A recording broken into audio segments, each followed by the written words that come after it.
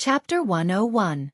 Su Len was still very interested in these drows, especially some of the drows' works, such as an analysis of the 36 forms of binding spell of shadow tentacles, the partial application of enlargement and reduction, and the 72 gestures of Mage's Hand of Ecstasy. Su Len was thinking about how to subdue this drows. Judging from Aiton's performance just now, these drows were now in a desperate situation, but even so, it was not easy to subdue them. Elves were naturally proud. Even drows. Unless Su Len showed enough strength, it was possible to subdue them. Although the strength of Sullen's territory was good now, it was still a little lacking in subduing these drows. Su Len took the drows to a warehouse, which was used to store materials in the territory. Su Len had built many warehouses in the town and stored them in different locations. The one in front of them was just one of them. There are food, medicine, weapons, and other materials in this warehouse. You can take these back to your tribe. Of course, you have to pay for them, Su Len said as he pointed to the warehouse in front of him. Aiton was pleasantly surprised as he looked at the warehouse in front of him. The warehouse wasn't very big, but there were a lot of resources stored inside. Just the food alone was enough for their tribe to eat for 2 months. Adding on the other resources, it was enough for their tribe to live well. They had made deals with others before, but most of the time, the price of the deal was ridiculously high, and the quantity was very limited. The resolute drows looked at Su Len with excitement, then saluted him and said excitedly, "Thank you for your help, Your Excellency." It seemed that they were indeed at the end of their rope. Without supplies, without support, and without their own strength, it was not easy to live in the wilderness. Su Len looked at the drows in front of him and said, "These materials should be enough for you to live for a while, but after losing the protection of the Dark Maiden, you don't have many choices. I can help you, but I need something in return. The future depends on your choice. Tell me your answer when you've thought about it." After saying that, he waved his hand, and his subordinates began to load the goods from the warehouse onto the carriages. With the intelligence of the drows, they naturally understood the meaning of Sullen's words. However, there was more than a 90% chance that these drows would refuse. So now he planned to give them some help and make a good impression on them. When he was strong enough, he would subdue them in one fell swoop. It took a day for all the supplies in the warehouse to be loaded onto the carriage. Then, he ordered his subordinates to drive the carriage to the agreed location. Aiton had already gone back to inform his companions. When they arrived at the agreed location, Aiton asked his companions to take the supplies away, while he took the money back to Sullen's territory. Su Len assigned him the task of training some scouts. The scouts were selected from the refugees and sent to the barracks for training. Aiton did not have any objections to Sullen's arrangement. He seriously trained these people in various skills. The 2 Ankhegs killed by the barbarian warriors had been completely cut up. The meat of the Ankhegs did not taste good. It had an earthy smell, and it was said that the texture of the meat was very similar to that of an earthworm. The meat was kept for the goblins, kobolds, and gnolls as rations. The most precious part of the Ankhegs was their carapace. These carapaces could be made into excellent armor in the hands of skilled blacksmiths. The carapace of the Ankhegs was a natural +1 defense. Under the same defense, it was only 1/3 of the weight of steel armor. Armor made with this carapace had defense comparable to plate armor, but its quality was only at the level of light armor.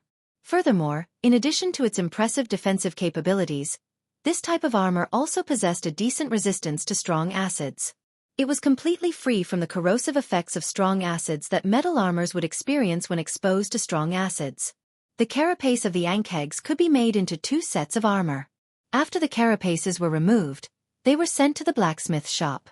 Bruce's blacksmithing skills were the best in Sullen's territory. After spending some time forging weapons, Su Len had bought him a blacksmith's book from the shop, which greatly improved his blacksmithing skills. He was also the only blacksmith in the territory who could forge these carapaces. Ankhegs were social creatures and had a strong sense of territory.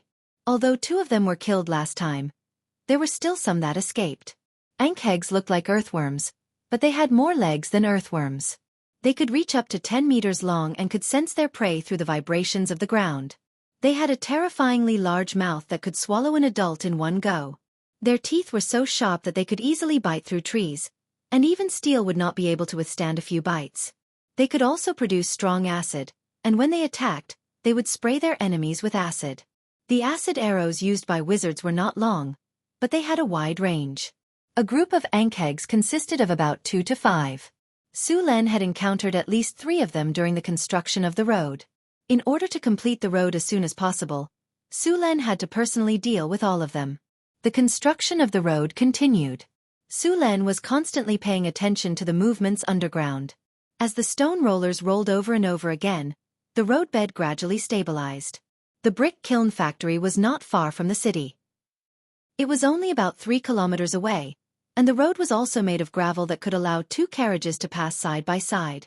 As the construction of the road became louder and louder, the Ankhegs living in the area were quickly alerted.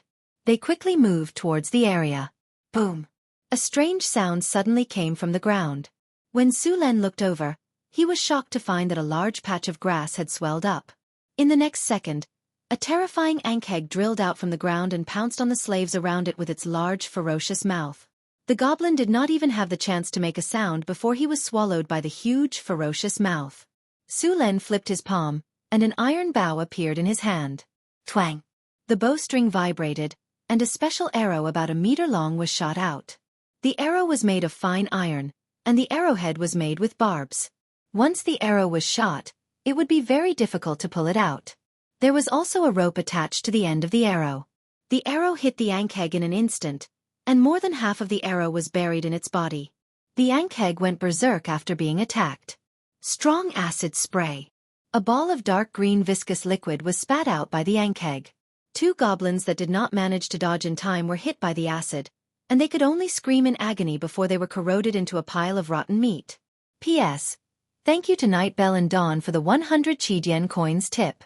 Thank you to Black Bronze for the 1000 Qidian coins tip. Chapter 102. The surrounding goblins and kobold slaves scattered in all directions. Not far away, a barbarian warrior raised his 2-handed axe and leaped 3 meters into the air before swinging it down heavily on the Ankheg. Slash! Blood and flesh splattered everywhere as the Ankheg let out a blood-curdling scream. It shook its head in an attempt to knock the barbarian away, but the barbarian retreated and swung his axe horizontally. A large gash appeared on the Ankheg's wrinkled skin, and yellowish blood gushed out. The Ankheg twisted its body in an attempt to escape, but it felt a sharp pain when it was halfway through the wound.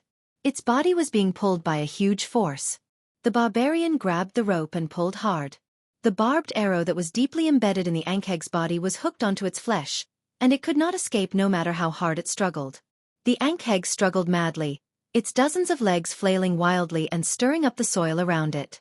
Su Len took out a spear from his storage space and leaped high into the air before thrusting it down. The 3-meter-long spear penetrated the Ankheg's body through a gap in its carapace and into the ground. The huge Ankheg was nailed to the ground by the spear.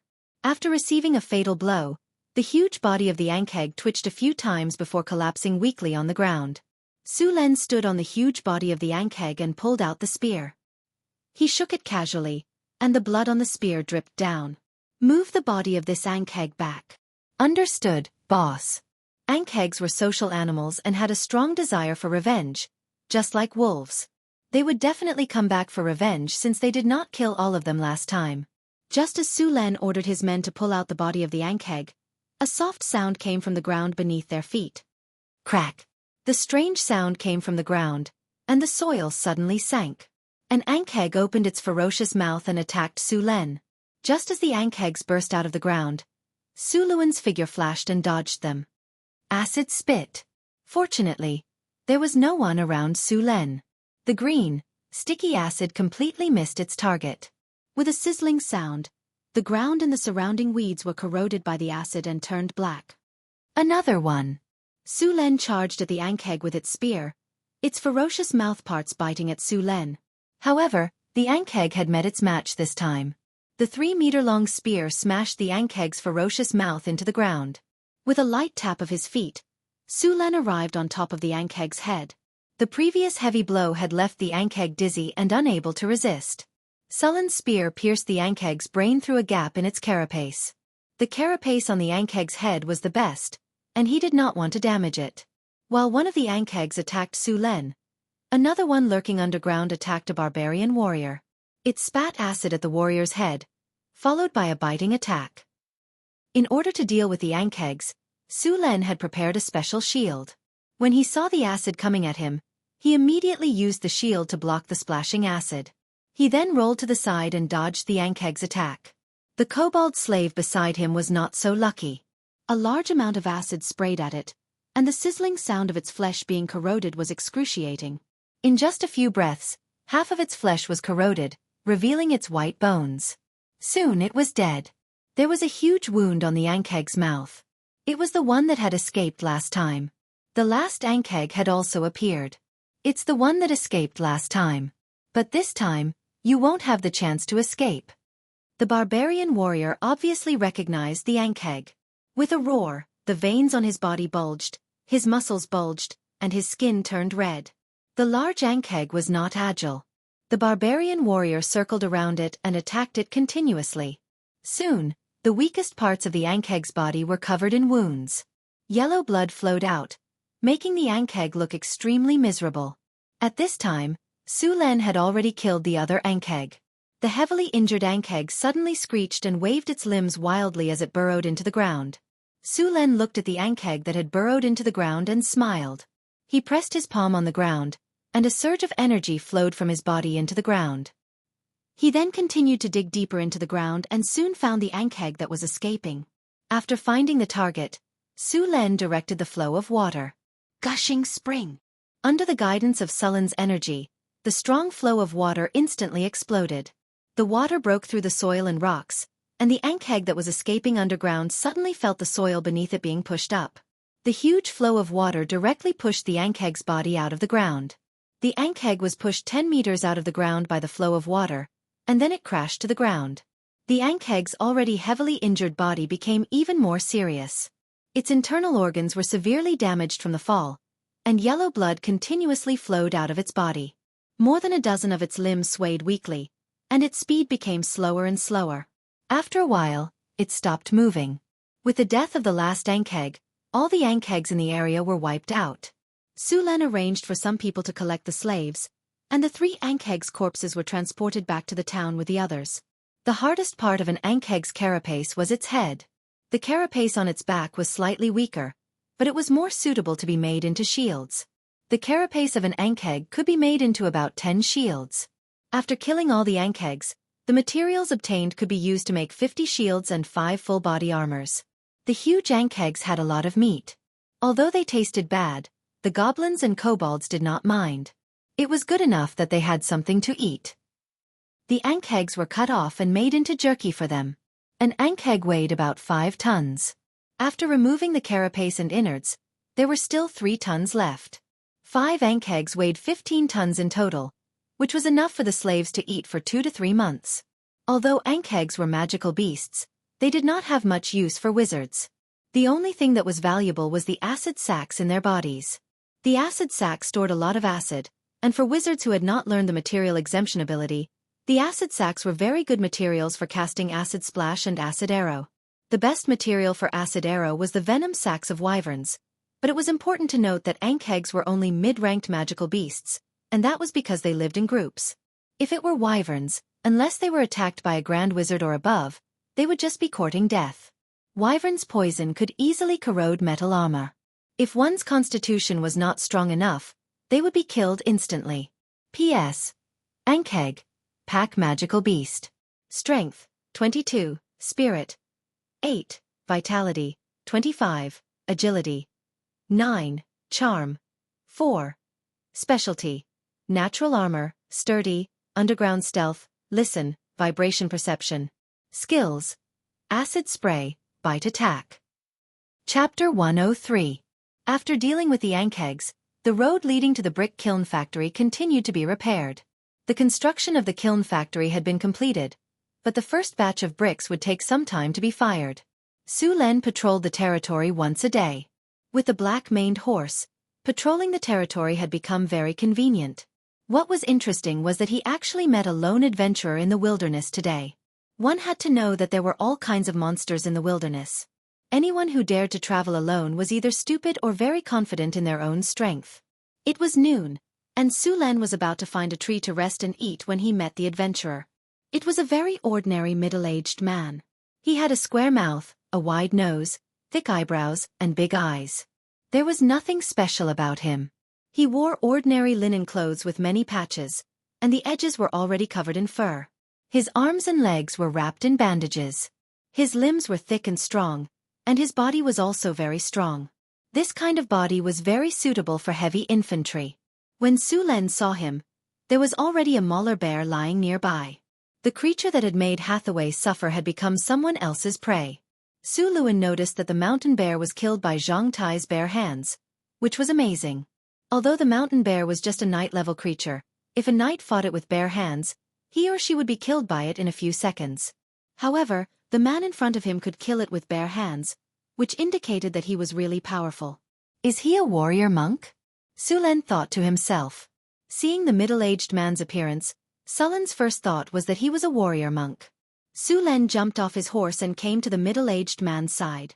He asked politely, "Master, are you here to train in the wilderness?" The middle-aged man nodded solemnly but did not say anything.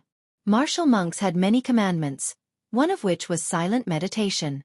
Every time a martial monk received a commandment, their strength would increase. The more commandments they received, the more powerful the martial monk would be. Basically, all warriors monks did not use weapons, except for some special gloves. They also did not wear armor, but this did not mean that they were weak. In fact, the elemental resistance of a warrior monk was very high. They relied on their hands to fight. Although they did not use weapons, they had special techniques that could release powerful destructive power. The most typical one was penetrating force, which was a bug-like existence. It could ignore any armor and directly attack the human body. It was very similar to the effect of hitting a bull through a mountain in the novels of his previous life. There was also the inching forward attack, which was also very strong. It gathered all the power into one point and then exploded in an instant. Most of the time, martial monks would go to the wilderness or other places with harsh environments alone to temper their will. At the same time, they would comprehend the power of nature or the unity of man and nature. Speaking of which, this class had the strongest willpower among all the classes. They were almost immune to most charm spells and mind spells. After experiencing all kinds of cruel tempering, their willpower and beliefs were incomparably firm. Legend has it that legend rank monks can ignore the charm of the succubus queen Mechanut. She is the succubus queen, a legendary existence that can charm gods and make gods fall.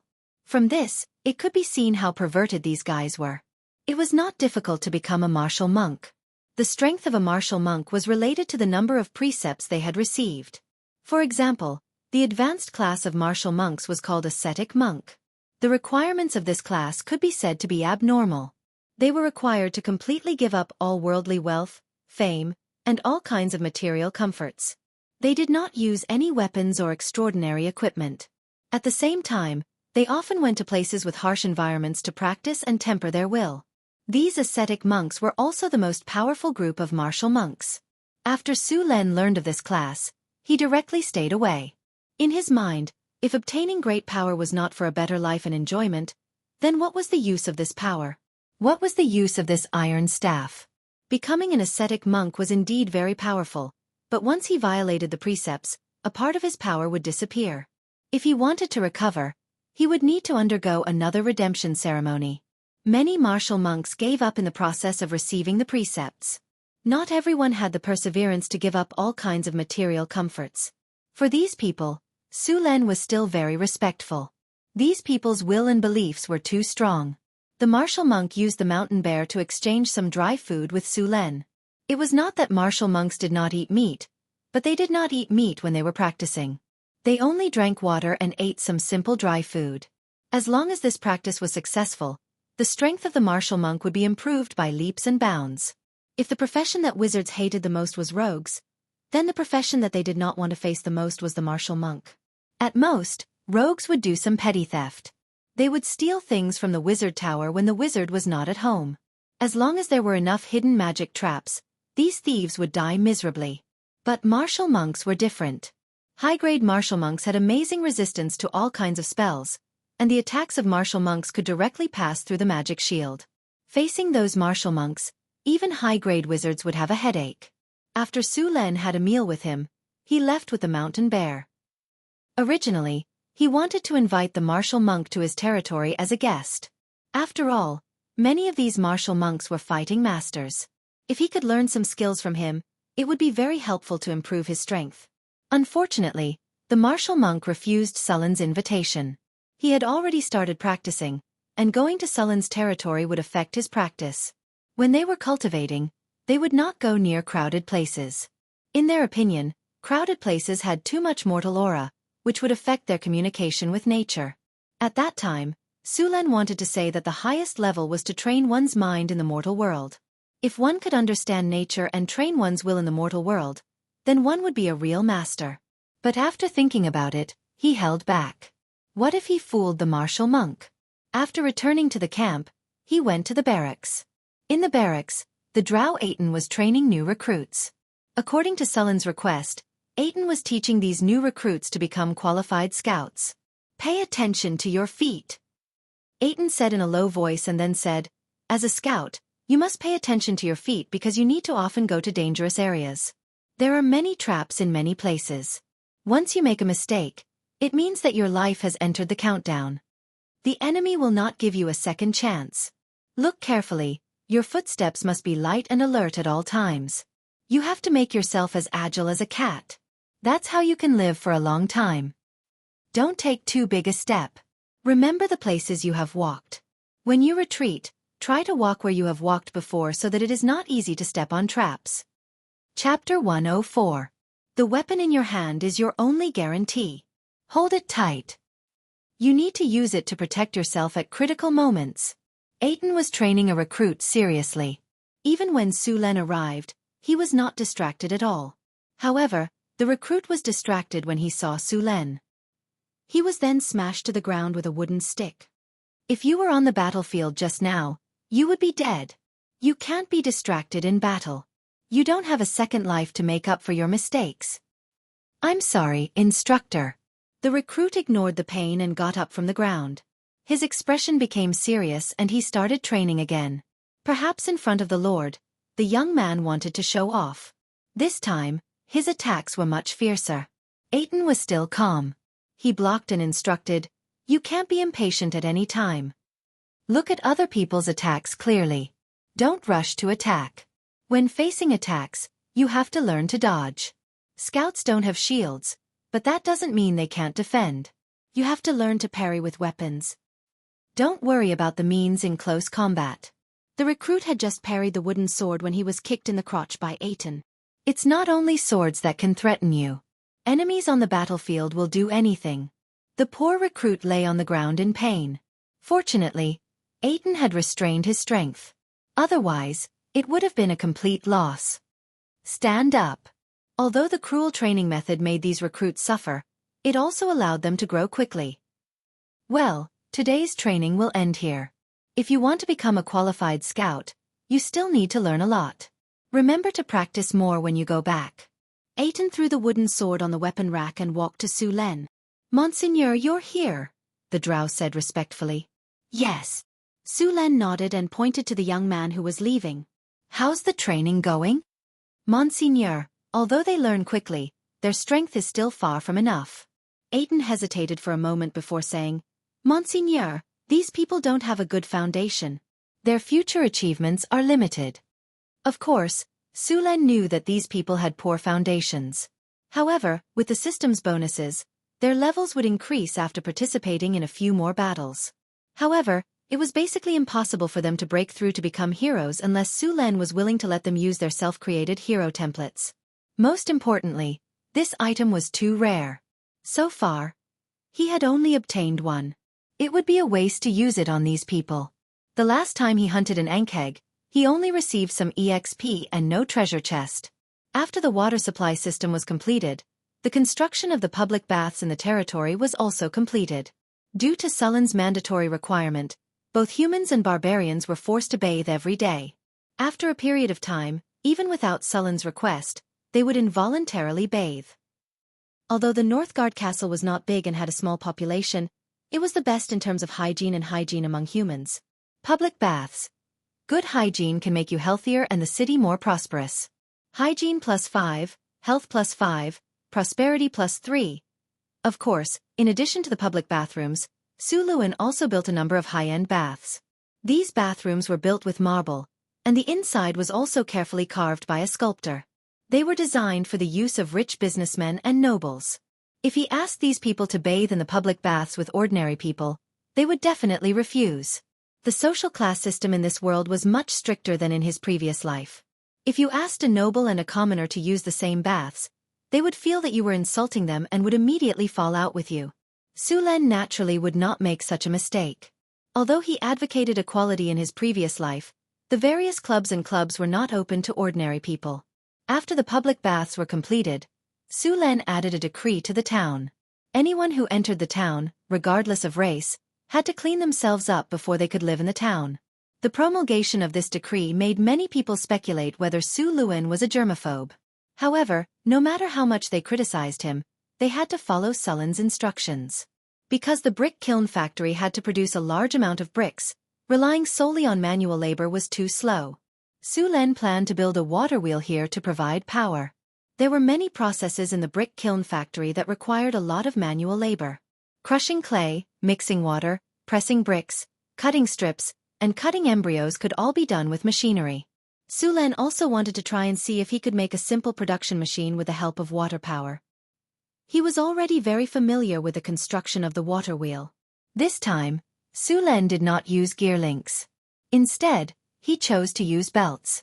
After all, gear links were too time-consuming and expensive. The brick kiln factory did not need such complicated equipment. If overly complicated equipment was damaged, Su Len would have to personally repair it. Therefore, the equipment here was simpler and easier to repair. Crushing clay and mixing clay did not require much precision. It was better to use belts. However, ordinary belts were easily deformed and would need to be replaced soon. In the end, Su Len asked Hathaway for some leftovers of the Gale tiger skin to make belts. At the same time, he also boiled some glue from the water monster's body. He used the glue to glue the Gale tiger skin into 3 layers. After that, he made the belts. The belts made in this way finally met the requirements. They were much better than the belts used in factories in his previous life. It took him 3 days to complete the basic equipment. Water wheel, sturdiness plus 15, durability plus 18, hydraulic transmission plus 20, water lifting plus 16 disintegrator, mechanical power plus 15, crushing plus 17, smooth operation plus 17 mixer, mechanical power plus 15, uniform speed mixing plus 18, smooth operation plus 16 conveyor, sturdiness plus 18, abrasion resistance plus 15, power transmission plus 18. Although these machines were simple, they were sturdy and durable. They were easy to maintain and would not break easily. As the water wheel slowly rotated, the disintegrator rotated along with the belt. A large amount of clay was poured into the disintegrator. After adding other ingredients, the clay was crushed into fine particles. The crushed clay was poured into the mixer and mixed with water. Soon the clay was formed. After that, it was rolled and cut into shape and sent to the warehouse to dry in the shade. The process of drying in the shade took a long time. After the bricks were dried in the shade, they were sent to the kiln to be calcined. Only then could they produce sturdy and durable bricks. Although such bricks and stones were not as strong as the wall made by directly mining large pieces of rock, they were not much worse. After the bricks and stones were built, Su Luen released a mud to stone, and after merging them into one, they would not be worse than the rock wall. Compared to digging rocks, the cost of bricks was much lower.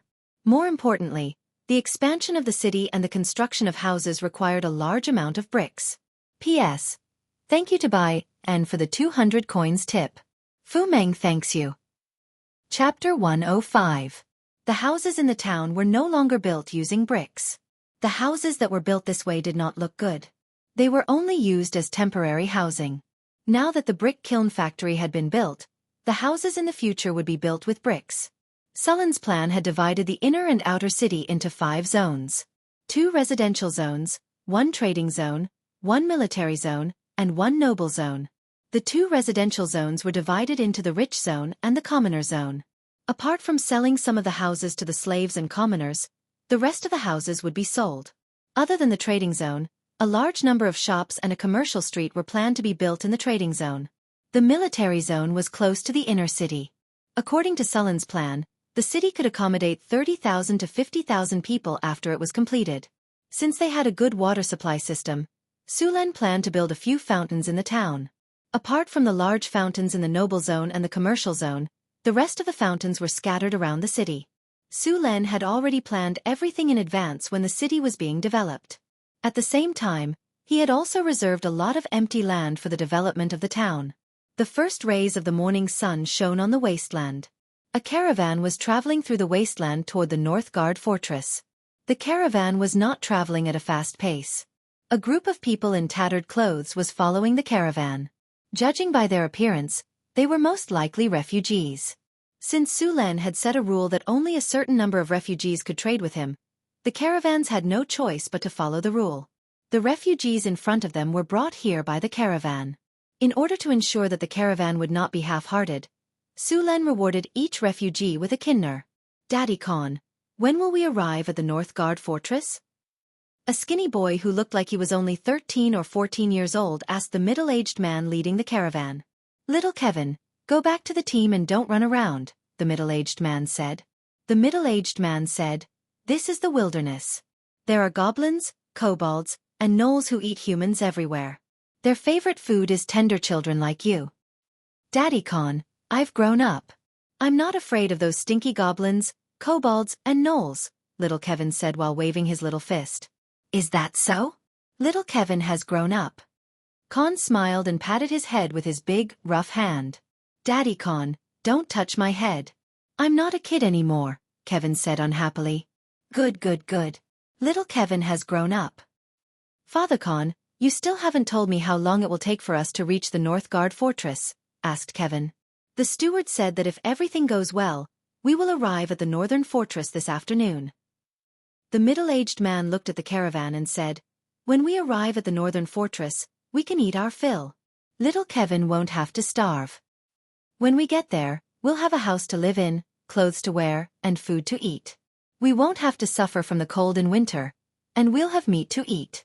When little Kevin heard about meat, he couldn't help but gulp. "Is there really meat to eat?" "Of course there will be meat for sure," said Khan firmly. "Enemy attack.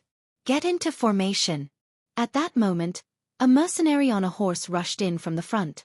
Khan's expression changed when he heard that there was an enemy attack. He quickly put little Kevin on the cart and ordered the others to hide behind the caravan. The caravan immediately stopped when they heard that there was an enemy attack. The long caravan began to form a circle. All the mercenaries and caravan guards took out their weapons. Even the strong refugees were organized and given weapons. Soon, about 15 minutes later, the caravan completed the circle. At that moment, a large number of monsters appeared in the wilderness in the distance. "It's gnolls. We're doomed." After seeing the monsters clearly, the refugees almost broke down when they saw the gnolls that were everywhere. These refugees used to live near the city. Those territories had been developed for hundreds of years. As long as they didn't leave the city, there wouldn't be any gnolls. Even goblins and kobolds would be killed by the patrolling soldiers. They had never seen so many gnolls in the wilderness. "I don't want to die. I'm not married yet." One of the refugees broke down and cried. "I shouldn't have believed their bull** tea and come to the northern fortress. I want to go home." "Shut up." The captain of the guards grabbed the refugee who was making the most noise and placed the long sword in his hand against the refugee's neck. "If you dare to disturb the morale of the troops again, I'll kill you with my sword." Seeing the refugee nod his head, the captain humphed coldly and let him go. "I'm telling you, the gnolls outside won't take prisoners. Once the caravan formation is broken, the guards and mercenaries might have a chance to fight our way out, but you will definitely die. Gnolls like to eat human flesh. They will kill you and eat you as soon as possible. Don't even think about surrendering. As for running away, the closest northern fortress is 30 kilometers away. You won't be able to outrun those monsters in the wilderness. So, you only have one choice, and that is to pick up your weapons and kill all the gnolls, or hold on until the reinforcements from the northern fortress arrive. There is no other choice. If you want to live, pick up your weapons, listen to the command, and fight them. Fight! Fight!" The mercenaries and guards around the caravan roared together. The refugees who were trembling in fear a moment ago also regained their courage at this moment. Seeing the morale of the troops rising, the captain of the guards let out a sigh of relief. If those people's morale had collapsed, the guards and mercenaries would have been affected as well. If that happened, they would be in a really bad situation. After boosting the morale of the troops, the captain of the guards hurried to a carriage. There were already 2 people waiting in the carriage. Vader, what's the situation now? The manager of the caravan asked anxiously. We've just calmed them down. The morale of the troops is not bad. We should be able to hold on for a while. There are too many gnolls this time. We can't fight them off at all. Now we need to light the beacon and ask for help from the northern fortress. Then light it up. Ask for help from the northern fortress. We brought hundreds of refugees with us this time. They are all urgently needed by the northern fortress. They will come. The manager of the caravan clenched his teeth and said, asking for help from the northern fortress was not without a price. Sulen was not a charity. It would cost at least 500 Kinnar coins. As the manager of the caravan, he naturally had to reduce the cost to the minimum and maximize the profits at the same time. Selling sugar could earn him 4,000 to 5,000 gold coins. Paying 1/10 of that was enough to make his heart ache. Unless it was absolutely necessary, they did not want to ask for help from the northern fortress. After making up their minds, no one hesitated anymore. The captain of the guards immediately lit the beacon in the middle of the caravan formation. Thick smoke rose into the air. The weather in the wasteland was clear today. The beacon was clearly visible in the wasteland. Soon, 3 pillars of smoke rose from the caravan formation. P.S. Thank you, Dawn and Night Rain, for the 100 Chidien coins tip. Thank you, Shimo Rujin, for the 999 Chidien coins tip. Thank you, King, Cold Boy, for the 200 Chidien coins tip. Chapter 106. Sullen's territory spanned 20 kilometers. In order to give early warnings, he had set up a few beacon towers around his territory and arranged for people to watch over them. Every day, the soldiers would pass by the beacon towers when they patrolled, and they would light up the beacon as soon as they discovered any enemy. There's a situation. There was nothing in the open wilderness. Standing on the beacon tower, they could clearly see the 3 beacons in the distance. That direction should be the caravan calling for help. Light the beacon. Soon, the beacon tower lit up, and the patrolling barbarian guards gathered at the beacon tower. Su Len, who was patrolling the territory, also hurried over. Soon, Su Len met the patrolling barbarian warriors at the beacon tower. Boss, the caravan must be in danger and lit up the beacon to ask for help. Johnson, who had arrived earlier, said. Bring some people to rescue them. Su Len looked at the distant beacon and ordered. Be careful on the way, don't get ambushed. Don't worry, boss. Johnson grinned and led 20 barbarian warriors to help. The weakest of these barbarian warriors was a barbarian warrior, and the strongest was a barbarian great axe berserker. With Johnson, although there were only 20 of them, it was more than enough to deal with an army of 1,000. Although the native tribes in the wilderness had many people, they were far inferior to the human army in terms of probability and equipment. They would be easily defeated in a few charges, unless they encountered the ogre tribe from last time. However, after Su Len wiped out the Warhammer ogre tribe and piled up their heads, no ogre came here anymore. The caravan had more than 24-wheeled carriages. These carriages formed a large circle, and the carriages were connected by ropes or chains. The carriages were also equipped with large amounts of wooden planks. It seemed that the defense was good. Behind the circle of carriages, the refugees held spears, and the caravan guards and mercenaries were next to them. With a roar, hundreds of gnolls began to attack, followed by a large number of gnomes and kobolds. The monsters rushed to the front of the carts in a mess, and a rain of arrows shot out from the carts. A dozen of these monsters without armor were killed, but compared to the army of monsters, they were insignificant. The mercenaries relied on the carts to resist. These mercenaries cooperated well with each other. Kobolds and goblins were stabbed to death in front of the carts, and arrows were shot out from the carts. Soon, the carts were filled with monster corpses. However, in the face of such casualties, these monsters did not retreat at all. The tall gnolls also rushed forward. These gnolls looked tattered, but each of them had a decent metal weapon. Although those weapons were obviously crudely made, they still had good lethality. The rough mace hit the shield, and the shield creaked. There were many cracks on it, and it was obvious that the shield wouldn't be able to last much longer.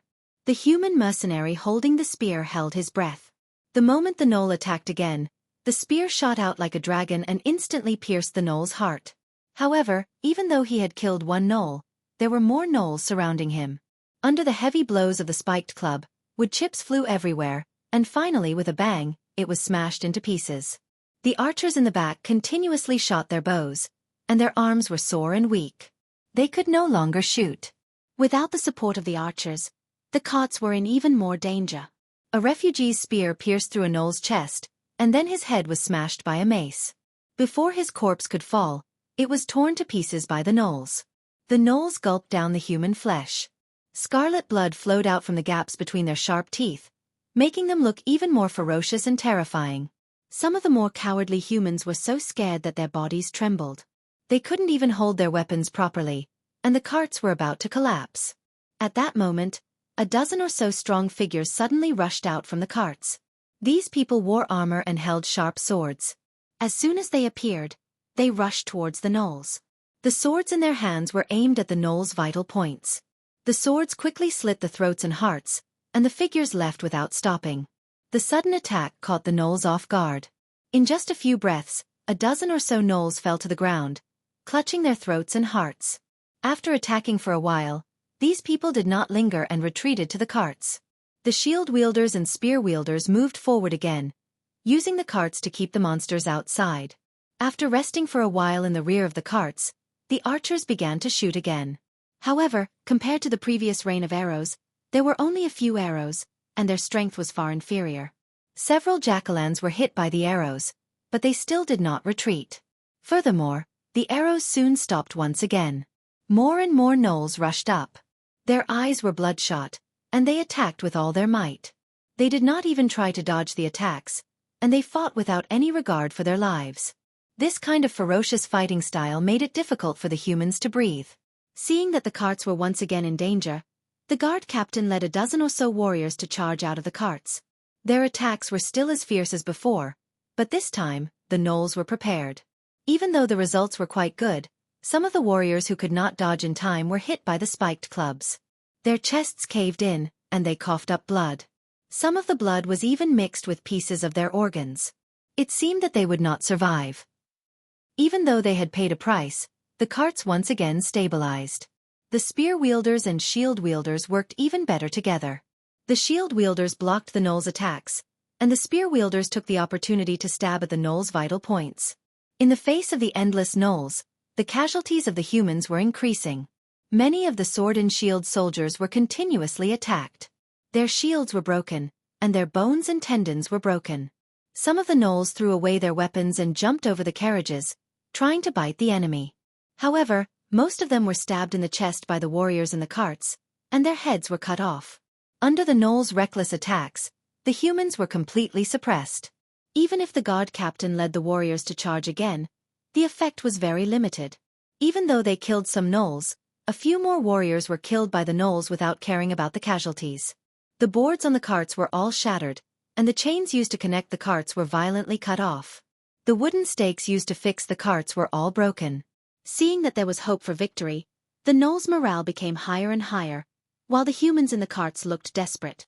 Chapter 107. The battle between the humans and the gnolls had reached its climax. In order to survive, all the mercenaries, guards, and refugees were doing their best. A gnoll had just smashed a human mercenary to death with its mace. Before it could retrieve its weapon, a spear pierced its throat, and smelly blood gushed out. Before he could pull out his spear, a mace had already smashed his head into pieces.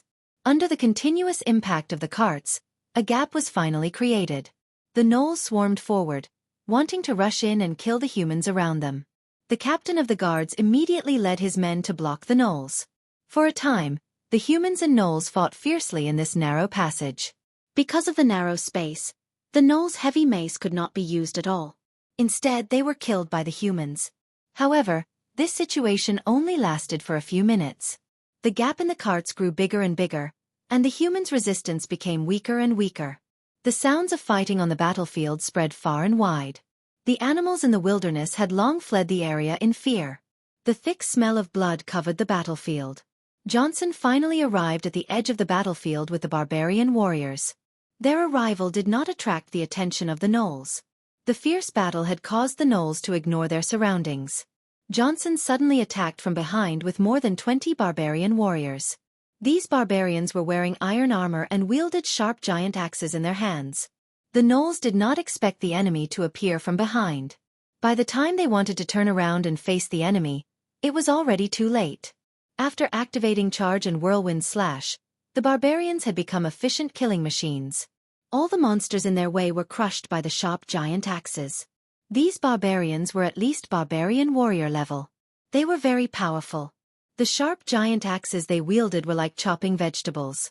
The giant axes swept across, and blood and flesh flew everywhere. They were even able to cut the gnoll's mace in half. The blades of the axes tore through flesh and bones. Colorful organs scattered on the ground, and then were stepped into the mud by the boots of the gnolls. The 20 barbarian warriors were like 20 sharp blades, tearing the entire battlefield into countless small pieces. The Jack Allen army suffered heavy losses in a short period of time. The mercenaries, who were struggling to resist, suddenly felt the pressure on them lessen. The gnolls, who were originally surrounding the carts, turned around and rushed towards the barbarians. But this time, they obviously kicked an iron plate. Anger and brutality could not make them strong. When they saw their companions being cut down like wheat, death and fear once again took over. Facing the barbarian warriors on the side of the killing god, the morale of the gnolls collapsed. They scattered in all directions, trying to escape. The humans, who were originally prepared to fight to the death, saw that the gnolls were defeated. Their morale soared, and they rushed out of the carts to chase after the gnolls. It was just that they were already exhausted and had no strength to chase after him after relaxing just now. The barbarian warriors stopped after completely defeating the gnolls. Their mission was to rescue the caravan, not to kill the gnolls. After the caravan people cleaned up the battlefield, the caravan set off again. Johnson was by their side as a guard. The mercenaries and gods were very respectful towards the 20 barbarian warriors. They had seen with their own eyes how powerful these barbarian warriors were. When the refugees found out that these barbarian warriors were from the northern castle, they were even more curious about it. With such powerful warriors, it must be very safe. Northern Castle in the Endless Wasteland. The first thing that appeared on the ground was a black dragon. The guards and mercenaries who had been here before screamed excitedly. This journey was very unforgettable for them. Many people had disappeared in this distance. At the same time, they also needed a safe place to rest and recover. The attitude of the guards and mercenaries made the refugees sigh in relief. In order to survive, they dragged their families and risked their lives to cross the 300-mile wasteland. Now they were finally at the end. Khan was lucky that he didn't die in the last battle. Instead, he killed 2 gnolls with the mercenaries, which improved his relationship with the guards a lot. The refreshing wind blew across the wasteland, and the black line in the distance became more and more obvious. Soon, they found a neat gravel road under their feet. The road snaked all the way to the town in the distance. Large tracts of farmland began to appear. At this point, they could finally clearly see the long dragon crawling on the ground. It was a majestic building that looked like a viaduct. One side was connected to the river, and the other side was connected to the town. On the river, there were 4 giant things that looked like wheels. Everything in front of them was very shocking to the refugees who had lived in the northern provinces since they were young. The vision of the civilians in this world was very limited. Many of them had never been more than 30 kilometers away from a village in their entire lives. When they saw such a majestic building in front of them, they were all shocked. The Northgard Fortress appeared on top of the mound. It wasn't a big place, but the environment was astonishing. Thousands of goblins, hound-head men, and gnolls were working under the whips of the overseers outside the fortress. The invincible aura they exuded fascinated the refugees. The closer they got to the Northgard castle, the more shocked they felt. Those ferocious gnolls, goblins, and kobolds were as small as dust under their feet. "We'll be there soon." After fighting together, the guards of the caravan had become a lot more familiar with Khan. They looked at this rough-looking man and said with a smile, "When you get to the town, someone will make arrangements for you. As long as you work hard in the Northgard Castle, you will have enough to eat.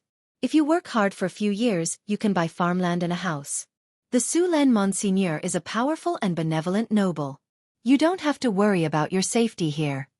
However, you have to be careful. There are a lot of rules here. You must follow them seriously, or you will be punished severely." Brother, what are the rules here? Can you tell me about them? Khan said worriedly. It's nothing, actually. The Lord here is a little obsessed with cleanliness. He says that everyone has to pay attention to hygiene, bathe frequently, and don't litter or pee anywhere. Otherwise, if you get caught by the security, the lightest punishment would be cleaning the toilets and the streets, the guard said after some hesitation. The guard hesitated for a moment before replying. Furthermore, when he mentioned cleaning the toilets and sweeping the streets, his eyes flickered a few times as if he still had a lingering fear. Of course, apart from these strict rules, this place is actually quite nice. As long as you work for the Lord, you can eat 2 free meals a day. There is even fish meat inside. Chapter 108. Fish? Is there really meat? Khan said in surprise. Of course, the god said with a smile. All right, we have to go to the market now. See you later. He patted Khan's shoulder and left. The refugees in the caravan had a place to settle down. There was a special shelter outside the town. All the refugees that came to the territory had to gather here first. Kevin, don't run around. Follow me closely, Khan said to the boy behind him. He then held Kevin's hand in one hand and a young woman's hand in the other as they walked towards the shelter. There were a dozen security guards around to maintain order. These refugees were very curious about the northern fortress. In their eyes, this place was too clean. The cobblestone road was spotless. There was no smell of feces in the air. There was no obvious stench on the people's bodies. It was different from all the cities they had seen along the way. There were even flowers and plants on both sides of the road. Khan, is that a bridge? The girl asked as she pointed at the aqueduct not far away. I don't know. The bridge should be on top of the river. It's too majestic. The most eye-catching structure in the northern fortress was the aqueduct. In this era, there were very few structures that were more than 10 meters tall, let alone a structure that was a few kilometers long and 35 meters tall. In the eyes of the refugees, it was a miracle. As they walked along the flat gravel road, there were many people observing this group of refugees.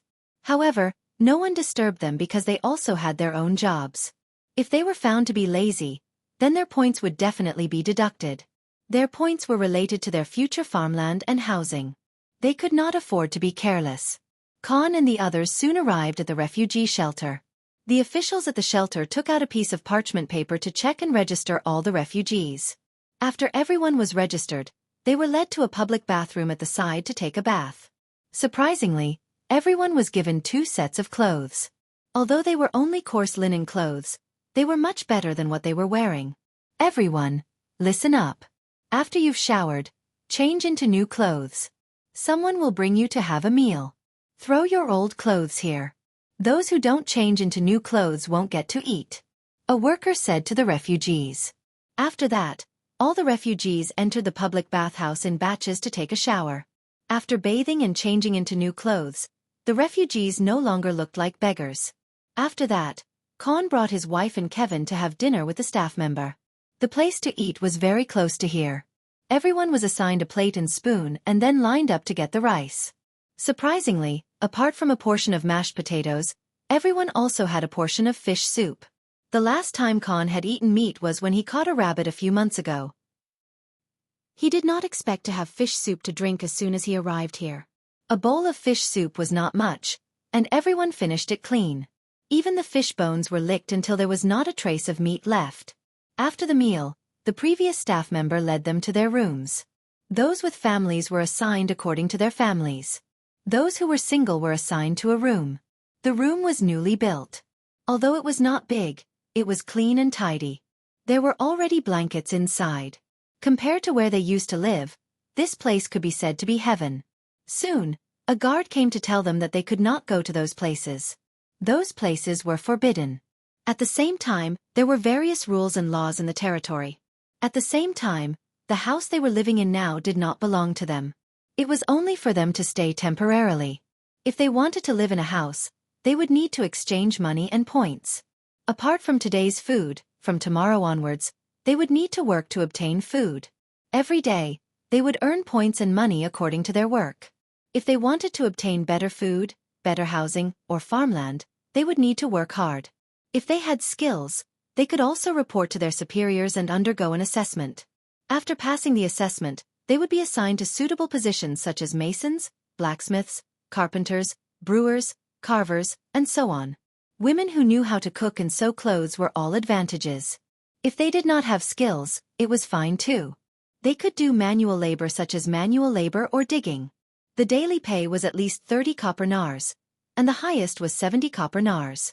The pay was a little lower than in Cult City, but working in Northgard Castle provided meals every day, and at least one meal had meat and points.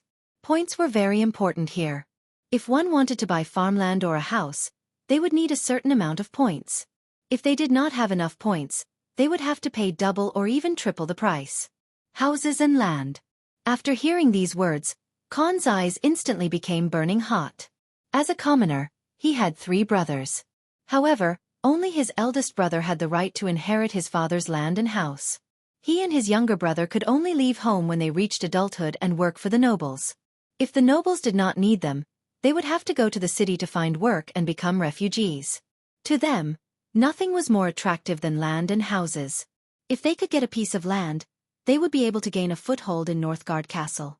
It cost a lot of points to exchange for land and houses. Ordinary people would have to work hard for about 3 years to get a piece of land or a house. Of course, if they were married, it would be much faster. Of course, if they didn't want to use this method to exchange points for houses and farmlands, they could also sign up for the army. The North Town Fort also had a military merit system for soldiers. Compared to the points, the cost of exchanging for farmlands and houses was much lower. As long as they participated in killing a few enemies, they could earn enough points to exchange for land and houses. At the same time, what was even more exciting was that when they reached a certain level of military points, they could exchange for a noble title from the lord. Of course, this noble title was the lowest level of knighthood. This title did not come with land. It only gave them some benefits in the territory and a higher status. Other than that, there were no other benefits. However, there were still many people who wanted to exchange for knighthood. Khan clenched his fists. Today, he had killed 2 gnolls on the battlefield. Although it was a joint effort, it gave him the courage to join the army. Although he had only been here for less than a day, Khan was full of affection for this place. This was because in this city, he saw something that he would never see anywhere else: hope. P.S. Thank you to Fenger for the 100 Chidian coins tip. Thank you to 201908031022258555 for the 200 Chidian coins tip. Thank you to Lonely for the 100 Chidian coins tip. Chapter 109. The civilians in this world were actually very easy to satisfy. As long as you gave them hope, they would burst forth with shocking power. You didn't have to pay too much. Just give them a chance, and they would work hard. They wanted houses, fields, and a better life. All of this required them to work hard. In the Northtown Castle, Sulan was instilling a habit, and that was to rely on their own hard work to earn a better life. The next day, the new refugees went to the test site and work site. Those who didn't have skills went to work, and those who did had to go to the test site. Khan was going to sign up for the army. His wife was going to do some tailoring. Even little Kevin was going to sign up for work. There was a lot of work to be done in the Northtown Castle. With Sullen's decision to expand the outer city, the entire outer city became a construction site. There were too many houses to be built, a lot of building materials to be transported, and all kinds of living materials to be made. It could be said that there was a need for manpower everywhere. Khan had killed a gnoll manager, and his physical fitness was also qualified. He successfully joined the army and became a new recruit. After becoming a new recruit, he had to train in the camp for 3 months to half a year. He could only officially join the army after passing the test. Although he couldn't go to the battlefield and earn military merits, as a new recruit, he would earn points as long as he met the standards of his daily training. On the first day of entering the camp, Khan didn't expect that their instructor would be a drow. In the legends of the human kingdoms, the drow was an evil existence. But here in the Northtown Castle, a drow was their instructor. Although he was confused, when he thought of the rules that the soldiers read out, Khan put away all his thoughts. The training was hard. The drow was very cold, and he would punish anyone who made a mistake. But the things he taught were very useful. For a better life, Khan gritted his teeth and persevered. When it was time for lunch, Khan realized that the food in the camp was much more sumptuous than yesterday. In addition to a piece of black bread and a bowl of fish soup, every soldier was given a piece of grilled meat. The meat was the size of a palm and was grilled to a crisp on the outside. Khan almost swallowed his tongue. The sumptuous lunch made him want to be a soldier who cooperated with him even more. Therefore, during the afternoon training, Khan became even more diligent. At night, the food in the barracks was still sumptuous. After the training ended, all the recruits left the barracks and returned to their living quarters. Returning to the small house once again, the other people in the surrounding rooms had also returned one after another. Although their bodies were exhausted after a busy day, these people who were still refugees yesterday were in high spirits. Some children were even playing around in the courtyard, and the adults would occasionally reprimand them. Seeing this scene, Khan suddenly felt much more at ease in his heart. Wasn't this scene what he had yearned for the most in the past?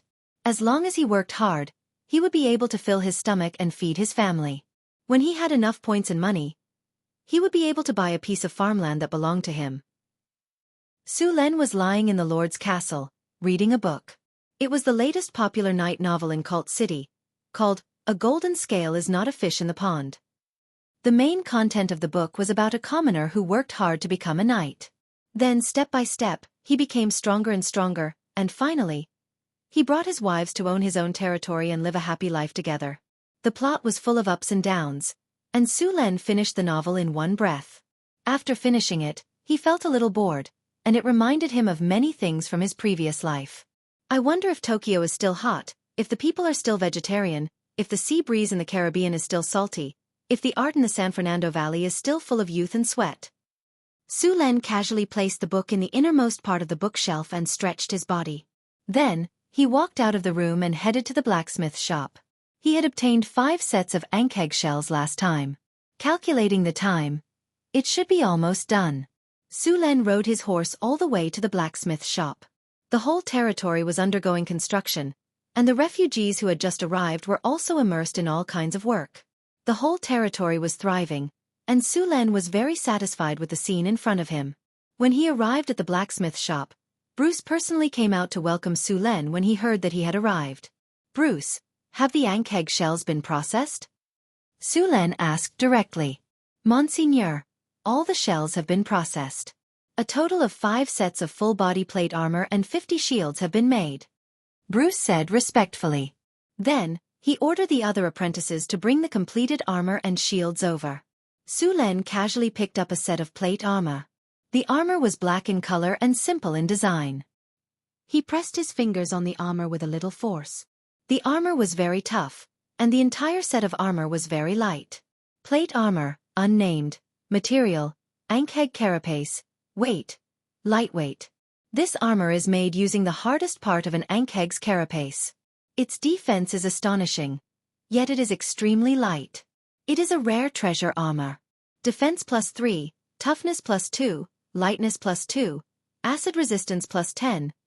This type of armor, which had the defense of a plate armor but only the weight of a light armor, was quite expensive. A brand new set of normal plate armor would cost around 1,000 gold nars. Since this type of light armor didn't have the weakness of metal armor against acid arrows, it was normal for the price to be several times higher. Many families would treat such a set of plate armor as a family heirloom. If Su Len was willing to sell it, he could easily sell it for 4,000 to 5,000 kinner. After inspecting the 5 plates, Su Len looked at the shields made from the ankeg shells. The surface area of the ankeg shells was very large, so Brock had made them into large shields. Each shield was 1.3 meters tall and 90 centimeters wide. It was second only to a tower shield.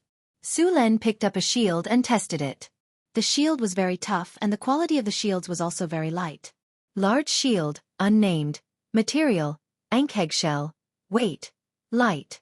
This shield was made using the ankeg shells. It has amazing defense and is very light. Defense +3, toughness +2, acid resistance +8. There were more than 50 of these shields. Su Len planned to use them to train a group of heavy armor. Although the barbarian guards were strong, they were more used to attacking. This time, Su Len planned to build a defensive army. Once the barbarians went berserk, their entire command system would be paralyzed.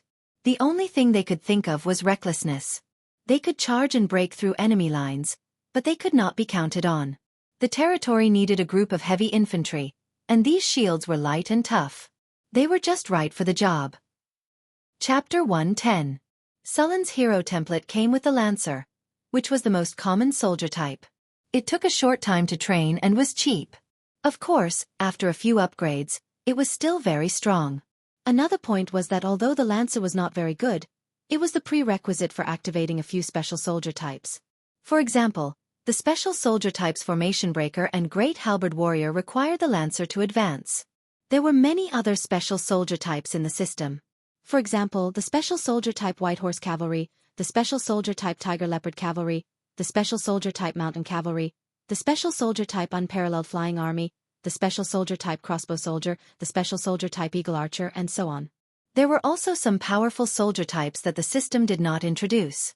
Su Lin could only choose from the Formation Breaker and Great Halberd Warrior. Of these two, Su Lin was more inclined towards the Formation Breaker. The system's evaluation of this unit was very simple. Every attack, no one is undefeated. Moreover, this unit was equipped with heavy infantry. To advance to this special soldier type, one must first upgrade the Lancer to the highest level and become the Spear Guard. Only then would one have the opportunity to advance to the Formation Breaker. The Lancer's initial advancement was the Recruit, Lancer, Elite Lancer, Heavy Armor Lancer, and finally the Spear Guard. Only the Spear Guard had the qualifications to advance to the Formation Breaker.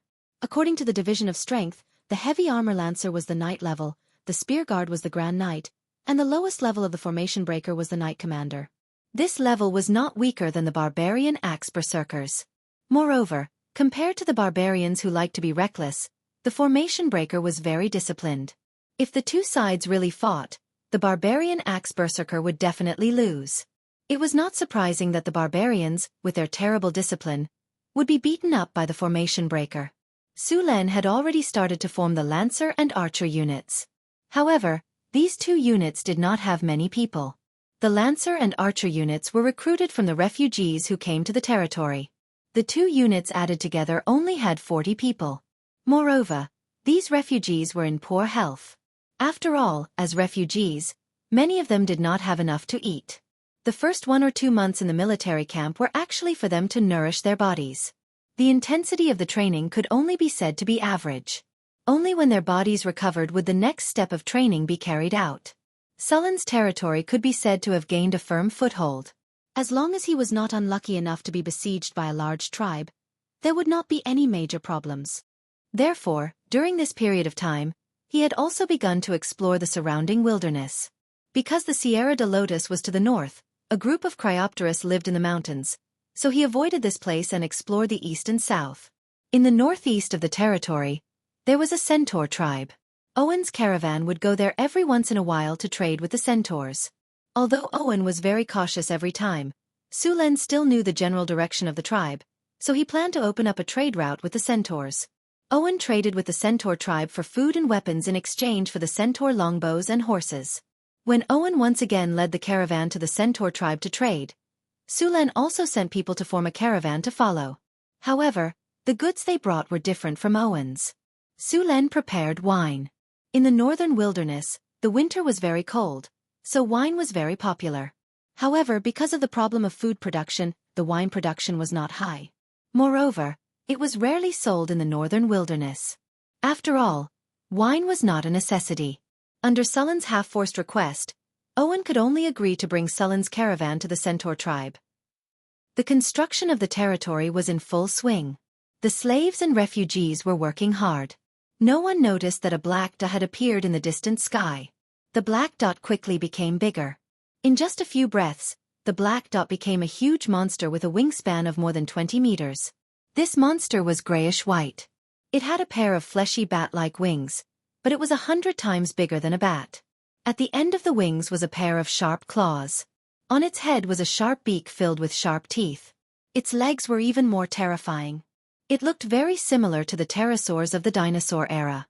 However, compared to the pterosaurs, this guy was much stronger. Cryopteris. A type of cold Euron. These pterosaurs had flown to Sullen's territory. The territory was currently working. No one noticed Cryopteris. However, as Cryopteris continued to approach, the smell of a superior predator appeared. Dragon. It's a dragon. At this moment, a refugee inadvertently raised his head to take a look.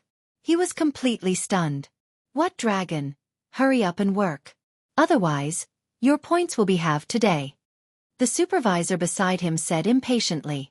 It's a dragon, a giant dragon. Run. The refugee who reacted threw down his tools and ran away. Seeing that the refugee threw down his tools and ran away, the supervisor shouted angrily, "Come back, you better come back. Your points for today are gone." I still want.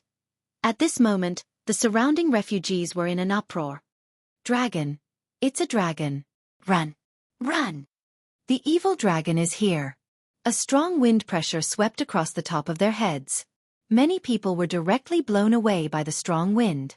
The powerful Cryopteris only circled above their heads once. The strong wind brought about by it was enough to throw many refugees off their feet. The surroundings were filled with the screams of monsters and humans who were struggling for their lives. Cryopteris came quickly and left quickly. It only circled once before flying away. Only the group of trembling humans and monster slaves were left behind. A huge black shadow flew into the sky. Cryopteris's ferocious claws grabbed 2 human corpses tightly. Ding! Warning! Warning! The host's territory is under attack by a powerful creature. Just as Su Len was dealing with the matter, the system suddenly notified him. Then, there was a loud commotion in the town. Sullen's expression changed. He immediately opened the balcony window and walked out to take a look. He saw a huge black shadow flying across the sky above the town. It then flew towards the sky in the north. Cryopteris. After seeing the huge shadow, Su Len immediately recognized that it was an adult Cryopteris. What's going on? Why is Cryopteris here to hunt? Sullen's expression was a little serious. Su Len didn't have time to think about Cryopteris. He immediately went downstairs to calm the people down. Although Cryopteris' attack just now only killed 2 humans, the dragon's influence was too great. If it wasn't handled properly, there would be a large number of refugees in Sullen's territory. Other than calming these people down, the goblins, kobolds, and gnolls in the territory were now in chaos. As an important labor force in the territory, Su Len didn't want them to take the opportunity to escape. Chapter 111. Luckily, the Cryopteris didn't cause too much damage. All the refugees hid in their rooms. Although many of the slaves had escaped, the situation was quickly controlled by the barbarian guards. Other than the 2 refugees who died, there are 13 people who were injured. 9 of them were injured by the strong wind, 2 were sprained, and 2 were trampled.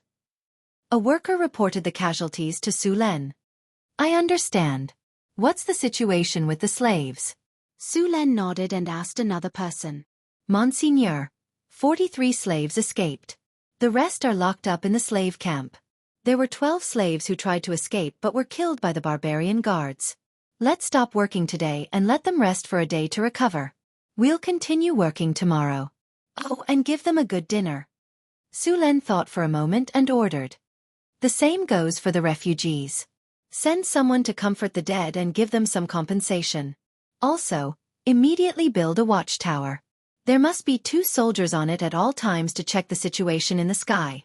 If they discover any enemy, they must warn them immediately. The security team will maintain order. When they hear the warning, send them to a safe place to hide immediately. Arrange for people to guard the crossbows. If there are any wyverns or other creatures that invade, prepare to attack immediately. Su Len methodically assigned tasks to them. At the same time, he set up a warning system to prevent the wyverns from attacking again. At the same time, he arranged for people to guard the crossbows and be ready to attack at any time. After arranging everything, Su Len let out a sigh of relief and let the people go do their own things. Master, are you going to look for the Cryopteris? Chris walked over with a cup of black tea. Yes. Su Len took a sip of the black tea and said, Su Len, are you really going to slay the wyverns? Hathaway said in surprise as she pushed up the glasses on her face.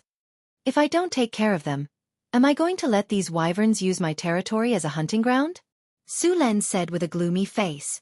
Slaying a wyvern was not easy. Even a Euron was not easy to kill, let alone a wyvern that could fly. Master, are you confident? I'll go with you. Chris came behind Su Len and put her hands on Sullen's shoulders to massage gently. Sullen's head naturally leaned back and lay on the plump face wash. I need you to take care of the territory. Without you, I won't be at ease. Su Len closed his eyes and said comfortably. Then let Sister Hathaway go with you, along with Johnson and Aiton. What are they going to do? Will you hold us back? Su Luen curled his lips and said. Humph, who are you talking about? Hathaway said angrily. I'm talking about you. You've just become an intermediate wizard. Have you learned all the spells? Su Len said as he glanced at her pair of big bears. He thought to himself, this girl is growing up fast. Humph, Cryopterus can fly. Can you fly? Hathaway looked at Su Len and said. The problem of flying was still a headache for Su Luen. Although he was powerful, he couldn't fly. But Chris could fly, and her flying speed was not slow. Should he let Chris be his mount and take him to fly? Intermediate wizards could also fly, although the flying speed was not very fast. Your flying spell is too slow. If you fly, you'll become a target for those Cryopterus. Su Len shook his head and said. I can help you take down those pterosaurs. Hathaway said proudly. Cryopterus is a cold your own. Fire spells can do 1.5 to 2 times the damage. Also, these pterosaurs don't have dragon scales. If they are hit, even if they don't lose their ability to fly, their flying speed and height will be greatly reduced. What you said makes sense, but it's too dangerous. You don't have the ability to protect yourself. Once you're targeted by those pterosaurs, you won't be able to escape. Su Len was a little tempted, but he still shook his head and refused. He didn't want his little sister to die. Humph, how do you know I don't have the ability to protect myself? Hathaway wrinkled her nose and took out a delicate little magic staff. She knocked on the table and said. Sullen's interest was piqued. Every time this girl learned a new spell, she liked to show off. What spell did you learn this time? Of course, watch carefully. Hathaway raised her head. Her beautiful face was full of pride. She gently waved the magic staff in her hand. To Sullen's surprise, a light flashed, and Hathaway suddenly disappeared. Invisibility? This isn't just an invisibility spell. I also cast an erasure spell. Not only is my body invisible, but even my scent and footprints can't disappear. Unless I actively attack or break the invisibility spell, those Cryopterus won't be able to find me. Hathaway's voice echoed in the room. What was strange was that Su Len couldn't find her location through her voice. Hee hee, you want to use sound to find my location? I used ventriloquism. You won't be able to find me, Hathaway said proudly. Su Len scanned the room and indeed didn't find any trace of her. There was no scent in the air either. It was as if she had really disappeared into thin air. At this moment, Su Len suddenly felt a sharp pain on his scalp. A strand of hair was pulled out. You can't find me, right? Hathaway's proud voice sounded again. Su Len could already imagine her smug look now. Since he couldn't see Hathaway, Su Len directly opened the system map and zoomed in on the room he was in. The map clearly marked the location of the 3 of them. After glancing at the map, Su Len knew where she was hiding. He then got up and pretended to look for her in the room. Just as Hathaway was about to sneak up on him again, Su Len suddenly turned around and hugged her. You can't run away now, right? Hathaway didn't react at all when Su Len suddenly hugged her. How did you find me? Hathaway looked at Su Len in surprise. Su Luen nodded and said, Your magic is pretty good. I promise you can come with me. You still haven't answered me. How did you find me? Hathaway asked. That's a secret. Tisk, if you don't want to say it, then don't say it. Who cares? Hathaway snorted and turned her head away. However, her white and delicate ears perked up. Since he had already decided to slay the dragon, Su Len began to prepare the tools needed to slay the dragon. Fortunately, it was a pterosaur. Although its body was tough, it didn't have dragon scales.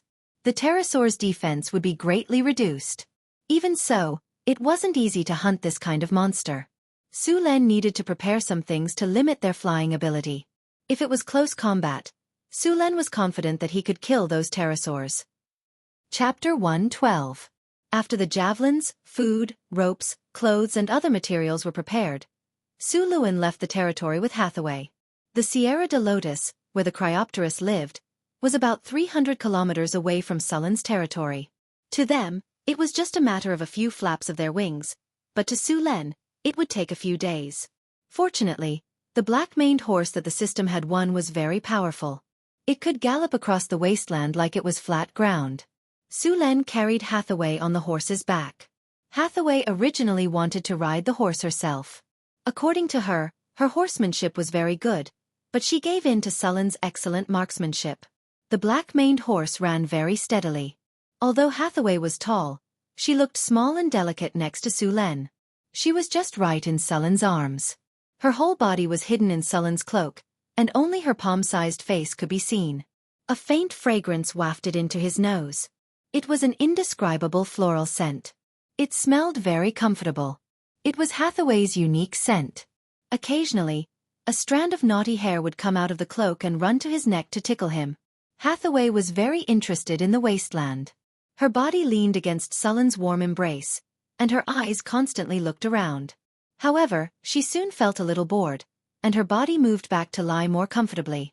Should Su Len open the strategic map to compare and adjust their route? Su Len had obtained the approximate location of Cryopteris from the giant rock. Their barbarian tribe had been forced to move because they were in Cryopteris hunting range. With the arrival of these Cryopteris, the other races and predators in the wasteland would choose to leave. Cryopteris would consciously hunt these people and animals who competed with him for food. It was a bit ironic. The ice Quetzalcoatlus drove away the other predators, and then the number of bison, spotted antelope, and giant antler deer increased. Although the ice Quetzalcoatlus was hunting them, compared to the previous hunting of so many predators, their population had actually expanded. Although they had to face Cryopteris predation, these animals were still unwilling to leave. Su Len rode the black-maned horse in the wasteland. Some gnolls wanted to attack him, but before they could reach him, the horse had already left them behind. Some smarter ones wanted to stop him, but Su Len casually flicked his spear and sent them flying. After running in the wasteland for 2 days, the two entered the Sierra de Lotus. Su Len recalled the black-maned horse and put it in the storage space. He then started climbing the mountain with Hathaway. The mountain path was steep and difficult to climb. Su Len was worried that Hathaway would not be able to adapt, but after a while, he realized that Hathaway was even more familiar with it than he was. Su Len later found out that Hathaway had made him a full set of equipment with all kinds of buffs. The mountain where the ice Quetzalcoatlus lived was very high. In fact, there was no road at all. Fortunately, the two of them were not ordinary people. Although the mountain was steep, it was not difficult to climb up. The ice Quetzalcoatlus was very powerful. They were one of the few sub-dragons that inherited the true dragon's breath ability. Their breath of ice could directly freeze a grand knight, and their explosive strength could lift an elephant. They were also much more intelligent than normal beasts. However, they also had a weakness, which was that they moved very slowly on the ground. Compared to dragons, Cryopteris lacked a pair of front claws. Their wings were also large. Although this gave them powerful flying ability, it also made it difficult for them to move on the ground. If Su Len wanted to hunt these pterosaurs, the best time would be when they were not in the sky. Facing the flying pterosaurs, the difficulty of hunting them instantly increased by several levels. These pterosaurs' diving attacks were very powerful, and there was a record of directly killing a commander in a second. The two moved quietly on the steep mountain. From time to time, a few Cryopteris roars could be heard from the sky. A huge black shadow swooped down from the cliff, bringing with it a large amount of ice crystals and snowflakes. The air here was very cold, and the biting cold wind whistled past. Su Len was very focused. He had already activated the strategic map to monitor the situation here. Cryopteris were social animals. Through the strategic map, Su Len had already found 4 Cryopteris. Every Cryopteris nest was made up of a male and a female pterosaur. Of course, sometimes there were also their young. Pterosaurs would lay eggs once every 2 to 3 years. Each time, they would lay 3 to 6 dragon eggs.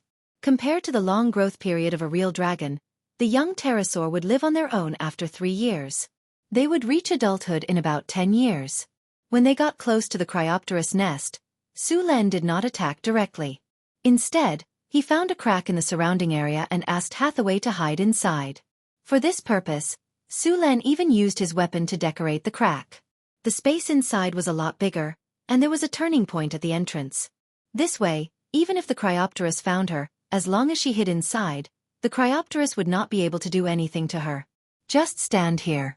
After you cast your spell, Hide inside. Remember, don't take their attack head-on, Sulen said in a serious tone. Although Hathaway's strength was not bad, it was still very dangerous for her to fight against a Cryopterus. After all, low-grade wizards were famous for being fragile. Sulen rubbed her pretty face that was a little red from the cold. Hathaway was very excited. She held her magic staff tightly, and her big eyes looked around. She was eager to try. Don't worry, I won't joke about my nickname. My goal is to become a legendary witch. Hathaway whispered. She waved her magic staff with her small white hand and said, Also, if a Cryopterus flies into the air, you can lure them here. I'll help you shoot them down. Got it. Sulen nodded. He then checked the surroundings and began to prepare. Dragons could change the natural environment of their habitat. For example, a white dragon's habitat would become an ice cave over time. A black dragon's habitat would slowly become a swamp, and a red dragon's habitat would eventually become a volcano. Dragons were born with a strong radiation ability. Not only could they change the environment, but they could also affect the creatures living around them. There were many dragon descendants in this world, but not all of them had the blood left behind by dragons. Many dragon descendants were just exposed to radiation for a long time in the area where dragons lived, and their bodies had some dragonization effect. The most famous of them were the kobolds. These guys liked the things left behind by dragons the most. They would collect the scales shed by dragons and put them near their eggs. This would increase the blood of dragons in their babies and increase the chances of awakening to become a dragon disciple sorcerer. P.S. Thank you 20200822110735094 for the 500 Qidian coins tip. Chapter 113. After finishing his preparations, Sulen stretched his body and prepared to hunt the dragon. Ding! Defend the territory quest activated. After your tireless efforts, your territory is finally on the right track. However, a group of Cryopterus has set their sights on this place. They are using this place as a hunting ground. Please take care of the Cryopterus as soon as possible. The cold voice of the system rang in his ears. Su Luan took out the steel-made javelin and checked if it was damaged. Then he put the javelin in a place within reach to make sure that he could throw the javelin as soon as possible. After preparing the javelin, Sulen took out some other things he had prepared. There were a few steel chains. He wanted to use ropes before, but after testing the strength of the ropes, he found that ropes were not strong enough. There were no chemical materials like nylon in this era. The strength of ropes was too low. Cryopterus were very strong. They often hunted large herbivores. Many animals like bison and giant antlers weighed more than a ton. Cryopterus could easily pick them up and fly back to the mountain peak thousands of meters high. The ropes in this world could not withstand their strength at all. In addition to the steel chains, Sulen also prepared a few steel balls to restrict the flight of the Cryopterus. If there were too many Cryopterus and the chains could not restrain them in time, these steel balls would affect their flight. The javelin was connected to 2 steel balls with chains. Even if the Cryopterus could fly, it would be difficult for it to maintain its balance after being hit. The steel javelin had special barbs on it. It would be difficult to break free after being hit. Be careful. Hathaway looked at the figure and then clenched the staff in her hand. The cold wind on the mountain peak whistled and rolled up countless ice crystals. There was a layer of steel-like ice under their feet. It was very slippery when they stepped on it.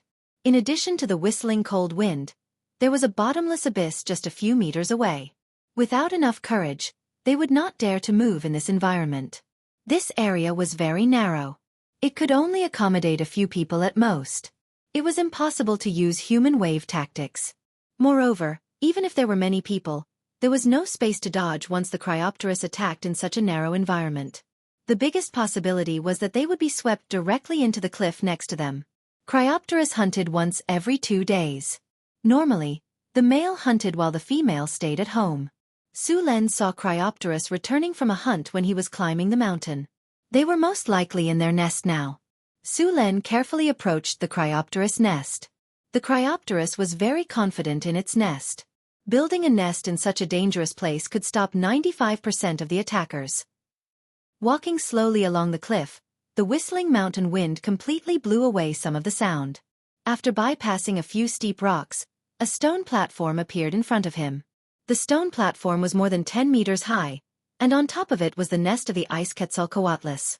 It was a nest made of animal skin and some unknown materials. It looked like an enlarged bird's nest. There was a Quetzalcoatlus inside, and outside the nest, there was an even larger Quetzalcoatlus.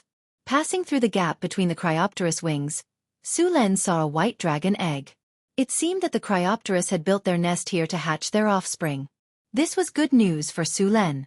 With the dragon egg as a restraint, the Cryopterus would not all rush up to attack when they discovered an intruder. This would greatly reduce the pressure on Su Len. Furthermore, the winged dragon egg was very precious. It was very difficult to tame an adult pterosaur. Only by hatching a dragon egg could one tame a pterosaur. In the human world, the price of a winged dragon egg was very high. An egg that could hatch a pterosaur was worth around 3,000 kinner. Even a dead egg that could not hatch could be sold for 500 kinner. The winged dragon egg contained a large amount of elemental energy that could strengthen the body. It was very popular among the nobles. There was no place to hide on the platform. As soon as Su Len appeared, the Cryopterus noticed him. Seeing that someone had invaded its nest, the male Cryopterus roared and immediately flapped its wings and flew down. The Cryopterus flew into the sky with a gust of wind. After circling in the sky, it dived directly towards Su Len. A foul smell came from its bloody mouth full of sharp teeth. The ice Quetzalcoatlus dived very fast. Just as it was about to reach Su Len rolled to the side in an instant, and then waved his hand to throw a 2-meter-long fine steel javelin. In such a short distance, the Cryopterus only had time to turn its body sideways. The steel javelin instantly pierced through its wings. The Cryopterus cried out in pain. Dragon blood splashed everywhere. Its body tilted and fell to the ground. However, the pterosaur's flying ability was very strong. It quickly regained control of its body and struggled to fly higher. How could Su Len give it the chance? He pulled the chain behind the javelin hard and then pulled hard. The huge force made the chain very tight. The pterosaur's wings were very strong. Although the wings were injured and the dragon blood was spilling, its strength was not reduced at all. The steel chain made creaking sounds as it was pulled, and many parts of the chain had been deformed. Bang! In the end, the steel chain could not withstand the huge pulling force and broke. The ice pterosaur, freed from its shackles, wanted to fly up. However, even if it desperately flapped its dragon wings, it could not maintain its balance at all. It almost spun and fell from a height of more than 10 meters, and then hit the cold hard rock hard. Su Len threw away the broken chain in his hand, took out the spear from the storage space, and then rushed to the place where the Cryopterus fell. He was going to kill the male Cryopterus before the female Cryopterus could react. The distance of more than 10 meters was crossed in an instant. The spear in Su Len's hand was about to pierce into the Cryopterus's head and completely end its life. At this moment, a cold light flashed in the eyes of the struggling Cryopterus, and then it opened its horrible and ferocious mouth in an instant. Su Len's heart sank. Without thinking, he dodged to the side. A strong stench hit him in the face. Frost breath. The extremely cold breath was spat out in an instant. Su Len only had time to move his body before his left arm was covered by the frost breath. His left arm quickly condensed into ice at a speed visible to the naked eye. The piercing cold spread and continued to spread to his body. At the same time, the still struggling Cryopterus opened its complete wing and slapped at Su Len with a huge wind pressure. Dragon Wing Strike. This was the most dangerous attack of the pterosaur. As the most muscular part of the dragon, the strength of their wings was very amazing. After the frost breath hit Su Len, it immediately slapped at his head. Chapter 114. Su Len continued to attack. The energy in his body exploded instantly, shattering the ice on the surface of his body. He exerted force on his feet, shattering the rock that was as hard as steel. His body rushed to the left at an even faster speed than before. Boom! A loud noise was heard. The sharp wind cut off a few strands of his hair. Su Len dodged the dragon wing attack by a hair's breadth. Cracks appeared on the rocks behind him, and the hard ice shattered into powder. Using dragon breath and dragon wing strike continuously was very taxing on the ice Quetzalcoatlus. They would have a very short period of weakness. Su Len held the spear in his hand and activated the thunder lightning spear. Lightning flashed around him. His body flashed, and in the next second, he appeared beside Cryopterus. The spear in his hand pierced through its jaw. The sharp spear pierced through the tough dragon's skin, and then went all the way up along the gap between the frontal bones, tearing through the muscles and piercing towards the brain. Boiling dragon blood gushed out, dyeing his body red, and a piercing pain came from his skin. The blood of dragons and Euron was corrosive. For example, the blood of the red dragon was almost as hot as magma. An ordinary person would be burned to death by the dragon's blood. The 3-meter-long spear pierced the ice Quetzalcoatl's brain through the gaps between its bones. The lightning attached to the spear paralyzed the ice Quetzalcoatl. In the end, half of the spear pierced into the ice Quetzalcoatl's brain. As a viper, its brain was still very fragile. After being pierced by the spear and destroyed by the lightning, the ice Quetzalcoatl's body shook a few times in an instant and then collapsed. The sound of wings flapping was heard. The female Cryopteris in the nest saw that the male Cryopteris was severely injured. She immediately became restless and flew up. Then she pounced on Su Len. Hearing the strange noise behind him, Su Len picked up the other spear without thinking. The lightning in his body instantly covered his whole body. He exerted force on his feet and turned around abruptly. The spear that was covered with lightning flew out like a bolt of lightning and hit Cryopteris' abdomen directly. The powerful power of thunder and lightning instantly detonated in its body. The ice Quetzalcoatl's body stiffened instantly, and then it fell directly from mid-air. With a bang, it hit the cold rock, and then slid to Su Luen under the action of inertia. Taking out another steel javelin, Su Luen jumped up. Strong lightning flashed back and forth on his body, and the javelin in his hand was wrapped in thunder and lightning. Then, the spear pierced through Cryopteris' head with a thunderous force. The female Cryopteris fell to the ground. Su Len took a deep breath. The lightning on his body had faded. It was not easy to kill 2 Cryopteris in a row. These Euron had high damage. If Su Len was not careful, he would be injured. The male Cryopteris was also very cunning. If it was not for his quick reaction, he would have been severely injured by the pterosaur's full-force wing attack. Su Len took out the spear and the spear that was buried in the skull. He used ice to freeze the corpses. He did not have time to deal with the 2 pterosaur corpses. Although the battle was short, it had attracted the attention of the other Cryopteris. At this time, 2 more Cryopteris were flying towards him. Behind them, 2 more Cryopteris were approaching. Without stopping, Su Len quickly jumped off the platform and ran back to where he came from. Facing 4 Cryopteris at once was very stressful for Su Len. After killing 2 Cryopteris in a row, Su Len gained a lot of experience. However, he was still some distance away from leveling up to 21. After seeing Su Len rushing over, Hathaway stared at the Cryopteris in the sky, ready to attack at any time. Thunder Lightning Spear.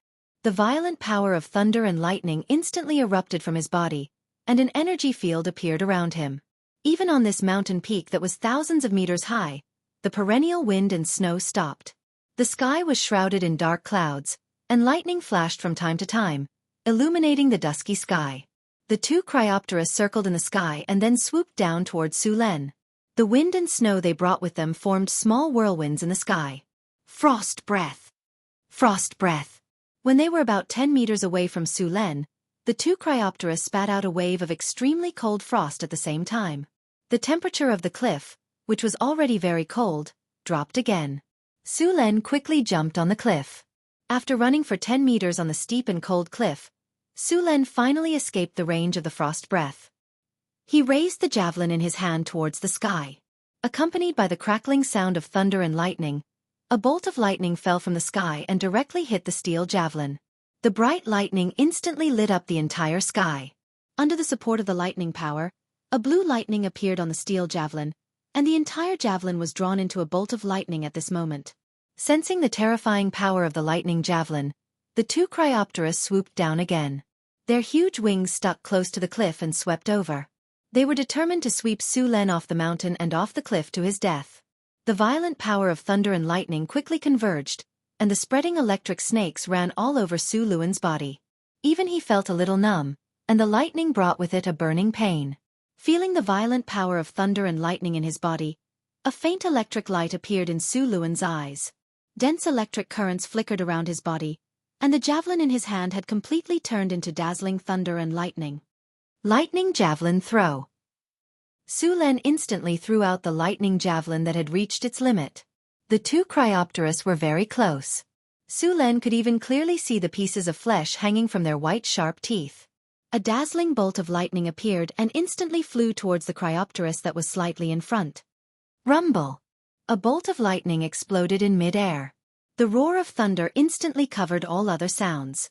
In the dazzling lightning, the lightning javelin instantly hit the frost Quetzalcoatlus. The violent power of lightning exploded out of thin air. The hit Cryopteris was directly wrapped in lightning. Even the nearby Cryopteris was affected. The violent lightning exploded in an instant. The hit Cryopteris did not have the slightest ability to resist. Under the effect of inertia, it directly hit the hard mountain, rolled down and finally was blocked by a few rocks. However, the Cryopteris was already dead. There was a terrible bloody hole in its body, and the surrounding dragon skin was scorched black. The other Cryopteris was affected. One of its wings was scorched black, and its body was stiff. It struggled in mid-air, trying to fly away. Chapter 115. Fireball. An orange-red fireball the size of a basketball suddenly appeared and flew directly towards the injured Cryopteris. The Cryopteris, which had not fully recovered from its paralysis, had no time to dodge and was hit by the fireball. Boom! As a cold Euron, their resistance to fire spells was very low. Although Fireball was a level 3 evocation spell, it was the most powerful low-level spell. Many level 4 spells were not necessarily comparable to it. Otherwise, the Five Fires sect would not have emerged. The orange-red fireball exploded after hitting the Cryopteris. The scorching flames instantly caused serious damage to the Cryopteris. The Cryopteris, which was barely flying, was directly hit by the fireball. Its huge body fell from the sky and hit the cold rock with a bang. Ice and gravel flew everywhere, and blood slowly flowed out under its body. The Cryopteris cried out a few times, and its struggle became weaker and weaker. It seemed that it would not live for long. Before Su Len could catch his breath, the other two Cryopteris had attacked again. The death of their companion made them even angrier, and because of the previous battle, they were very vigilant against Sullen's javelins. The biggest advantage of the Cryopteris was not their powerful dragon breath, but their ability to fly. With the ability to fly, they had the opportunity to attack and retreat. The best way to kill them was to make them lose their ability to fly. The two Cryopteris took turns to attack Su Len. Every time Su Len was about to throw his javelins at one of them, the other Cryopteris would immediately attack him. If Su Len insisted on attacking, it was very likely that he would be severely injured by the claws or wings of the other Cryopteris. The two Cryopteris cooperated very well, which gave Su Len a headache. He wanted Hathaway to launch a sneak attack, but the two Cryopteris were very vigilant. Cryopteris, who could fly, would have a high chance of dodging the fireball if he couldn't sneak an attack. Hathaway had tried it once before. However, there was still a solution. A few pieces of rock and ice hit his face, causing him a slight pain. Su Len dodged the Cryopteris's wings again and continued to dodge. Spells like Flame Arrow or Scorching Ray could be used to attack, but they weren't very effective against first circle spells. Haste. Cat's Grace. Bear's Endurance. Elemental Resistance. Several spiritual lights entered Su Luan's body in succession, which improved his already sensitive body again. Even if he was walking on the smooth and steep rock wall, he could now walk on it as if it were flat ground. The two Cryopteris were very cunning. They cooperated with each other to exhaust Sullen's stamina. In such a steep and cold environment, a fierce battle would consume a lot of stamina. Once Sullen's stamina ran out, the two Cryopteris would swarm him and tear him apart. Su Len took out another chain from his storage space.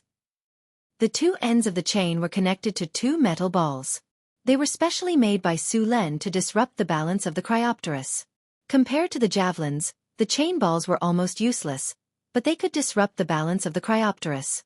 Compared to the javelins, the chain balls had a much larger attack range and were harder to dodge. Soon, the two Cryopteris swooped down again. Su Len rolled away and threw the chain in his hand. He jumped up again and dodged the attack of the other Cryopteris. Life and death were decided in this moment. The Cryopteris swooped down on Su Len. He had no room to dodge. Suppressing the soreness in his muscles, Su Len took a deep breath and rolled back along the ground. The hard and cold rocks hit his body, causing him pain. When the ice Quetzalcoatlus saw the chain coming towards it, it flapped its wings and adjusted its direction to avoid it. But this time, it miscalculated. Su Luan pulled the other side of the chain in his hand and shook it slightly to change the direction of the chain ball. Then the chain wrapped around the ice Quetzalcoatlus again.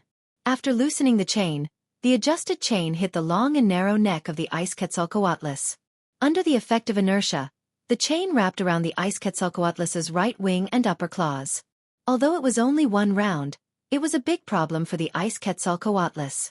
As it flapped its wings, the two heavy chains began to sway around irregularly, which seriously affected the ice Quetzalcoatlus's flying state. The ice Quetzalcoatlus, which could fly freely, suddenly became like a baby eagle that had just learned how to fly, wobbling. After wrapping the chain around the Cryopterus, Sulen ignored the pterosaur because the other pterosaur was about to attack him. A steel spear appeared in his hand in an instant. He blocked the pterosaur's sharp claws with a horizontal sweep. Then, he used the momentum to dodge the pterosaur's wings. Fireball! While Sulen was fighting with the other Cryopterus, Hathaway immediately attacked the pterosaur whose flying ability was greatly reduced. Cryopterus, whose flying ability was greatly reduced because of the chain, watched in horror as the fireball hit its wings. With a shrill cry, Cryopterus fell from the sky and smashed heavily on the cold rocks. No one knew if it was dead or alive. The Cryopterus that was fighting with Sulen realized that all its companions were dead. It spat a breath of ice at Sulen and flapped its wings in an attempt to escape. However, it was already too late. Faced with the bone-chilling frost breath, Suluin had no intention of dodging. After activating Bear's tenacity and elemental resistance, the frost breath's power had weakened significantly. He could now take it head-on. Thunder Lightning Spear. A violent power of thunder and lightning gushed out of his body. Bolts of lightning jumped in the sky and then directly hit the spear in Suluin's right hand. The 3-meter-long spear flashed with lightning in an instant, and the violent lightning kept jumping. Even Suluin couldn't bear such a powerful electric current. Suluin endured the burning sensation of the lightning, looked at the panicked ice Quetzalcoatlus, and threw it at it with all his might. Thunder Spear Throw. The powerful force tore the surrounding air apart. The lightning spear was like a flash of lightning, and then it ruthlessly pierced into the back of the ice Quetzalcoatlus. The 3-meter-long spear almost completely sank into its body. The dazzling lightning burst out, and the escaping ice Quetzalcoatlus let out a sorrowful cry. It fell from the sky like a bird with broken wings. P.S. Thank you to Heavy Dragon Knight for the tip of 200 coins. Thank you to Gue Hong for the tip of 200 coins. Thank you to Chang'e's Ho Yi for the tip of 100 coins. Thank you to Traceless Immortal Dragon for the tip of 888 coins. Thank you to Loneliness for the tip of 100 coins. Chapter 116. Ding! Congratulations, host. You have killed Cryopterus and completed the Territory Guard quest. You have obtained a golden treasure chest. You have completed the Territory Guard quest. You have obtained 10,000 experience points and +1 to all attributes. You have killed Cryopterus and gained 15 peace of mind and 15 stability in your territory. Congratulations, host. You and your hero Hathaway have killed 6 Cryopterus. You have obtained 60,000 experience points. Congratulations, host. You have leveled up. You have obtained 2 skill points and 2 free attribute points. A golden treasure chest. Congratulations, host. You have broken through LV20 and reached LV21. You have broken through the limits of mortals and stepped into the realm of legends. Congratulations, host. You have broken through to the realm of legends. Your storage space has expanded to 10 cubic meters. If you want to increase it further, please explore on your own. Your Advanced Sturdy and Advanced Tenacity have evolved into Legendary Sturdy and Legendary Tenacity. You have obtained a Skill Fusion Point, Legendary. You have obtained partial information about the legendary ability, Thunder Domain. You have obtained partial information about the legendary ability, Lightning Control. You have killed Cryopterus. You have obtained the title Dragon Slayer, your own. Dragon Slayer. As someone who has killed the most powerful dragon-type creature in this world, you have an even stronger deterrent force. Your name has begun to spread across the continent. Fame +2. Sulen felt the surging power in his body.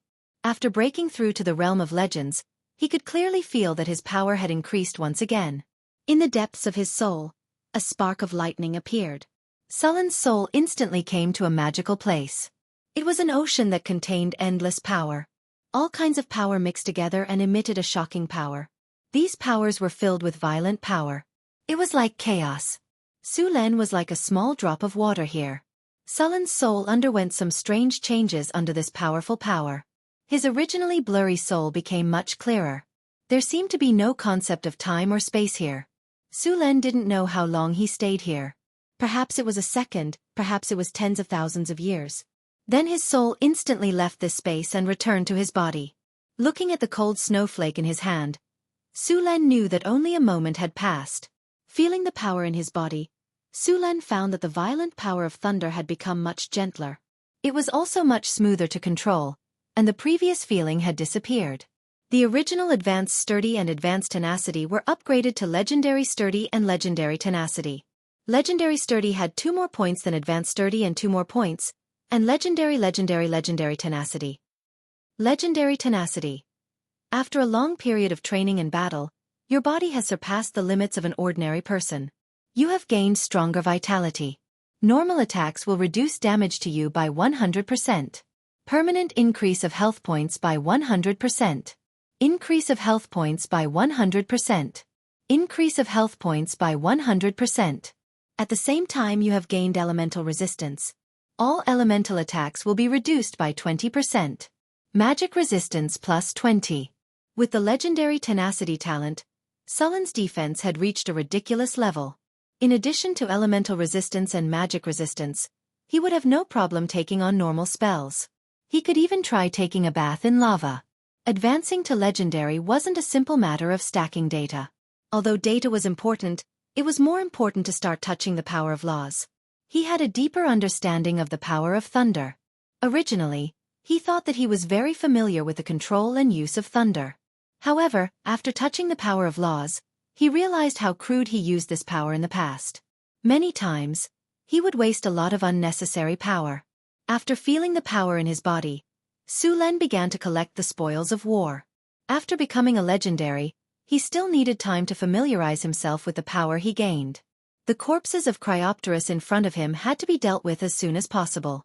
Although Cryopteris was a Euron, as long as it was related to dragons, all kinds of materials would become very valuable. Hathaway also ran out from the gap where she was hiding. She jumped up from afar and threw herself into Sullen's arms. She pushed Su Len back a few steps and sat on a rock. Seeing the bloodstains on Sullen's body, Hathaway became nervous. She touched his body with her small white hands. "You're hurt." "Okay, I'm fine. This blood belongs to the Cryopteris." Su Len grabbed Hathaway's small hands. If she continued to touch him, he would lose control. This place was cold and not a good place. He still liked to go back and sleep on the blanket.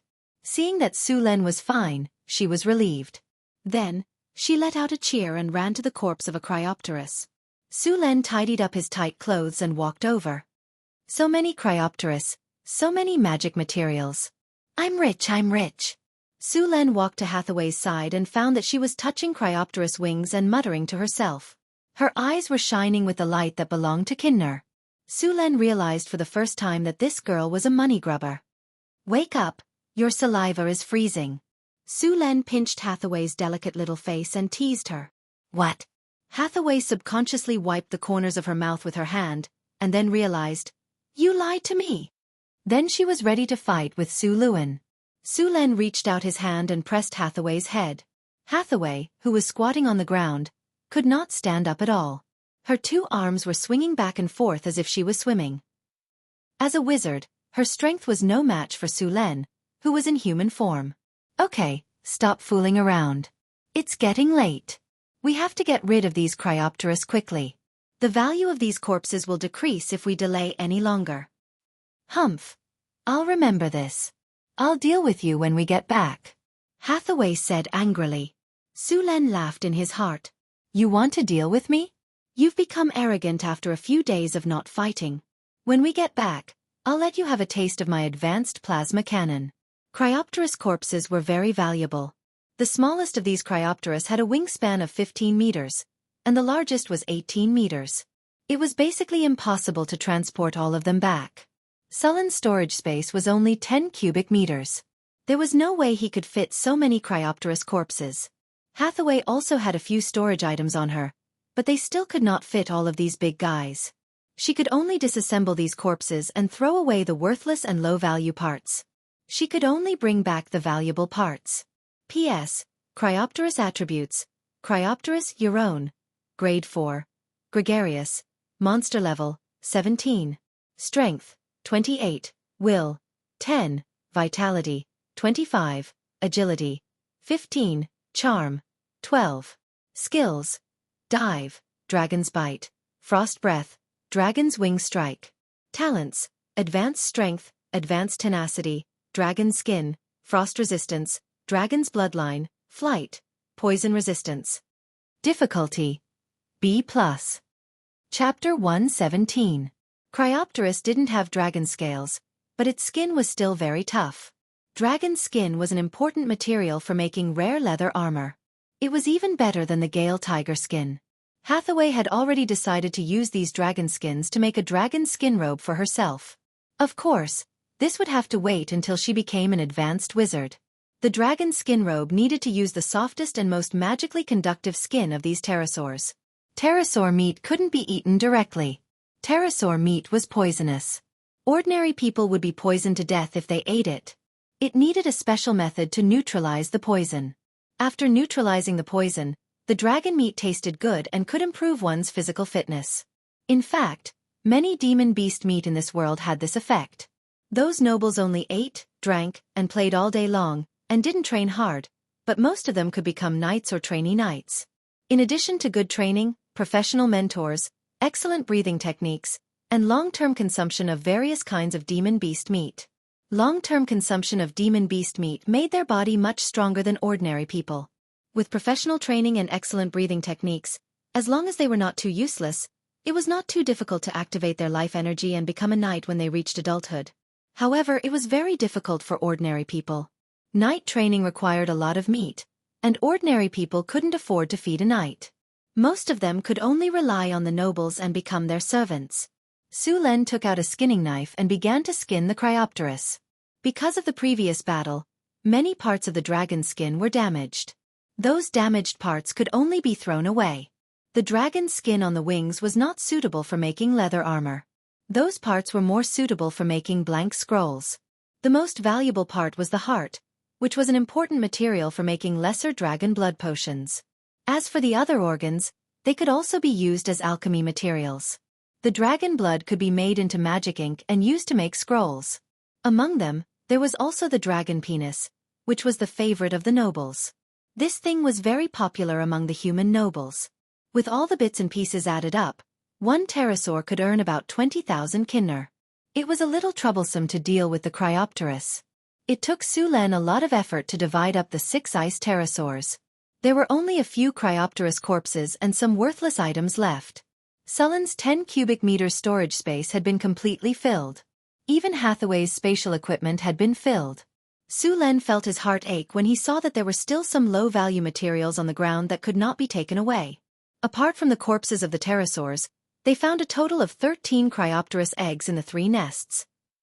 Su Len used a piece of dragon skin to make a simple net to hold it.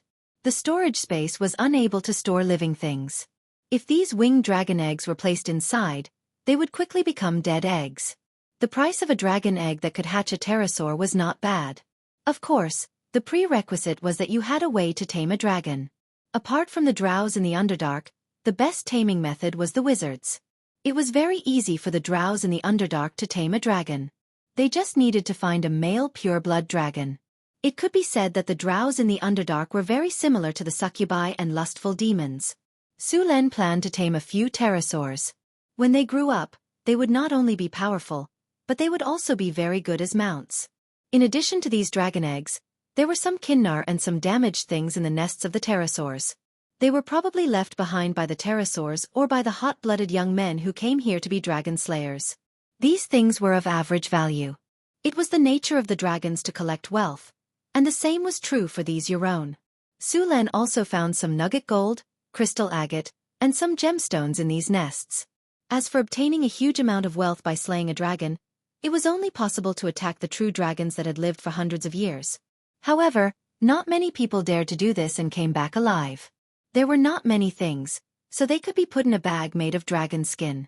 After packing up everything that could be taken away, Su Len was ready to leave with Hathaway. After dissecting the pterosaur's corpse, the place was filled with the smell of blood. The strong smell of blood would attract other predators. Although Su Len was not afraid of them, it was better to have less meaningless fights. A few vultures and other creatures were circling in the sky. These animals were drooling over the pterosaur's flesh, but because of the smell left behind by Su Len and the pterosaurs, they did not dare to come down. However, they could not endure for long. Seeing Sullen's bloody and dirty body, Hathaway frowned in disgust. Then she snapped her fingers, and a light flashed. All the flesh and filth on Sullen's body was cleaned up. Although many of the Zero Circle spells were not lethal, they were very useful. After cleaning up, Su Len grabbed Hathaway's slender waist with one hand and carried the dragon skin bag with the other. He jumped off the cliff. The biting cold wind whistled past their ears. Hathaway shouted excitedly. Fortunately, this was not a snowy mountain. Otherwise, such a shout could easily cause an avalanche. After using fly and feather fall, Su Len and Hathaway flew directly from the Sierra de Lotus to the foot of the mountain. The feeling of bungee jumping at high altitudes was amazing. After arriving, the two were not in a hurry to leave. Firstly, it was not early. Secondly, they had just experienced a fierce battle. Although they were not injured, they were mentally exhausted. After finding a rock wall to shelter from the wind, Su Len used the petrified mud to make a small house. They would stay there for the night. After putting down the things, Hathaway began to prepare food. Su Len then opened the system list to check his rewards. He had obtained 2 gold treasure chests from this mission. Su Len opened both of them. 2 lights flashed, and the system's cold voice rang in his ears. Congratulations, host. You have obtained the skill Floating Lightning Array. Congratulations, host. You have obtained the item Reinforcement Order. Floating Lightning Array. After use, 8 lightning balls can be summoned around the body. The lightning balls can move according to the host's command. They will also cause lightning damage of 2 to 5 strength to surrounding enemies. There is also a chance of paralyzing enemies. Reinforcement Order. A special magic item created by the system skill, Ambush Array series, after combining with the laws of this world. Can be used to summon a team of soldiers. Can be used in both non-combat and combat situations. Uses: 1/1. After spending 1 skill point to learn the Floating Lightning Array, the lightning energy in Sullen's body became more active. Ding! Detected that the host has some information about the Thunder Lightning Spear, Floating Lightning Array, Lightning Domain, and Lightning Mastery. Can be fused to upgrade. Would you like to upgrade? As soon as he learned the Floating Lightning Array, the system's voice rang in his mind. Su Len was pleasantly surprised when he heard it. After confirming with the system, he agreed to the fusion. Chapter 118. Beginning Skill Fusion. Fusion requires 1 skill fusion point, legendary, and 4 skill points. Do you agree? Agree. Fusion begins. As soon as Su Len agreed, his vision turned black. In the next second, his soul once again appeared in the strange space that he entered when he was advancing to legendary. Sullen's soul felt the endless power in this space. Once again facing the rules of this world, his soul gained more benefits. The faint lightning symbol in his soul also became clearer. Just as he wanted to understand it further, an irresistible force sent him back into his body. Fusion successful. Congratulations, you have received Thunder Territory, Basic. Thunder Territory, Basic. You have preliminary control over the power of lightning. When you use lightning power again, it will be more powerful. You are immune to normal lightning damage.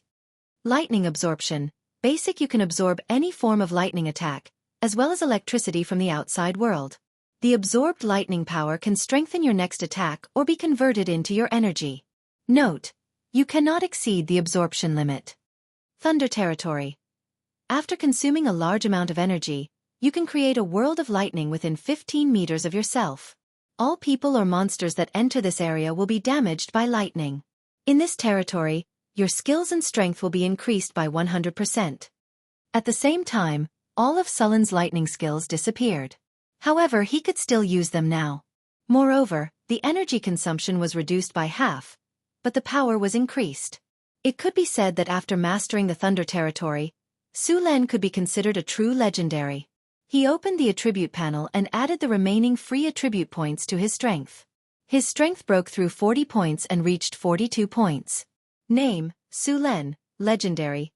Race, human level, LV21, 268, 544, 1000. Strength, 42 agility, 31 spirit, 26 vitality, 32 charm, 20 command, 73 characteristics, talent valiant, thunderbolt, Pegasus, legendary sturdy, legendary tenacity, calm, elemental affinity, high lightning affinity, iron will, body hardening, beast face armor, skills, dark ice slash, physical healing, life healing, red flame, forbidden magic, mechanical control, stone to mud, morale boost, basic, earth spring sure kill skills, revolving, cherry, master, heroic, master, torrential rain, advanced, chaotic dance, beginner, weapon proficiency, swordsmanship 160, spearmanship 205, archery 102, throwing 96, horsemanship 145, thunder and lightning domain, basic,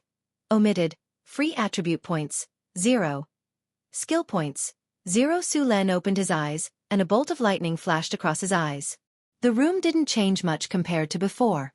The sky outside was dark, and Hathaway had already made a bonfire. She was humming an unknown tune as she cooked food. She didn't notice anything different about Su Len. A faintly discernible fragrance wafted out from the pot. Grumble. Sullen's stomach grumbled. Hee. Hathaway looked at Su Len, who was a little embarrassed. You must be hungry. Wait a moment. We'll be able to eat soon. Hathaway was cooking a type of dry food that Su Len had made before. It was a mixture of potato starch, oil, vegetables, meat, salt, and sugar. It could be eaten directly or boiled in water. It tasted pretty good.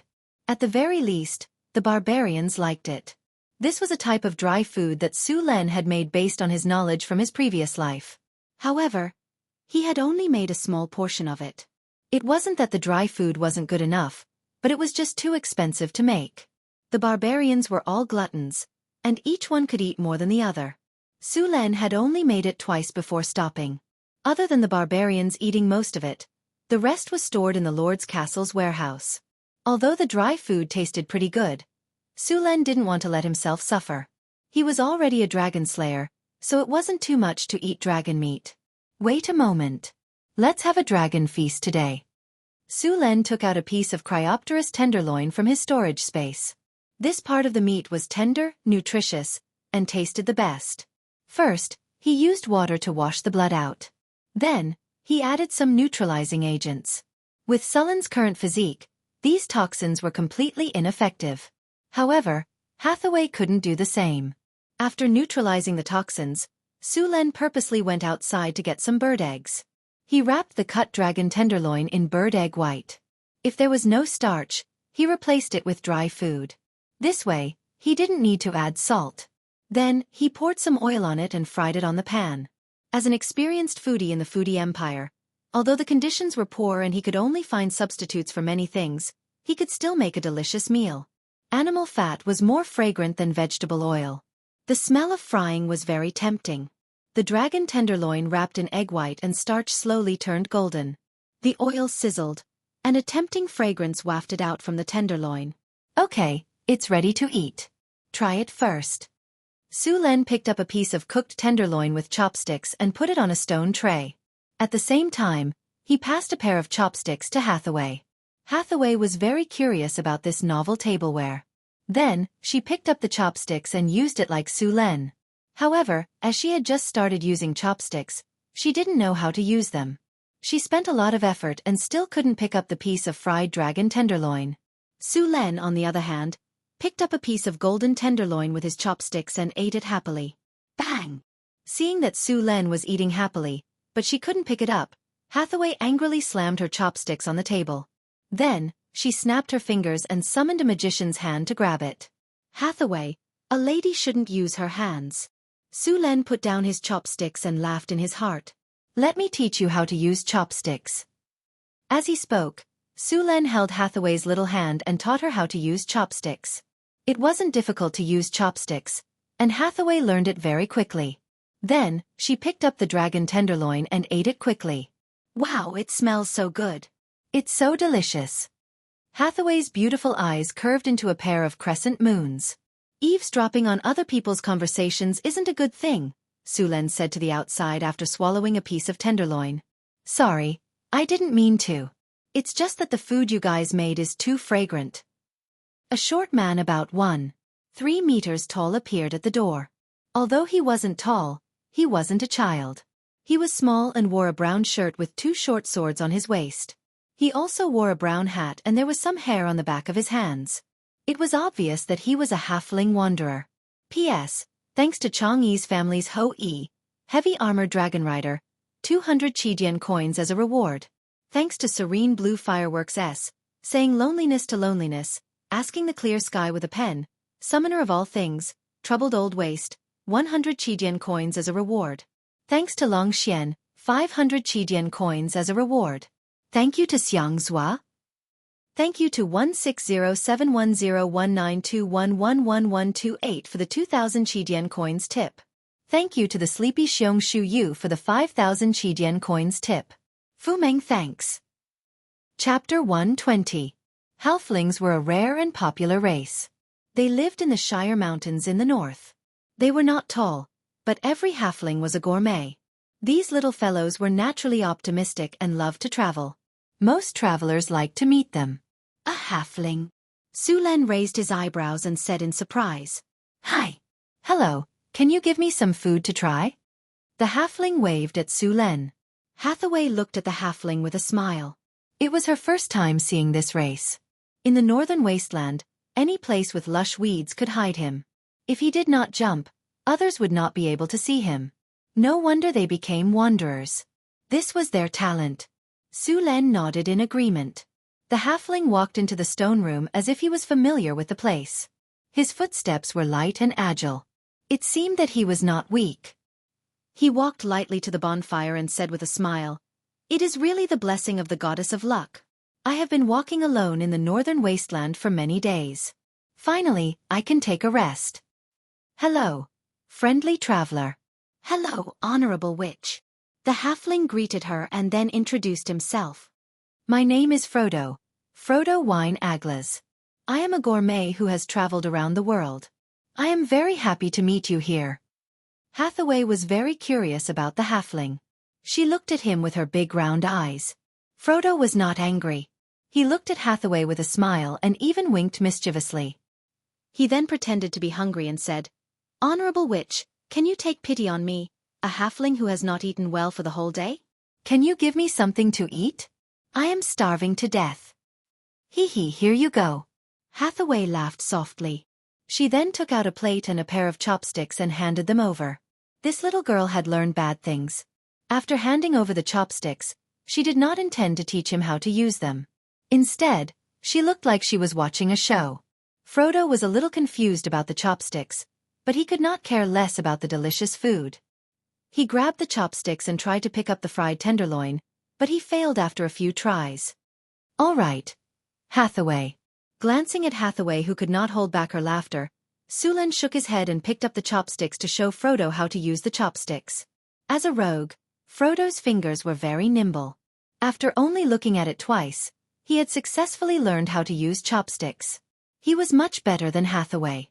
Frodo picked up a piece of pan-fried dragon tenderloin with his chopsticks and bit into it impatiently. Then, he savored the delicacy with a look of enjoyment. Halflings were a very optimistic race. They liked good food, tobacco, and wine. They also liked to party and hated boredom. They were a race that was naturally optimistic. Unlike the stubborn dwarves, halflings were gentle. Of course, they were also very curious and clever. They received the favor of many gods and were also a race that respected the gods. They were much more pious than humans. Even if they were facing some weak gods, they would still express their respect. Halflings loved good food, so many of them would travel around the world. These small people were naturally very agile. In addition, they were thin and small. Compared to humans, they were natural-born rogues. They relied on their powerful ability to escape from danger. They showed courage and curiosity that other races could not compare to. Of course, these small people also liked money. However, they were different from the misers. They also liked to spend money. As rogues, these small people often did some petty theft. At the same time, they liked to use their own cleverness to solve problems, such as playing tricks on the hotel bill. In most cases, these small people could easily gain the favor of other races. Of course, even if they encountered bad people, they could easily escape with their agile skills. Halflings were the kind of race that didn't make big mistakes, but had a lot of small habits. They liked good food, tobacco, and wine. They didn't have their own country. In their homeland, these halflings lived in villages. They were protected by the halfling guardian goddess, Yodala. She was an ancient great god with great divine power. The halflings had been living under her protection for countless years. Their strong curiosity often led them to do some suicidal acts. This race often appeared in epics and legends. They were often the good companions of the protagonists in the stories. They were excellent rogues who helped the protagonists to complete their tasks. Basically, every halfling was a chef. It was very popular to have someone who was proficient in scouting, traps, stealing, and cooking in the team. Of course, in addition to these, the halflings also liked to boast. Because they had traveled to many places, these halflings were very knowledgeable. So, it was often seen that some halflings would boast about their experiences to others. Wow, it's so delicious. Frodo swallowed the fried dragon tenderloin and kept describing it with all kinds of praises. This is the first time I've seen such a cooking method. Although the materials used are very simple, I have to say, the food is great. This tableware is also very novel. It's very convenient to make, and it's more flexible than a fork. You're the best human cook I've ever seen. Really, I swear. Frodo, did you come to the northern wasteland to travel? Sulan asked curiously. Of course. Frodo swallowed the meat in his mouth and said, I came here to look for spices. Last time, I met a caravan, and the caravan accidentally got some spices. I bought them to try cooking, and they tasted very good. But when I wanted to buy more, the merchant didn't have any more. In the end, he said that he bought them from someone else. According to that person, they found them in the northern wasteland. So you came to the northern wasteland alone to look for spices? Sulan looked at the halfling speechlessly. Of course. Isn't this delicious spices worth the risk? Frodo said with conviction. Sulan didn't know if other people would do that, but he knew that these halflings would really do that. By the way, what kind of meat are we eating? How come I've never eaten it before? Frodo suddenly asked. You're in luck. This is the tenderloin of Cryopterus. How does it taste? Sulan said with a smile. This is dragon meat? Frodo looked at Sulan in surprise, his face full of disbelief. Sulan shrugged. Of course. Don't you feel the energy in your body? Eating dragon meat can improve your body's quality. It's really dragon meat. Frodo looked at Sulan and Hathaway in surprise. Did you slay a dragon? Chapter 121. It's just a Euron. Sulan nodded. Euron is also a dragon. Frodo exclaimed excitedly. His expression was as if he had slain a dragon. I can't believe I'm eating with a dragon slayer. Just thinking about it makes me excited. Can you tell me how you killed that ferocious Cryopterus? Sulan realized that apart from enjoying good food, tobacco and wine, these halflings were also very talkative. Ever since he came here, he had not stopped talking even when it was time to eat fried tenderloin. Sulan had no choice but to edit out the details of how he had slain the dragon and tell it to Frodo as a story. Frodo was obviously very satisfied with the story. Since Sulan had become a legendary, his appetite had increased again. With the addition of a halfling, the food he had prepared this time was obviously not enough. When he took out another piece of dragon tenderloin, Frodo volunteered to show off the halfling's cooking skills. As the race with the best cooking skills on the continent, Sulan was also very interested in the halfling's cooking skills. He agreed without hesitation. Frodo first took out a few jars and mushrooms from his pocket. I picked these up in the forest today. I've tasted them, and they taste very good. After adding spring water to the pot, Frodo put the mushrooms and some wild vegetables into the pot to boil the soup. He then carefully opened the jars. The jars were filled with powders made from various spices, some of which he did not recognize. These are the spices I was talking about. I came to the northern wasteland to look for these spices. Frodo picked up a small jar and opened it. He then carefully poured out a small pile of spices the size of a fingernail. It's just a small jar. It cost me 500 kinner. But fortunately my luck is not bad. Under the protection of the goddess, I finally found these spices. I don't have to worry about not having enough of them in the future. Sulen was also very interested in the spices that fascinated the halfling. As soon as the spices were poured out, Sulen smelled a familiar scent. Wasn't this cumin? It turned out that the halfling had come to the northern wasteland to look for cumin. While Sulen was still in shock, the halfling began to prepare the roast meat. Soon, a rich meat aroma wafted out, and the halfling began to sprinkle various spices evenly on the surface of the loin meat. All right, have a taste of my cooking. Frodo passed the roasted tenderloin to Sulen. Sulen took it and shared half with Hathaway. Then, Sulen began to taste the halfling's cooking. Sulen had to admit that halflings were really good at cooking. Although the conditions were simple, the tenderloin roasted by Frodo tasted delicious, especially after adding cumin. Sulen ate a few pieces in a row.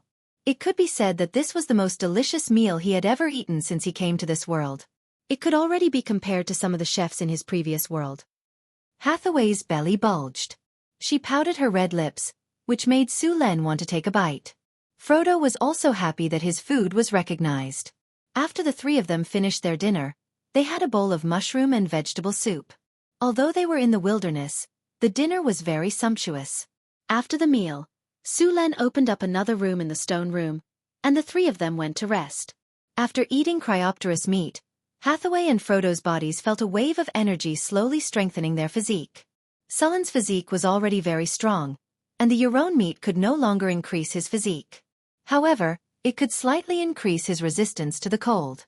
As the last wave of energy slowly merged into his body and disappeared, the system's voice rang in his ears. Congratulations to the host. After the battle with Cryopterus and bathing in the dragon's blood, your resistance to the cold has increased.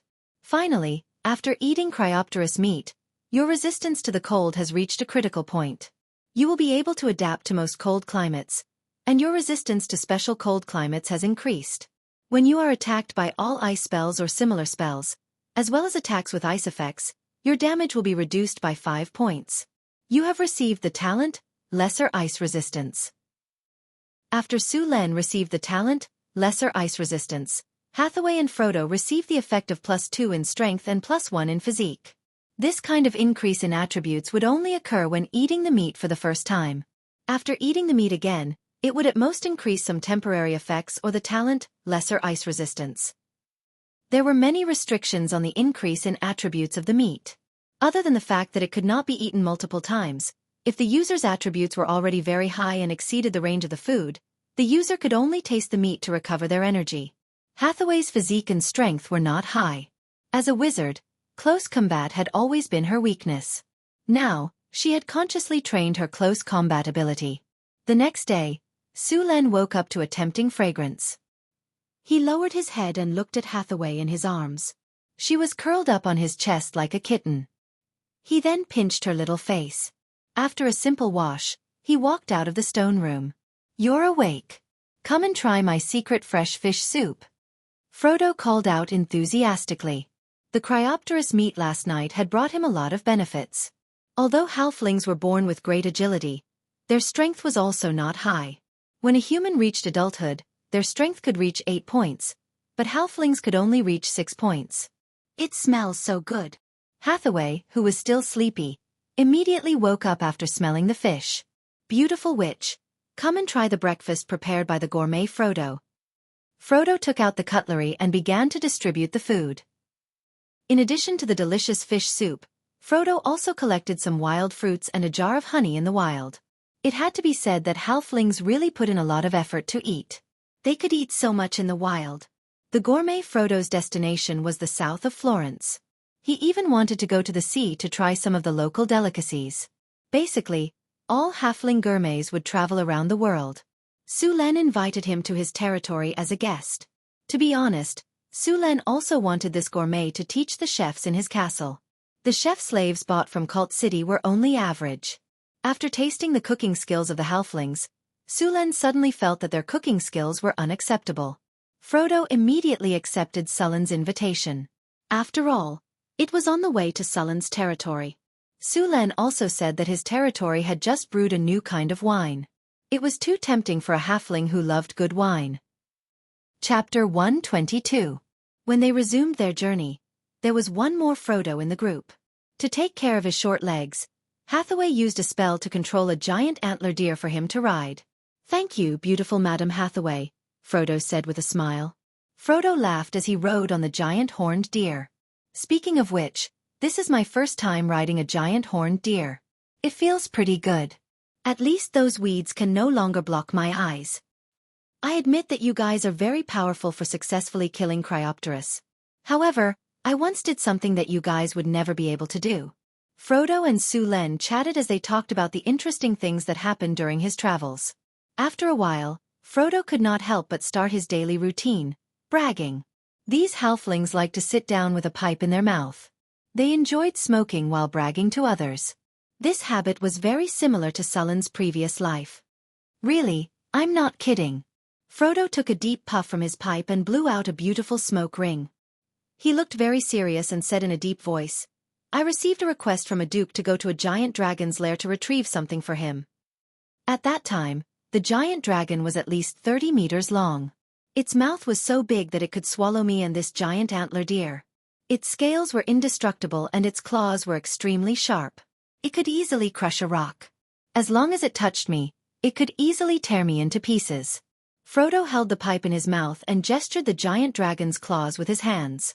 He even acted as if he was still scared. Then, his tone became very serious. The situation at that time was very dangerous. I tried my best to dodge the giant dragon's claws. There were a few times when I was almost killed by it. There is a limit to the strength of a human. However, each person's physique is different.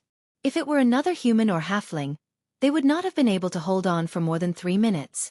However, facing this kind of danger, I managed to dodge the giant dragon's attack with a slide kick. That big guy with slow reaction did not hit me at all. Instead, I used my short sword to cut open the scales on its leg. He wanted to turn around and attack me, but in the end, I hid in his pile of gold and treasure. This difficult battle lasted for a long time. The narrow cave limited the dragon's flexibility, and in the end, he was fooled by me. After that, I easily took that item and left the dragon's lair. Although Sulen knew that he was talking nonsense, he still found it interesting to listen to his bragging. Even Hathaway, who was sitting in Sullen's arms, was listening to him bragging.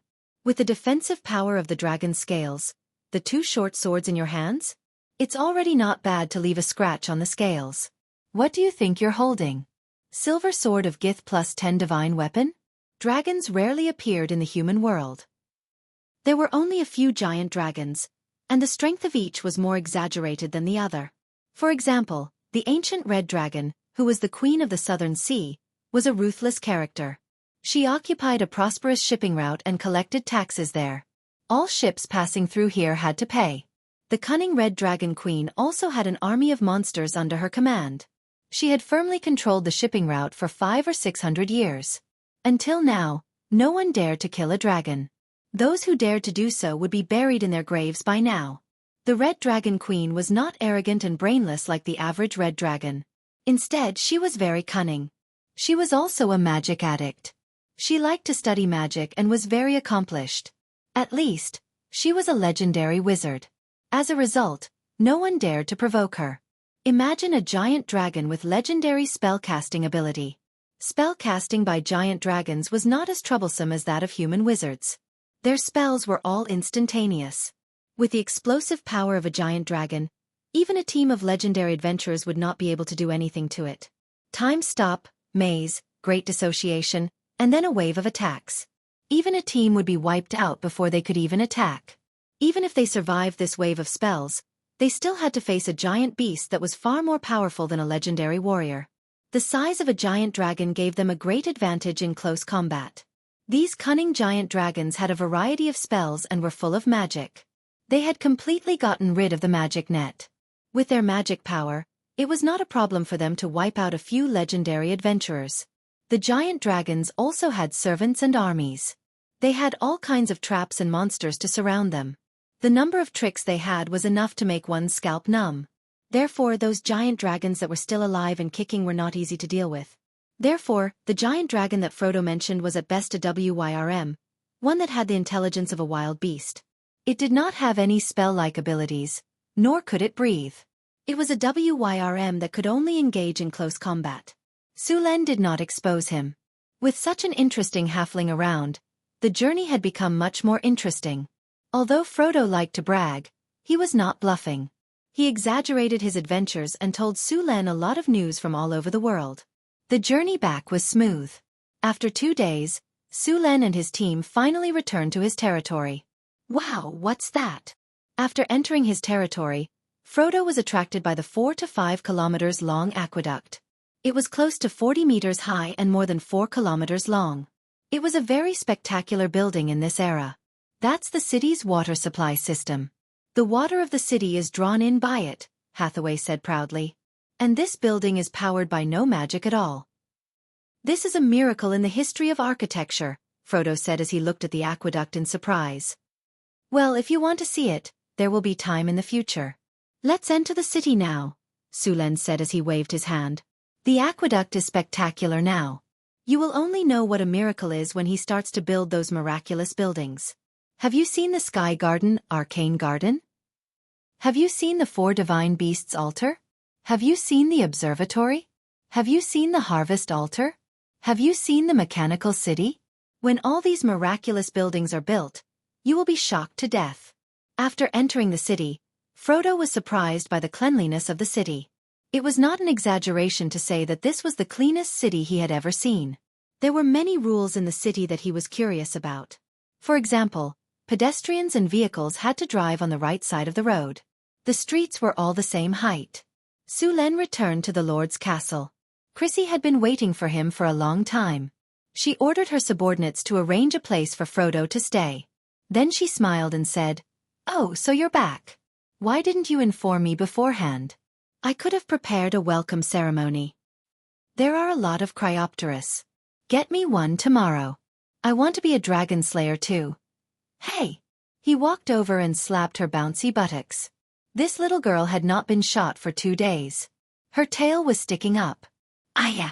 What are you doing?" F***CK. Sulen carried Chrissy with one hand and dragged Hathaway with the other to the hot spring. He had been running around for a few days and even fought with the Cryopteris. Although he had the cleansing spell, Sulen still felt more comfortable in the hot spring. Moreover, if he did not use the plasma cannon to teach these 2 girls a lesson, they would rebel. If he did not use the plasma cannon, they would not be able to sleep tonight. Chapter 123. Sulen stored the Cryopteris meat in the warehouse. The Cryopteris meat could not be stored for a long time, so they were all made into dragon's breast. With the gourmet Frodo around, the taste of the dragon's breast was naturally very good. The 6 Cryopteris had a total of about 5 tons of meat and some internal organs. The internal organs had been preserved and given to Hathaway to process. These organs could be used to make magic potions. After the 5 tons of dragon meat were all made, there were about 2 tons of dragon's breast.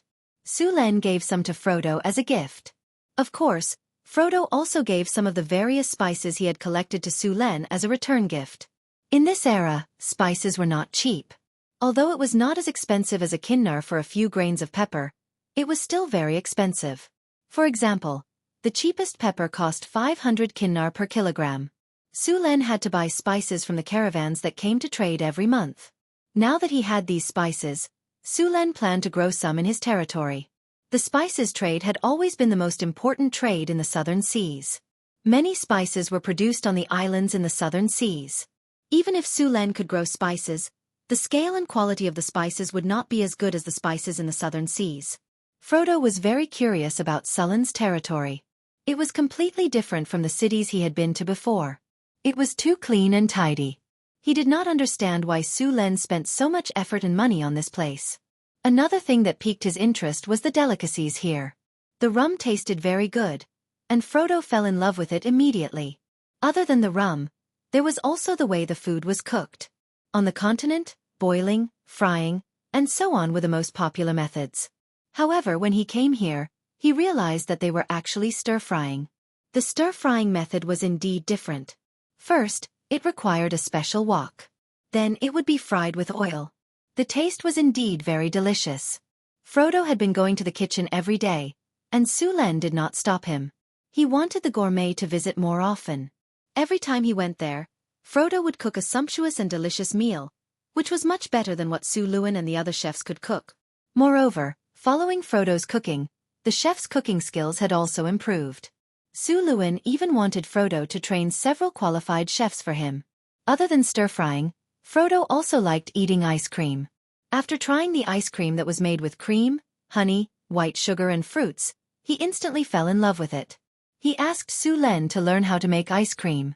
In order to learn how to make ice cream, Frodo signed a lot of contracts. For example, he would help to plant spices, teach the chefs how to cook, and make a delicious meal every day. Su Len hung the head of a Cryopterus on the city wall of his territory. The ogre wizard accompanied the head. Those who were worried about the Cryopterus attack and wanted to escape immediately gave up the idea after seeing the head of the Cryopterus. A lord who could slay dragons was very rare in the human world. Sullen's reputation in his territory increased tremendously. If one opened the system's interface, they would find that the number of people who had fallen to 50 due to the arrival of the refugees and the pterosaurs had increased to 87 in just one day, and it was still increasing. The 6 Cryopterus obtained quite a lot of dragon skins. Although a lot of them were damaged in the battle, there was still a lot left.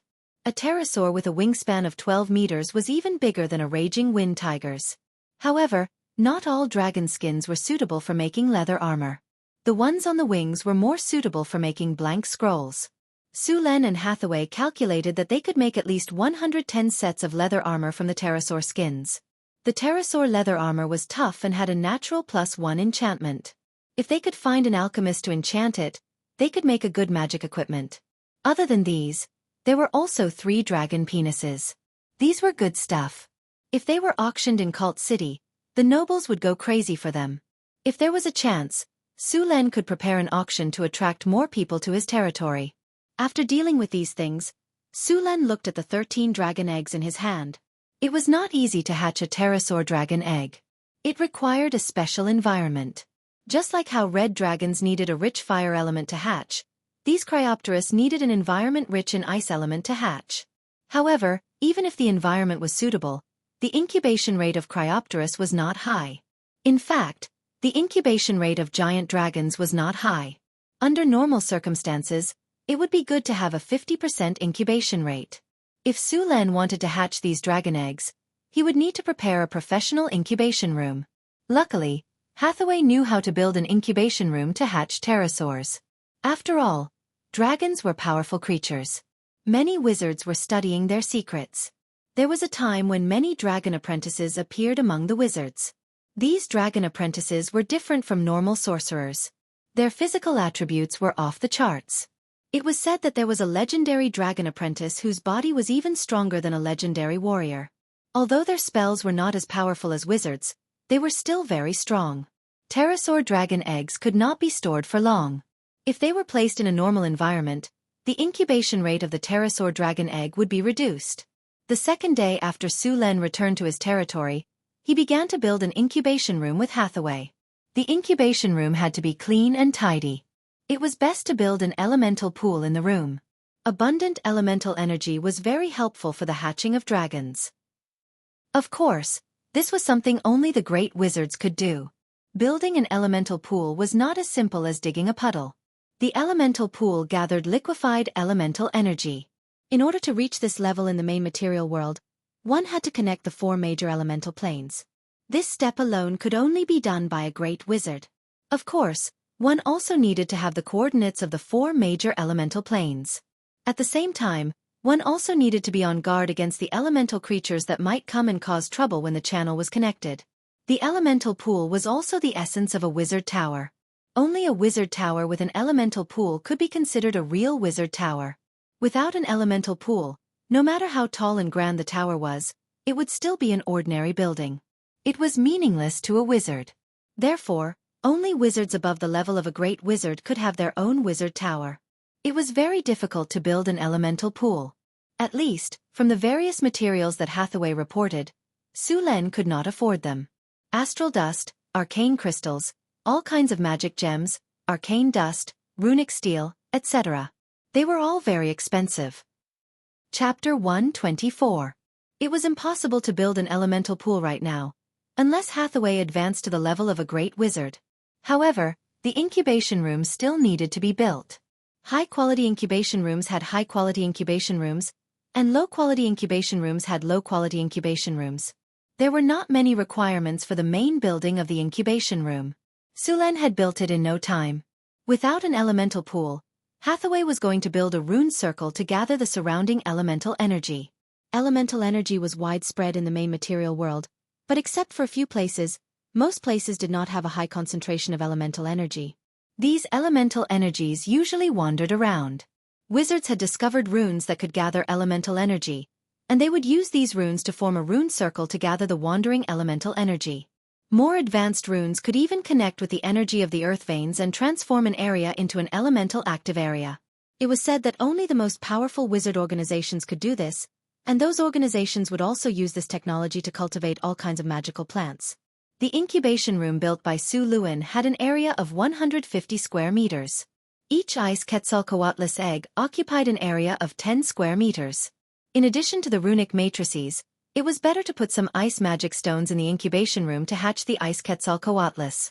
Hathaway had some cold moonstones in her hand. They were moon-white stones, a kind of low-level magic stone. They felt cold in her hand. Although they were low-level magic stones, they were enough to hatch Cryopterus eggs. After all, it was just a Euron. The incubation room was made of marble, and the floor was made of obsidian. In fact, it would have been better to use obsidian, but Sulen did not have that many obsidian stones. Hathaway summoned the wizard's hand and used a special rune carving knife to carve a rune circle on the obsidian. She spent the whole morning carving hundreds of runes in the room. Then she used the blood of the ice Quetzalcoatlus and some other magic materials to make rune ink. She blended the rune ink with the engraved runes, and the rune circle was completed. Activate it and test its effect. Hathaway snapped her fingers and stored all the raw materials before activating the runic matrix. The nodes lit up one by one, and the runic matrix was officially activated. Sulen felt a breeze appear in the room and then disappear. Why isn't it working? Could it have failed? Sulen asked curiously after waiting for a while, but nothing happened. How could I fail? I am an intermediate alchemist. Hathaway retorted. Then why aren't there any changes? Sulen pointed at the incubation room. This is a low-level array. It's normal for it to take effect slowly. Hathaway was a little lacking in confidence. Then she said indignantly, besides, who asked you to not have high-level materials? It's already very good that I can make this for you. Well, okay. Sulen was a little embarrassed. After all, he couldn't ask for too much if the materials were not good enough. Fortunately, the effects of the runic matrix were still there. After a while, Sulen could clearly feel that the elemental concentration in the incubation room had increased by a lot. Put the Cryopterus eggs in these positions. The elemental energy around them will be poured in. Hathaway placed the Cryopterus eggs in the designated positions one by one, and then activated the runic matrix. The elemental energy around them was converted into aqua-blue ice elemental energy. Then it was guided out through the runic matrix. Then, it was transported to the runic matrix in a very gentle manner before it was released slowly. Outside, countless aqua-blue light spots floated up and merged with the Cryopterus eggs. That's it. Sulen was a little disappointed. Even a 50-cent special effect would be better than this. Okay, as long as the runic matrix is activated, these Cryopterus eggs will slowly hatch, Hathaway said with a relaxed expression. Are you ready for the taming technique? Sulen asked. The main reason why it was difficult to tame dragons was because of their inherited memories. Although Cryopterus was only a Euron, it also had inherited memories. It was just that it was much less than a real dragon. Don't worry, I have already engraved the taming matrix in the runic matrix. When they hatch, the taming will be complete. Hathaway said with a smile. But you have to give me one of these hatched pterosaurs. I want to be a tool. Don't worry, I will definitely give you one. Sulen rubbed Hathaway's head. Ding, the construction of the incubation room is completed. Territory taming has been enhanced. Incubation room. Incubates magical beast eggs and increases the incubation rate. There is also a 1% chance that the hatched creature will mutate. Energy gathering +3, incubation effect +3, taming success +10, mutation +1. Incubation status. Incubating. Type. Cryopterus. Number. 13. Estimated incubation time. 46 days. Looking at the incubation room's attributes, Su Len was a little surprised.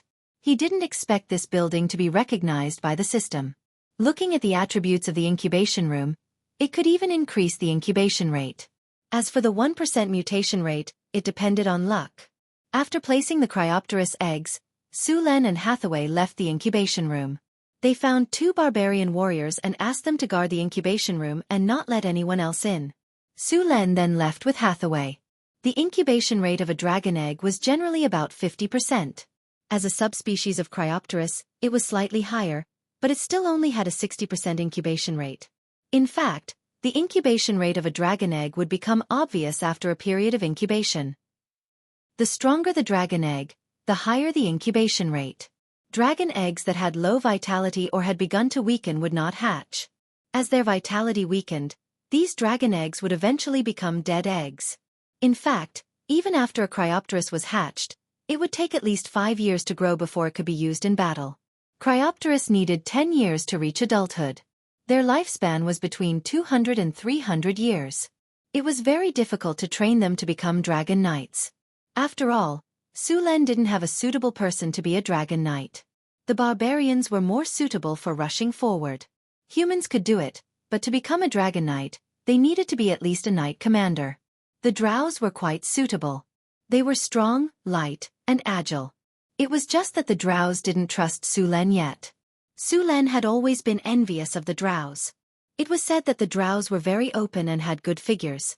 They had slim waists, full buttocks, long legs, charming looks, high flexibility, and superb riding skills. Bah, I'm saying that the drows are very suitable to be scouts. Chapter 125. Su Len was playing with an exquisite token. There was only a relief of a soldier on the token. The back of the token was smooth and there was nothing on it. This token was the reinforcement order that he had obtained from the golden treasure chest. According to the system, this token could summon a troop of soldiers. Su Len was a little hesitant. He was not sure what kind of soldiers the system would summon. Forget it, I'll just summon them and see. Su Len threw the token up and put it into his pocket. He then rode his horse and left the town. Without bringing anyone, Su Len left the territory alone and found an empty wilderness. Su Len took out the reinforcement order and hesitated for a while before choosing to use it. A light flashed and the reinforcement order disappeared. Then, a system notification rang in his ears. Ding! The host has used the reinforcement order. A troop of soldiers is about to arrive. Just when Su Len was puzzled, a portal opened in mid-air. Then, a troop of soldiers walked out of the portal. These soldiers were wearing armor and holding weapons. There were about 40 of them. Half of them were spearmen and the other half were archers. Their equipment looked good. Soon, 2 soldiers who should be the team leaders walked to Su Len and saluted. General, the spearmen and archers have all arrived. Su Len was a little surprised to see these soldiers in front of him. Although they looked like ordinary people, they were completely different creatures in the system interface. Otherworld creature, war spirit. Otherworld warriors summoned by magic. They do not have a physical body. Only when the summoning is successful will they automatically transform into something you are familiar with. They are loyal mercenaries. After death, they will return to the otherworld and wait for the next summoning. After communicating with these soldiers, Su Len realized that each of these war spirits had their own names and independent thoughts. They were like living humans, but in fact, they were similar to heroic spirits. Although their bodies looked like humans, they were actually made of energy. He opened the system interface and found this team in the military column. Loyalty and morale were both at 80, which was within the normal range. The system's products were really good. The 2 teams of spearmen and archers in front of him were all veterans. The 20 spearmen had all reached the level of elite spearmen, and the captain had reached the level of heavy armored spearmen. The heavy armored spearmen were already at the level of knights. Although they were not as strong as barbarians, they were not afraid of death, which was very scary. Similarly, the group of archers in front of him were all elite longbowmen. The advancement of archers started from recruit archer, then longbowman, elite longbowman, strong longbowman, and finally sharpshooters. As for condor archers, it was a special advancement. The captain of the archer squad was also a knight-ranked archer. Su Luen checked the attributes of the spearmen. They were weaker than the barbarians, but they also had the talents of strength, tenacity, and courage. They also had a passive skill, good training, and 3 skills. Good training. Long-term strict training allows them to familiarize themselves with various military skills. Even if they encounter a surprise attack, they can form a suitable military formation in the shortest time possible. They are disciplined and obedient. They are rare elite soldiers. Courage. After strict training, the spearmen dare to face any military formation. Will +2. Spear formation. Spear formation. Basic skill of the spearman. After strict training, the spearman will form a dense defensive spear formation. Stab. Stab. Increase attack speed by 50%. Stab with a weapon in an instant. Armor break +2 effect. There is a certain chance of piercing. Spear assault. Spear assault. Elite spearmen form a cone formation to perform a rapid assault. Movement speed increased by 50%. Attack power increased by 50%. Armor break +3 and piercing effect. After the assault, they will enter a weakened state. All attributes reduced by 20%. Spear assault made Sullen's eyes light up. This skill was completely used to deal with large-scale battles. The more the number, the more destructive it would be. When 2 armies suddenly used it in a battle, it could directly break through the enemy's defense line. Of course, the weakness of this skill was obvious. If the enemy had a large number of archers, they would suffer heavy losses. However, Su Len did not care. After all, there were definitely many types of soldiers on the battlefield. It was rare for a single type of soldier to appear. The attributes of the archers were not weak. These archers looked strong and muscular. Their arms, especially, were obviously thicker than the spearmen. Because they often used the bow, their arms were very strong. Archers were not weak in close combat.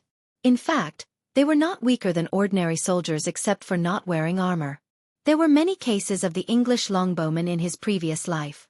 The French soldiers wore heavy armor and risked their lives to rush through the rain of arrows of the English longbowmen. It was not easy to get close to them. They imagined that they could kill these longbowmen like cutting vegetables. In the end, because of the heavy armor, the long-distance running caused their physical strength to be exhausted. Instead, they were defeated by the archers in close combat. These archers had the talents of strength, dexterity, and accuracy. Dexterity. Body is flexible.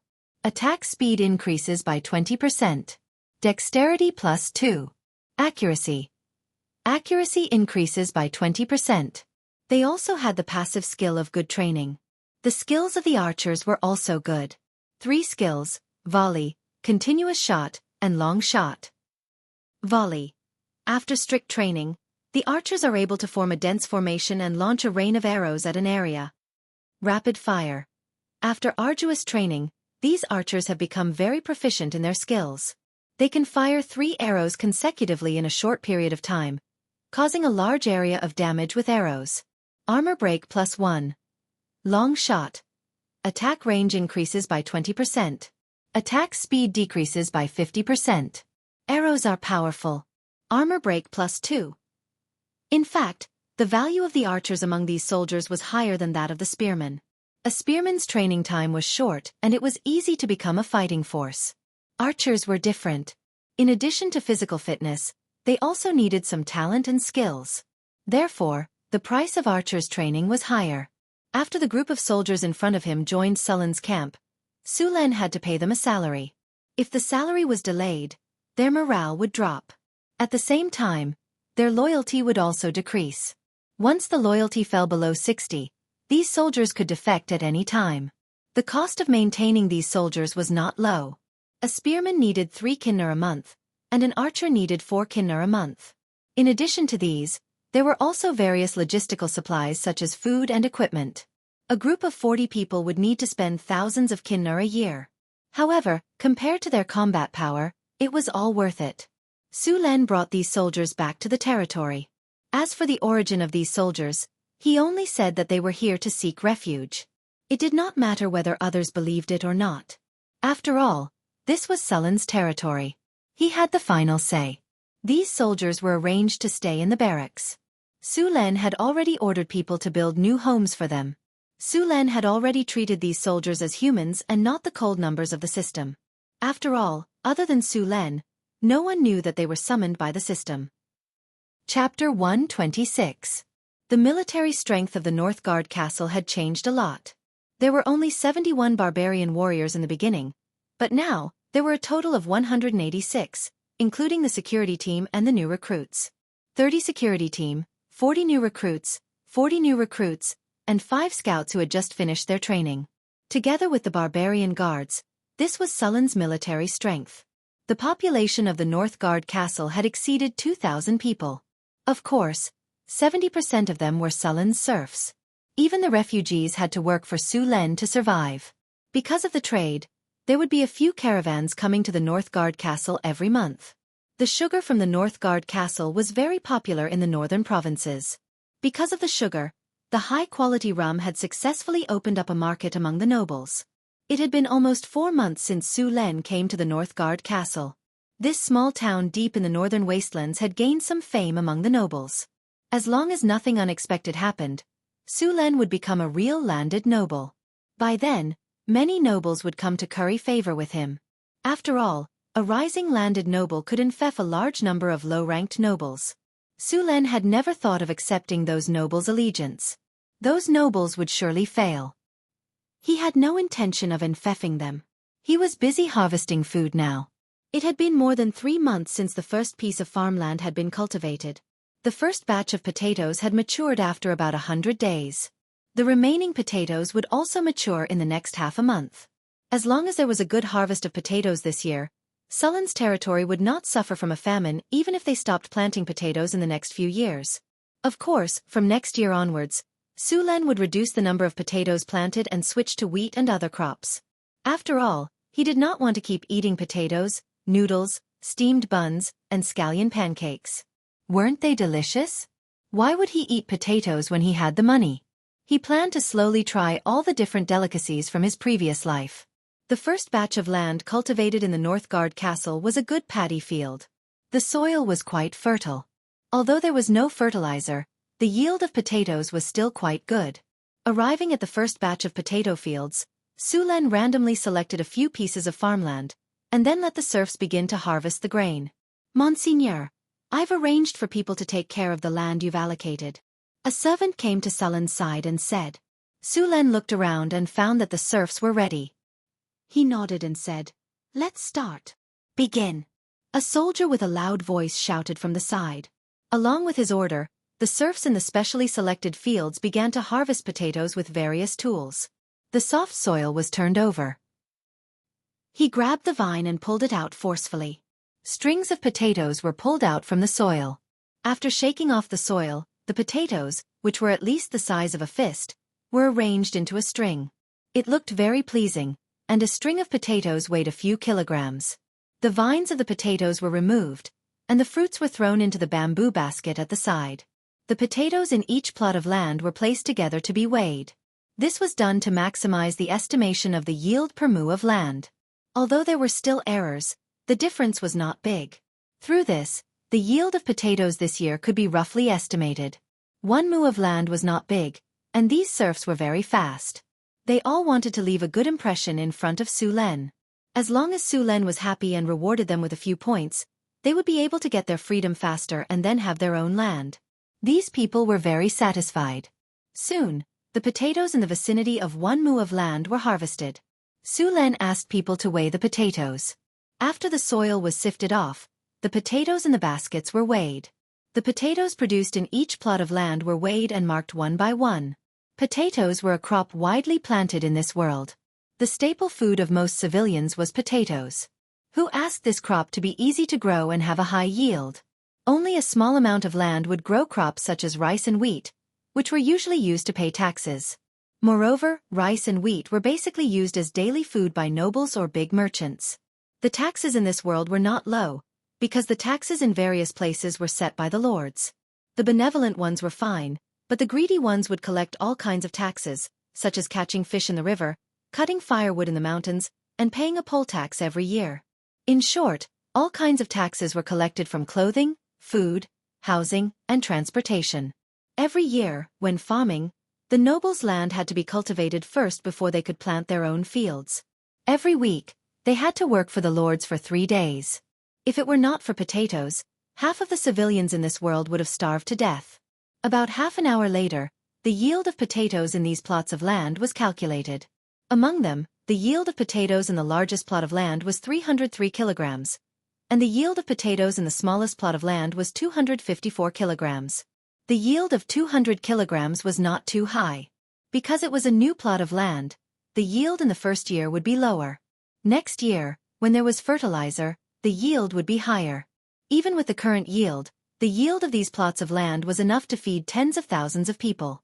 Potatoes could be planted 3 times a year, so for a long time, he did not have to worry about food.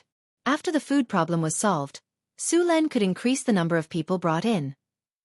At least 300,000 mu of land could be cultivated in Northtown Castle, enough to feed 50 to 60,000 people. Right now, only about 10,000 mu of land had been cultivated. He did not want to leave those plots of land empty. Northtown Castle was located in a remote area, but if it were not so remote, it would not be his turn to cultivate this land. It would have been occupied by others long ago, so there was nothing to complain about.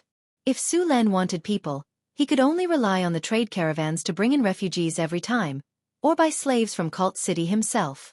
However, both of these methods required a lot of money, and the results were slow. Unless Su Len was confident that he could get a recruitment order every once in a while, this was the best way. As for the drows, Su Len also wanted to recruit them. The drows were also a powerful race, and compared to the obvious shortcomings of the barbarians, the drows had almost no shortcomings. Of course, if they did not believe in the Dark Maiden, Su Len would not have dared to accept them. Except for the drows who believed in the Dark Maiden, in Sullen's opinion, 9 out of 10 drows were mentally ill. They plotted all kinds of schemes and murders every day. If they had the time, they might as well practice their riding skills. So far, Su Len still did not take the initiative to get in touch with the drows. After experiencing the escape and finally settling down, the drows were actually very sensitive and insecure. They had lived in an environment of mutual deception for a long time, which made it difficult for them to trust others. The best way for Su Len now was to express some kindness to them, but not to get too close to them. In fact, Su Len had already treated the drows as meat in his mouth. Those drows who lived in the underworld all year round could not adapt to the environment of the northern wilderness. One could not imagine how cold the winter in the northern wilderness was without experiencing it. Chapter 127. Frodo the Halfling was very happy during this period of time. Not only did he find the spices in the wilderness, but he also learned a new way of cooking: stir-frying. This new way of cooking surprised Frodo. During this period of time, he made many delicious dishes under the guidance of Su Len. He was now very confident that he would be able to participate in the King of Chefs tournament and win the championship when he returned to the Shire. At the same time, he was also very curious about Sullen's cooking. After all, these dishes were all Sullen's suggestions. Ice cream, red braised pork, stir-fried pork, mushroom stir-fried pork, cumin mutton, and many other dishes were all suggested by him. Frodo almost wanted to take apart Sullen's brain to see how many strange ideas were hidden in it. For example, just now, Su Len told him how to make a snack called potato chips. Frodo had already tried to make it according to Sullen's description. The reason why Su Len made potato chips was because there were too many potatoes. He could not eat mashed potatoes every day, so making some snacks was a good idea. The process of making potato chips was not difficult. All he had to do was to cut the potato chips into thin slices and fry them in a pot of oil until golden brown. When he took them out of the pot, he just had to sprinkle some spices on them. The only difficult part was cutting the potato chips. However, this was just a basic operation for a rogue who could play with his dagger. The last time they had a hot pot, Frodo had demonstrated how to slice mutton. He had sliced a large piece of mutton into slices as thin as a cicada's wing in no time. His knife skills were even better than those of the butcher from East Lai Shun in his previous life. Soon, the fragrant potato chips were ready. Su Len tasted one. It was crispy and delicious. It was not much different from the ones he had eaten in his previous life. Hathaway and Chris liked it even more. From today onwards, other than ice cream, they also added potato chips to their snacks.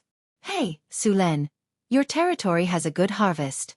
Do you want to hold a harvest festival or some other celebration? I think it would be great to hold a fishing competition.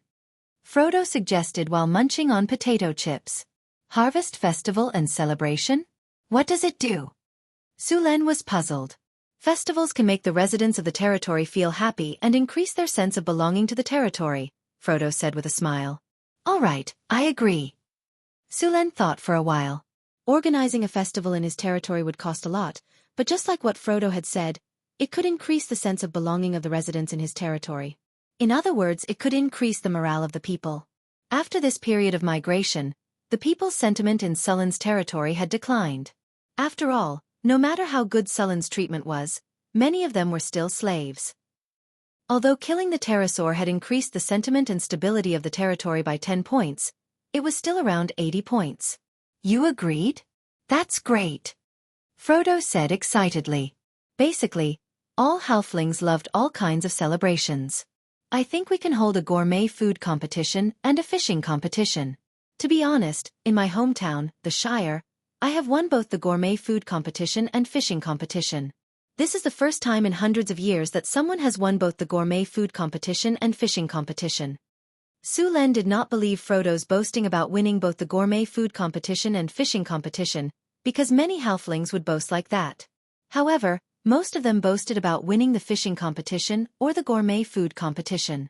It was very rare for someone to win both the gourmet food competition and fishing competition. However, Frodo now had the trump card of cooking.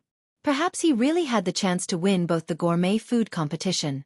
As for the champion of the whole Shire, it was not certain. The Shire was a gathering place for villages. Every village would hold such competitions, but there was no unified large-scale competition. Therefore, the champion that Frodo mentioned was most likely the village that won the first place. A gourmet food competition and a fishing competition? I think it's okay, but add an archery competition and a martial arts competition, Sulen said after thinking for a while. Since he had decided to hold a festival, he might as well make it bigger. An archery competition and a martial arts competition? Frodo shrugged. He was not very good at these two competitions, but it should be very lively. That was enough for him. The fishing competition was soon held. There were not many people participating in the fishing competition. Most people went to participate in the martial arts and archery competition. Especially the barbarians, they all signed up for the martial arts competition, while the archers signed up for the archery competition. Sulen did not participate in these two competitions. After all, if he participated, the others would not be able to have fun. Therefore, he brought Hathaway to participate in the fishing competition. This will make it more festive, Frodo said excitedly. Then, he took out a few pieces of a rod from his pocket and connected them together. In a few seconds, he had assembled a fishing rod. Then, he put the bait on and started fishing. Today, I will show you the skills of the Shire's fishing champion. Sulen also made a fishing rod and went to the side to fish. Beside him was Hathaway. Hathaway also participated in the fishing competition, but she was not interested in it. It was Hathaway's first time fishing, but her luck was unexpectedly good. After a while, her fishing float started to sway. She used her arm to pull it up. Don't rush. The fish is testing the water. If you move, it will run away. Sulen quickly stopped her. You are quite lucky. This fish should be a big one. Really? Then why are we eating the big fish tonight? Hathaway said excitedly. It took the bait. At this moment, Hathaway's fishing rod suddenly dropped. The straight fishing rod was bent into a bow, and the fishing line was pulled tightly. Release the line, release the line, release the line slowly. Sulen instructed from the side. Yes, just like that. Release the line slowly. This will exhaust its strength without breaking the fishing line. Isn't this too troublesome? Hathaway frowned. I got it. She snapped her fingers, and a transparent hand suddenly appeared in the water and lifted the big, lively fish out of the water. Sulen was speechless. This fish is at least 15 pounds. Hathaway said excitedly. Sulen said, The fun of fishing is to wrestle with the fish. You rely on a thin fishing line and use superb skills to catch them successfully. Only then will you be satisfied. You are not very flexible when fishing like this. Hathaway did not hear Sulen at all. She threw the fish into the bucket and continued fishing. However, her luck seemed to be off the charts today. Within a few minutes, the second fish took the bait. Sulen did not catch a single fish. Similarly, the boastful Frodo also did not catch a single fish. Next, fishing became a personal show for Hathaway. The third, fourth, and fifth fish were caught one after another. Frodo finally could not sit still. He threw down the fishing rod, picked up a harpoon, and jumped into the water with a splash. Soon, a figure came out of the river with the harpoon in his hand raised high. There was a fish that weighed about 5 kilograms on it. He smiled happily and said, "I caught one too." This is a fishing competition, not a harpoon. Sulen rolled his eyes. You are cheating. You are disqualified. In the end, Hathaway won the competition. The prize was 3 plasma cannons. The other competitions also decided the winners. As expected, Johnson won the combat competition. The archer team leader won the archery competition. At night, the territory held a banquet. The entire Northgard castle became very lively. Sulen also heard the system notification. Ding! Congratulations to the host. You have successfully held a harvest festival. The people are very satisfied with this festival. Popular sentiment +10. Congratulations to the host. You have activated the festival system. The current festival is Harvest Festival. Having a festival can make the people in your territory peaceful and prosperous. Harvest Festival. A grand festival can bring happiness and a sense of belonging to the people. Popular sentiment +10. Prosperity +5. Chapter 128. 5,000 acres of potatoes were harvested. On average, 250 kilograms of potatoes were harvested per acre. After counting, they had harvested a total of 1,250 tons of potatoes. The potatoes were enough to last them for a whole year. Other than that, the Northgard castle also stored a large amount of dried meat and salted fish. Even the spotted antelope was growing well. The Northgard castle was basically self-sufficient now. The harvest festival was over, and the weather in the Northgard castle was getting colder. It was winter now.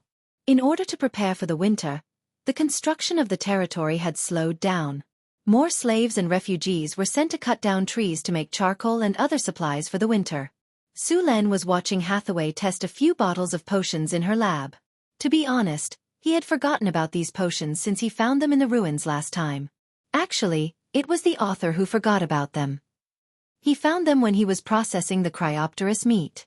He wanted to show them to Hathaway so she could identify what kind of potion it was and whether it could still be used. Hathaway snapped her fingers and controlled the burette with the wizard's hand.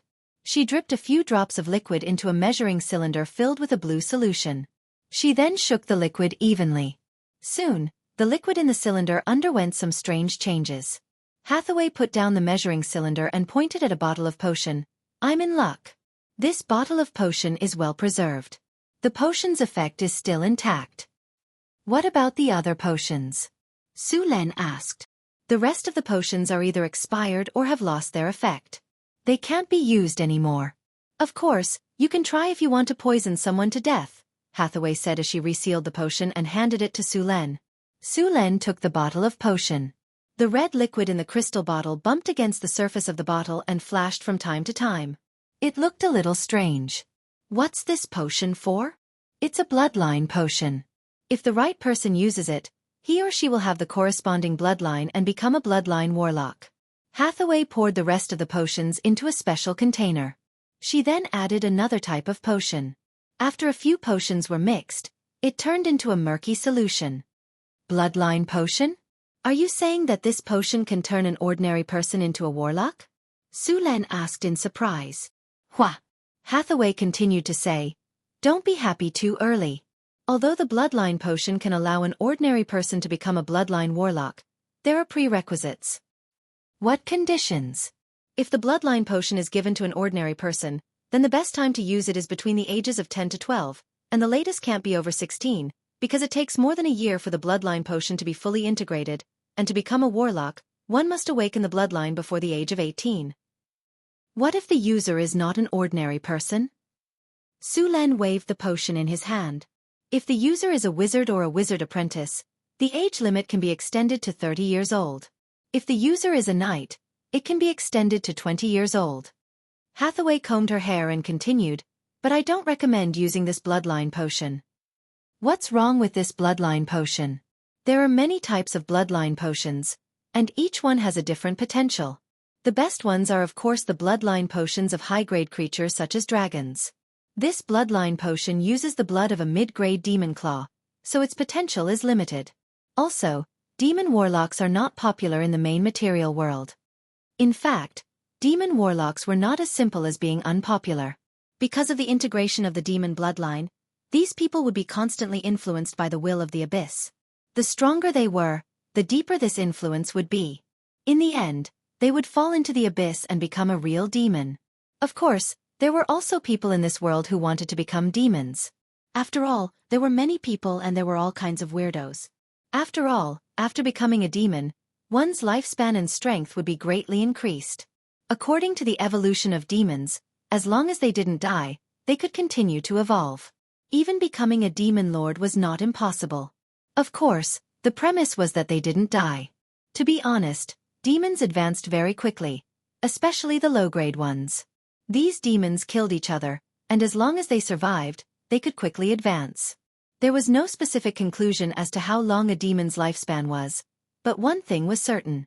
So far, not a single demon had lived to the end of their lives. Su Len didn't plan to use this potion, but that didn't mean it was useless. For example, he could create a small villain boss for himself to gain experience. A mid-grade demon would give tens of thousands of experience. If he was lucky, he could directly level up. Su Len casually threw the potion into his storage space and left the laboratory. Hathaway was busy during this time. There were a lot of materials that she needed to deal with. It was not easy to make suitable magic equipment with the materials of 6 frost dragons. Monseigneur, Mr. Xion has returned with the caravan. There are 2 centaur messengers and a team of centaur warriors. Just as Su Len was about to go to the training ground, a member of the security team hurried over to report. Take the team of centaur warriors to a residential area outside the town. Prepare some food for them and let them rest there. Be careful not to let anyone disturb them. Centaur messengers, take them to the guest hall. Let Chris take care of them on my behalf. I'll be there soon. Su Len immediately ordered someone to make the arrangements. After greeting Hathaway, Su Len rushed to the castle. After changing into a set of luxurious clothes, he went to see the centaur messengers. To be honest, although Su Len had been in this world for a long time, this was the first time he had seen centaurs. The 2 centaur messengers were a male and a female. They had human facial features and green hair. The female centaur had a beautiful braid with some gemstones hanging from it. Her facial features were also very delicate. The male centaur had a strong body and was at least 2.4 meters tall. The contours of his muscles were obvious. It was obvious that he was a powerful warrior. The 2 centaurs had elf-like pointed ears and golden eyes. It was said that this centaur tribe had a part of the bloodline of the Dryads. This could be seen from their ears. The 2 centaurs in front of him wore white linen robes. The hem of the robes was very wide.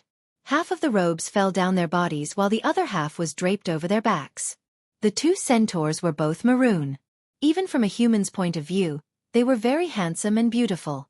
Su Len felt a surge of elemental energy from the female centaur. It was different from the elemental energy of wizards. This energy had a dignified aura. Su Len guessed that the female centaur was most likely a priestess. The centaur tribe was very widespread. They also believed in different gods. Some believed in the god of storms, while others believed in the goddess of nature and Mother Earth. It was said that the earliest centaurs had a part of the bloodline of the gods. Just like the human world, centaurs also had nobles and commoners. Normal centaurs had average intelligence and bad tempers. They were not easy to get along with. However, the noble centaurs were very intelligent. They had a wealth of knowledge and also had a priestess.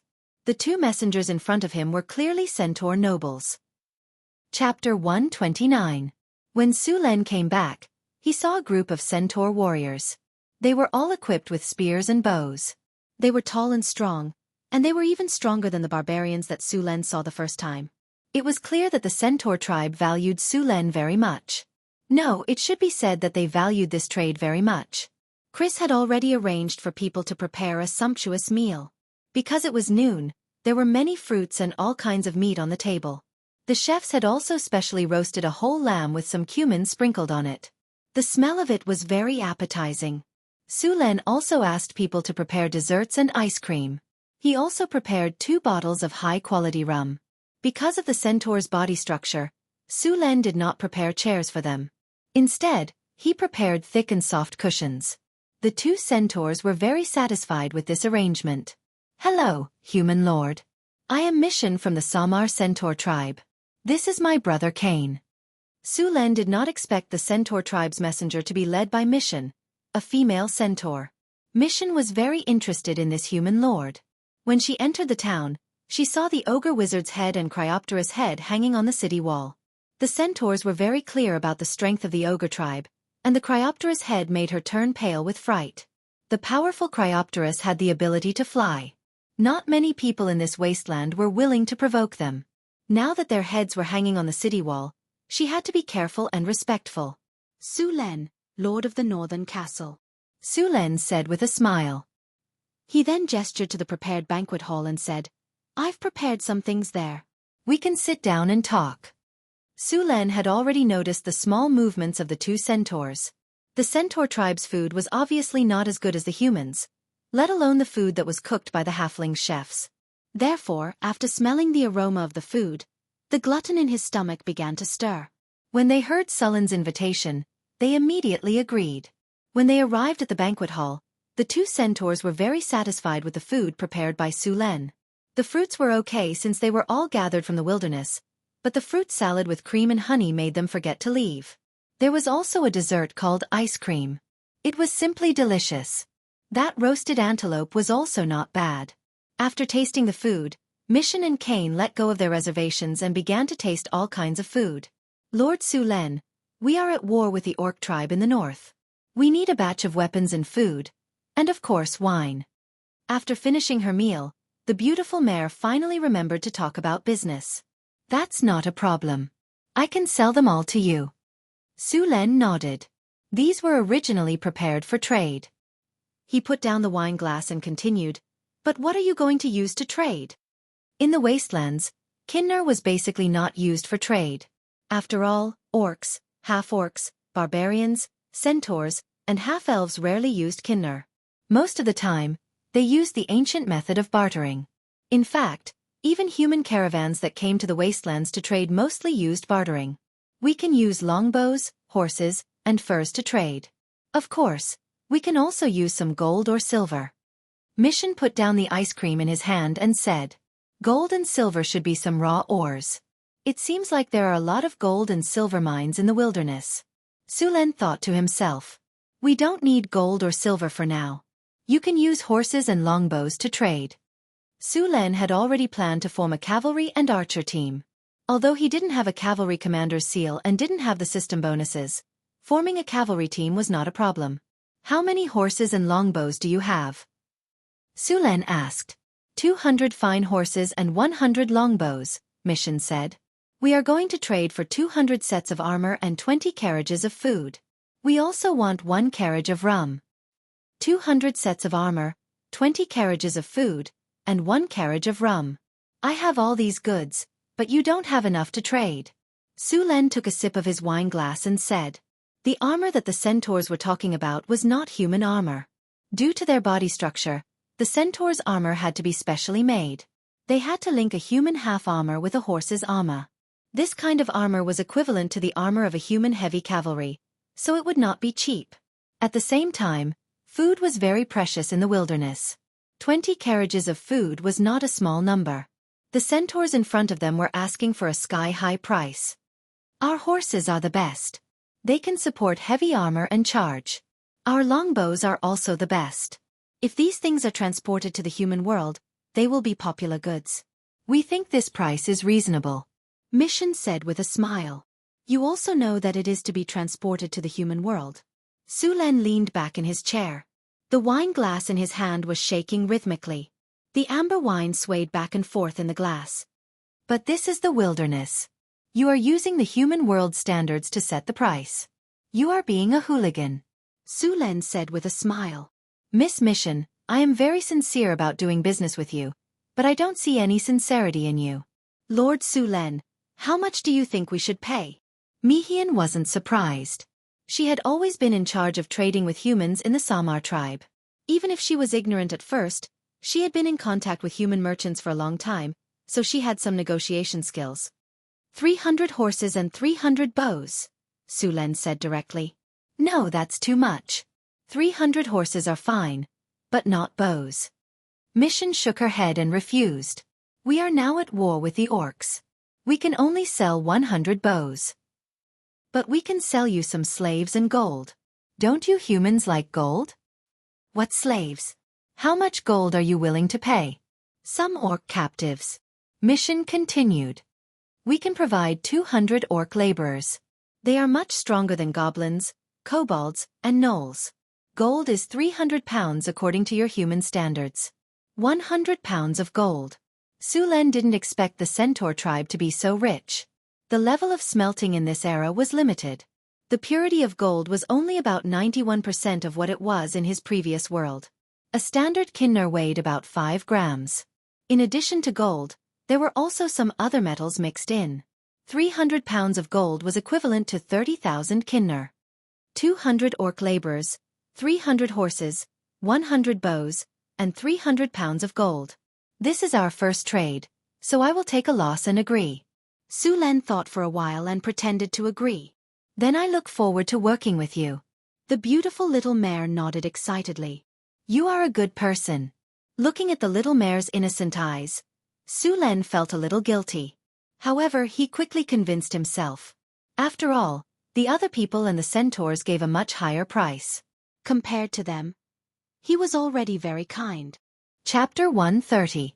Both sides were very satisfied with this deal. After discussing the time and place of the deal, the atmosphere became very harmonious. The banquet became more and more lively. Frodo was very interested in the two centaurs. After Mission knew that the delicious food was Frodo's masterpiece, he very warmly invited Frodo to be a guest in the centaur tribe. However, Su Len stopped him. It wasn't easy to get a chef. How could he just let someone else take him away? After some discussion, Su Len also got some information about the centaur tribe and the orcs that were fighting against them. The Samar tribe had a population of more than 6,000, and more than 2,000 of them were warriors. The rest were women, children, the elderly, and the weak. Of course, this was only relative. In fact, the women of this tribe were also very strong. It could be said that every tribe was a soldier. If there was a crisis, the entire tribe would pick up their weapons. The centaur tribe also had priests. Su Len didn't know how many priests there were, but there were at least 3 of them. Compared to wizards, priests were more suitable for the battlefield. As long as they grasped the right timing, these priests with divine spells had the power to turn the tide of a battle. The armor that Su Len sold to the centaurs was not plate armor. After all, low-carbon steel armor was not cheap, and the centaur's body structure was not suitable for plate armor. Therefore, he sold them a type of chainmail. The blacksmith shop in Northtown Castle had a hydraulic forging machine, so it was very easy to make these iron armor leaves. These iron armor leaves were also twice as big as normal leaves, so it was even easier to make them. With a hammer strike, a piece of iron armor was produced. With the help of the blast furnace, they could make a few sets of iron armor in a day. After finishing all the food on the table, the two centaurs let out a satisfied burp. As a nomadic race, it was easy to imagine the diet of the centaurs. Most of the time, they would roast the food and sprinkle some salt on it, or add some wild vegetables to stew it. Sullen's food was all kinds of fried, steamed, and fried. There were also fruit salad and ice cream, which could be considered as luxurious desserts. It could be said that this was the best food they had ever eaten in their lives. After eating, Su Len began to talk with them. He wanted to get more information about this wasteland. I heard that you were fighting against the orcs? Su Len asked. Yes, it's an orc tribe. They want to invade our territory, Mission said. We have been at war with them for a long time, but with this batch of equipment, we are confident that we can drive them out of our pasture completely. How strong are those orcs? Sulan wanted to know the strength of the orcs. Their strength is not bad. Their individual strength is weaker than ours, but they have more people, and they have shamans. Mihian's expression was serious when he talked about the shamans. Obviously, he valued them a lot. Those bastards are using elemental power to destroy nature. This is blasphemy to Mother Earth. Mission said sternly. Su Luan had a general understanding of the conflict between the two sides. Most likely, both sides had set their sights on a piece of grassland, but in the end, neither side was willing to back down. The orcs had taken the initiative by relying on their advantage in numbers, but the centaurs refused. Coupled with the fact that the two tribes had different doctrines, it was even more difficult for the two sides to get along. Even a small matter could cause a fight, let alone a large piece of grassland. This was related to the future development and strength of the tribe. With a larger pasture, they could raise more livestock and feed more people. In a place like the wilderness, if you wanted to survive, you had to fight. Fight for pasture, fight for territory, and fight for more living space. Through Mission, Su Len also learned some information about the surrounding wasteland. There was a troll tribe to the north of the centaur tribe. Following the Red Sand River to the south, there was a swamp where some lizard tribes lived. The centaurs did not know any further places. In fact, the centaurs told Su Len that the tribes were all big tribes. In this wasteland, there were many smaller tribes. There were too many tribes, and no one knew when they were annexed, so no one knew how many tribes there were. After sending the centaur tribe's messenger away, it was already evening. The two sides agreed to come back to trade after a while. Su Len also needed a few days to prepare the armor. After this trade, Su Len would have 300 warhorses and 100 longbows. He could also put the cavalry and archers on the agenda. When he arrived at the barracks, the recruits were still training. 20 archers were training their arm strength, and 20 spearmen were stabbing the scarecrows with wooden spears. Sheriff Harrison was also training the security team's soldiers. Harrison. Su Len waved at him. Harrison, who was in the middle of training, asked the squad leader to lead them to continue training, and then walked towards Su Len. Monseigneur, you were looking for me? Yes, the centaurs will send a batch of horses in a few days. Pick 30 horses for the security team and teach them how to ride, Su Len said. Monseigneur, don't worry. I will train them well. Harrison was very excited when he heard that he would be assigned 30 horses to the security team. Before this, the security team only had 2 horses, and they could only be used to send messages. Many times, they could not arrive in time to deal with emergencies. By the way, recruit some people from the refugees and train a cavalry, Su Len continued. Although many of the heroes in the territory knew how to ride, Harrison was the only one who could train cavalry. He was also the only one who had served in the army of Florence and knew how to train cavalry. Of course, he only knew how to train some beginner cavalry. It was impossible to train elite cavalry or heavy cavalry. Yes, Monseigneur. Harrison saluted seriously. Okay, continue with the training. As long as you make enough contributions, I will give you rewards. Money, land, or a title. Su Len patted Harrison's shoulder, and then continued to tour the camp. Harrison, who had received Sullen's promise, was overjoyed. He became even more excited, and then trained the soldiers even more fiercely. Little bastards, did you not eat? You're so soft. Even those women are better than you. Tell me loudly, are you guys men? Yes.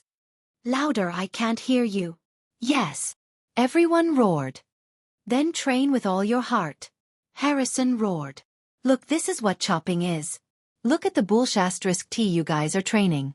Today, everyone will do 500 more chopping, and you're not allowed to eat if you don't finish. Seeing the soldiers being tortured by Harrison, Su Len smiled in his heart, and then left the camp. Chapter 131. Cavalry training was not something that could be done overnight. Other than horses, the cavalry also needed to be equipped with all sorts of equipment, such as horseshoes and saddles. These were just the basics. Light cavalry did not need to prepare horse armor, but heavy cavalry needed a full set of horse armor. However, Su Len did not plan to train heavy cavalry for the time being. He had a group of strong barbarian warriors who could replace the heavy cavalry to a certain extent.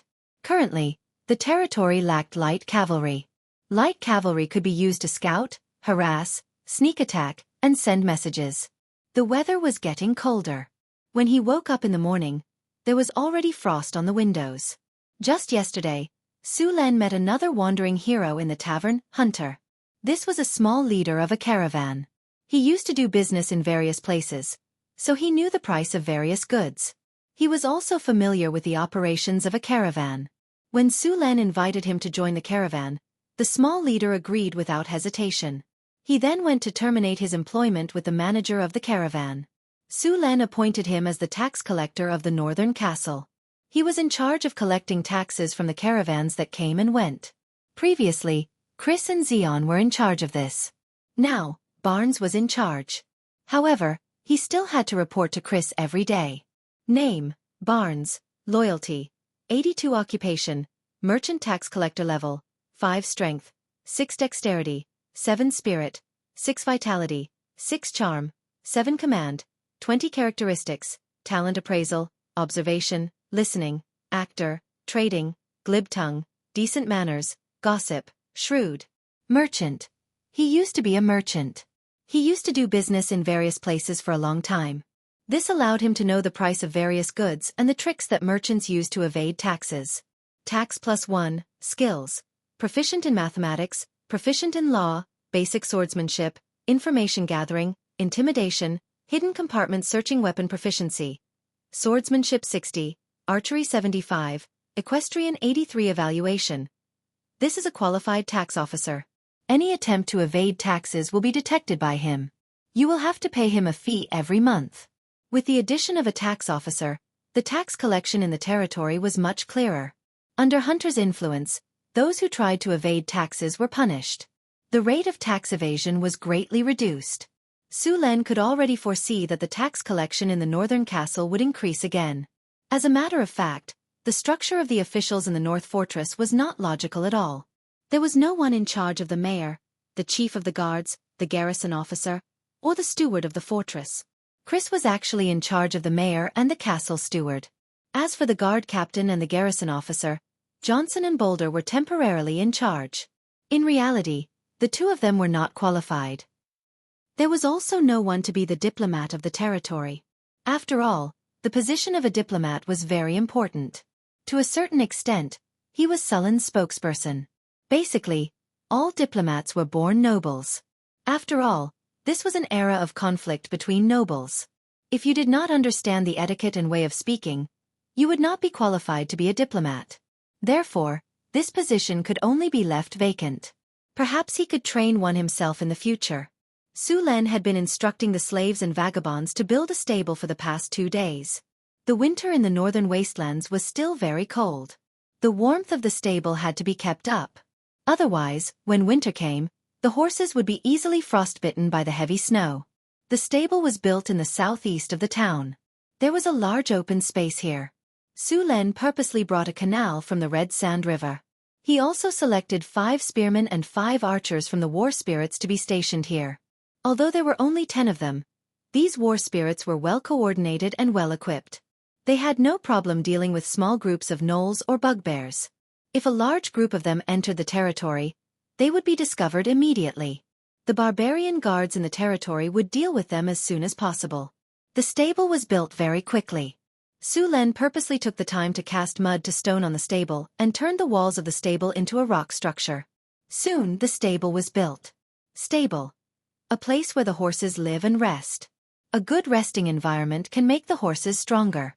Clean and tidy +3, energy recovery +2, energetic +1, disease reduction +2, warm as spring +2. After the construction of the stable was completed, the centaurs who came to trade also arrived. Su Luen ordered people to prepare 200 pieces of armor and 20 carriages for the trade, and then personally led them to the place agreed upon by the two sides. The camel beasts pulled the heavy carriages forward. More than 20 carriages formed a long line. Su Len and the barbarian guards were guarding by the side. There were also 30 war spirits next to them. It could be said that for this trade, Su Len had brought out most of the territory's power. He was not naive enough to think that he would directly send the goods to the centaurs because he had already agreed on the trade. There were no laws in the wilderness. Here the power of the fist was the law. Persuasion was the law. If Su Luen didn't prepare enough deterrents, Even though the two sides communicated harmoniously that day, once a lot of interests were involved, he believed that the centaurs would absolutely not mind acting as bandits. 20 carriages of food and 200 sets of armor. Such a large amount of wealth was enough for the centaurs to take the risk. Don't think that they would care about credibility. The tribes in the wilderness rose and fell too quickly. They did not have the time nor the right to think about long-term development. Su Len would not use his goods to test the centaurs' credibility. There was an 80 to 90% chance that they would not be able to withstand the test. The location of the trade was a plain outside of Sullen's territory. The terrain here was open. As long as a few people stood on the nearby high ground, they could see everything within a few kilometers. There was no need to worry about being ambushed. Even if the centaurs charged, they would have enough time to surround the carts. Soon, a scout galloped over on a galloping horse and swiftly dismounted from his horse. "Monseigneur, I've already scouted the area. There are no ambushes around." "Scout again." Su Luen nodded and said. The scout mounted his horse and galloped away again. The carts continued forward. After about an hour, the carts arrived at the agreed location. The centaurs also appeared on the other side. Su Len looked from afar and saw a black mass. Other than the war horses, there were at least 300 centaurs. On the other side, the centaurs who had just arrived also saw Sullen's carts. "Cain, is that the lord who made the trade with you? To think that they only brought so few people. Should we just eat them up?" A tall and muscular centaur with a naked upper body and scars all over his body came to Cain's side and asked in a low voice. "Cantor, don't attack first. The fact that these humans can stand in the wilderness means that they are not weak. But we can test them first," Cain said after some thought. "If they are not strong enough, you know what to do." "Understood. I'll go now." Although Cain had seen the ogre shaman's head and Cryopterus' head on the walls of Northgard Castle, he had never seen these humans in action. He was still doubtful. After all, these short humans were not as strong as the orcs. They also ran slower. Other than being good at farming, they had no other advantages. Chapter 132. Su Len stood at the front of the group and saw a dozen tall centaurs charging over. At first, Su Len thought they were here to trade, but after a while, he realized that they didn't seem to be slowing down at all. Although there were only a few centaurs, when they charged, they had the aura of an army of thousands of men and horses. "Boss, something's wrong." Johnson's face changed as he came over and said, "Looks like these centaurs have other ideas." Su Len sneered. "Hey, do they think they can do it?" Johnson spat in disdain and said eagerly, "Boss, why don't we just deal with them directly?" "They didn't all come. They probably want to test our strength. If we're strong enough, they'll pretend nothing happened. If we're not strong enough, these centaurs will swarm us." Sullen's tone was relaxed as he waved his hand. The war spirits behind him immediately stepped forward. 15 spearmen stood in a row, their sharp spears pointed upwards. The other 15 archers also stood in a row, their arrows stuck half a meter in front of them. Then one by one, they knocked the arrows on their bows. 120 steps. Prepare to shoot 3 arrows. Shoot. Bang! With Su Luen's order, the 15 archers instantly released the bowstrings, and 15 sharp arrows flew out in an instant. Then these archers did not stop at all. Their hands were like phantoms as they shot 3 arrows in succession. The 3 consecutive waves of arrows crossed the distance of 120 steps in an instant and then nailed into the ground. Cantor led the 50 centaurs and charged towards the caravan. Very quickly, 2 groups of soldiers came out from the caravan. Looking at the thin formation of the soldiers, Cantor couldn't help but sneer. Such a thin formation wanted to stop the charge of the centaurs? But when he looked up, he saw a row of arrows flying at him. Cantor's face changed. He leaned back and his hooves rubbed against the ground. As soon as he stopped, there were 3 rows of arrows in front of him. The closest one was less than half a meter away from him. Looking at the arrows that were half buried in the ground, Cantor felt cold sweat. This level of accuracy and strength was not inferior to the archers in their clan. Moreover, their discipline was even better. Cantor hesitated for a moment and decided to give up on probing the enemy's strength. It was clear that although there weren't many humans, they weren't characters that could be easily manipulated. Cantor did not continue to charge. He slowed down and continued to move forward, bypassing the arrows. It didn't take long for Cantor to arrive in front of the human convoy. After what he had just experienced, he no longer dared to underestimate these humans. When he got closer, he discovered that there was a group of barbarian warriors armed to the teeth. After seeing these barbarians clearly, Cantor was secretly shocked. Although these barbarians looked carefree, the aura of their leader was something he had only felt from the Grand Patriarch. No, it seemed to be even stronger than the Grand Patriarch's aura. But how was this possible? How could such powerful barbarian warriors be under the command of such an ordinary-looking human lord? While Cantor was still thinking, Suluan asked, "Are you the one in charge of the Centaur tribe's trade?" "I am Cantor. I am responsible for inspecting the goods. Hunter is in charge of the trade. As long as the goods are up to standard, we can proceed with the trade." Cantor looked at the shining armor with a burning passion. Suluan looked at the centaur and said to Johnson, "Of course you can inspect the goods. But you can't just look at ours. Johnson, take a group and see if their goods are up to standard." "Understood, boss." Johnson grinned at Cantor and called a dozen barbarians over to the centaurs not far away. The trade went smoothly. Suluan simply showed off his muscles to let the centaurs know how strong he was, and they obediently carried out the trade. In addition to 300 horses, 100 longbows, 300 pounds of gold, and 200 orc slaves. These orcs looked ugly. They had gray skin and coarse hair. They had hunched backs, low foreheads, and faces that looked like pig faces. Their lower canine teeth were protruding like elephant tusks. These orcs were about 1.8 meters tall. Their clothes were tattered, and there were many crisscrossing whip marks on their skin. As for the cat-eared girls that Suluan wanted, they had nothing to do with the orcs. He also learned from Hathaway that the cat-eared girls were actually were-creatures. It was said that these were-creatures came from some dark human experiments during the Arcane Empire in the last era. When the Arcane Empire was destroyed, the were-creatures were freed. In the beginning, the bloodline of the were-creatures was not very stable. There were often occurrences of atavism or collapse. It was not until many generations later that the were-creatures were formed. The were-creatures had a strong talent in some aspects, but they also had obvious shortcomings in some areas. In fact, the were-creatures were just a kind of failed product of the arcanists of the Arcane Empire. However, after thousands of years of reproduction, the bloodline of the were-creatures had stabilized. The wizards of this world had actually obtained part of the knowledge of the Arcane Kingdom. It was said that the legendary and incomparably glorious Arcane Kingdom was not the original inhabitants of this world, but a group of outsiders. They were conquerors from other worlds, and the original human heroes of this world were probably the servants of those conquerors. This was also the reason why the human heroes at the end of the last era were so powerful. Of course, the nobles scoffed at such a theory and sealed it off completely. All of the books were destroyed and burned, and only the Magi who had been around for a long time left behind some incomplete information. The nobles claimed that the human heroes were inspired by the gods or blessed by the ancient elves. Then they became heroes.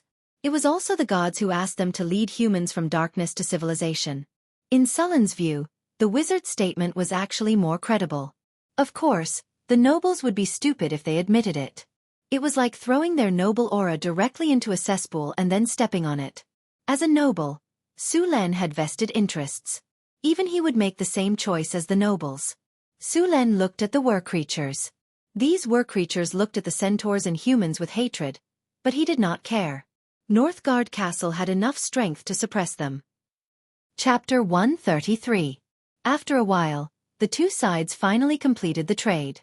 The centaurs were very satisfied with the armor provided by the North Fortress. Many of them put on the armor right away. After the transaction was completed, Suluan's team became more powerful. The 300 horses were mighty.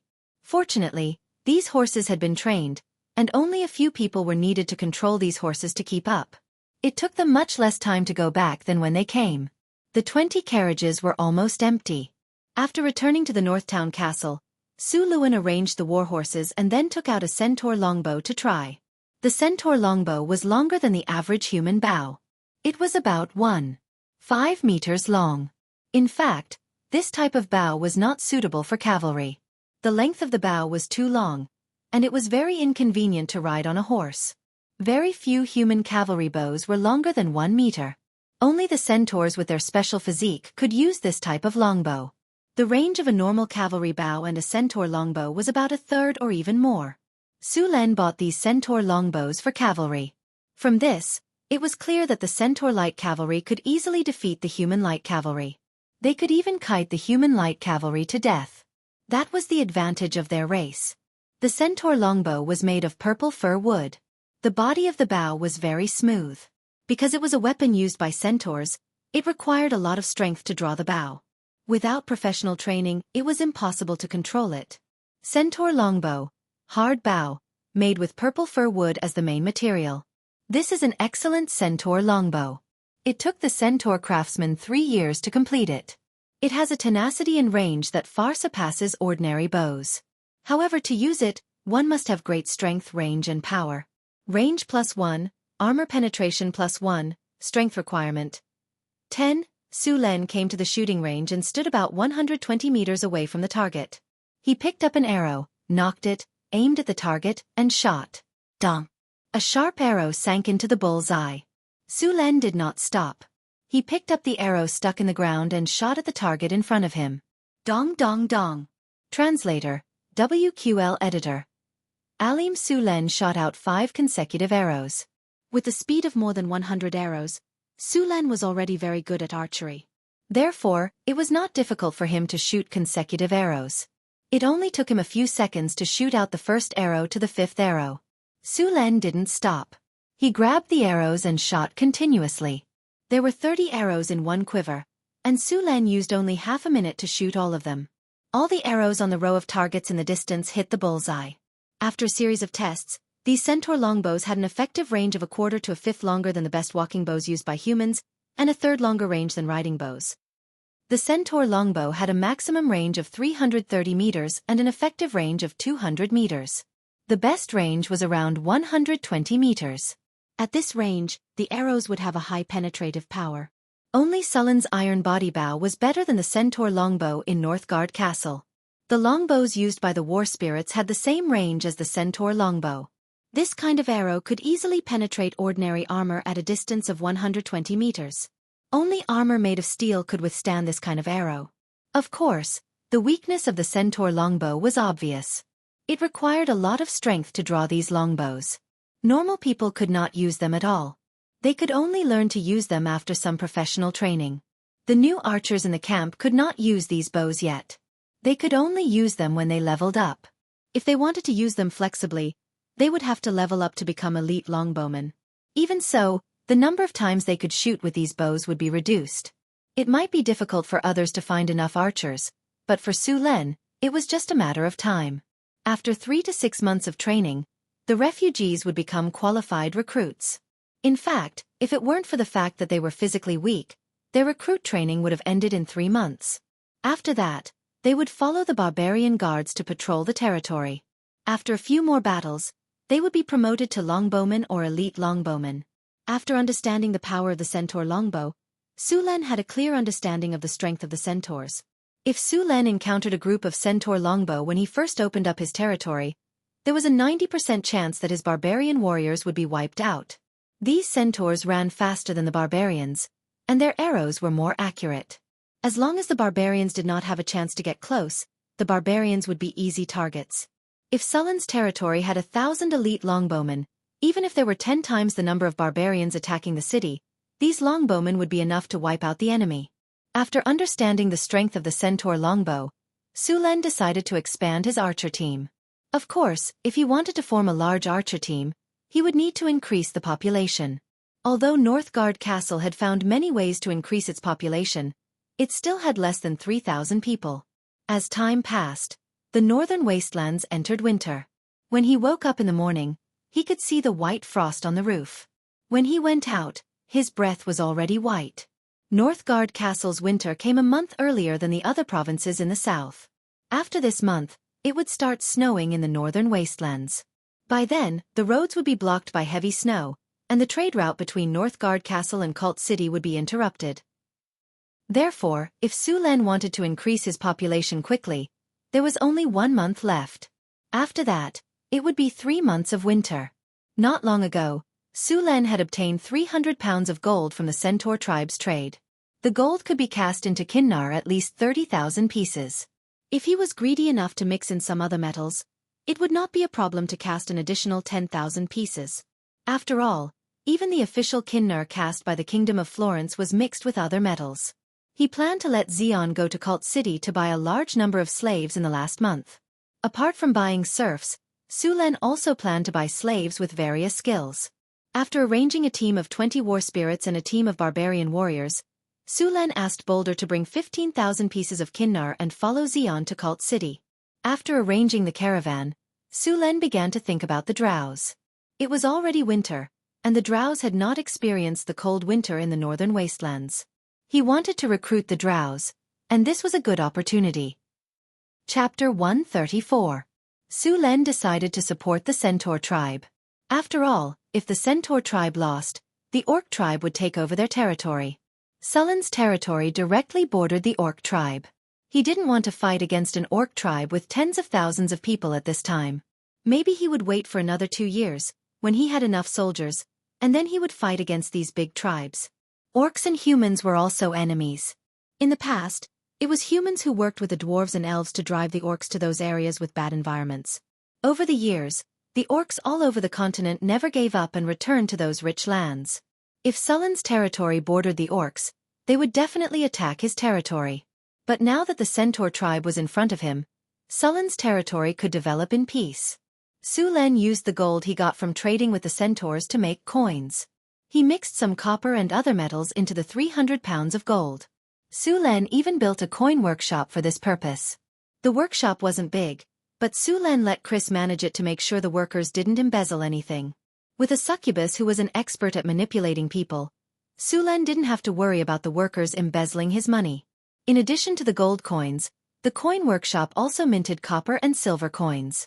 Gold coins were used for large-scale trade and were rarely circulated in the hands of commoners. Silver and copper coins were the main currency in circulation. With the development of the Northgard Castle, Sulen clearly noticed that the amount of money in his territory was a little insufficient. In fact, there was no other way. The number of freemen in Sulen's territory was too small. Most of them were his serfs, so there was no need for currency circulation at all. It was also because of the trade caravan that the number of freemen began to increase. Coupled with the increase in the number of refugees, all kinds of products were abundant, and the circulation of materials in the territory gradually increased.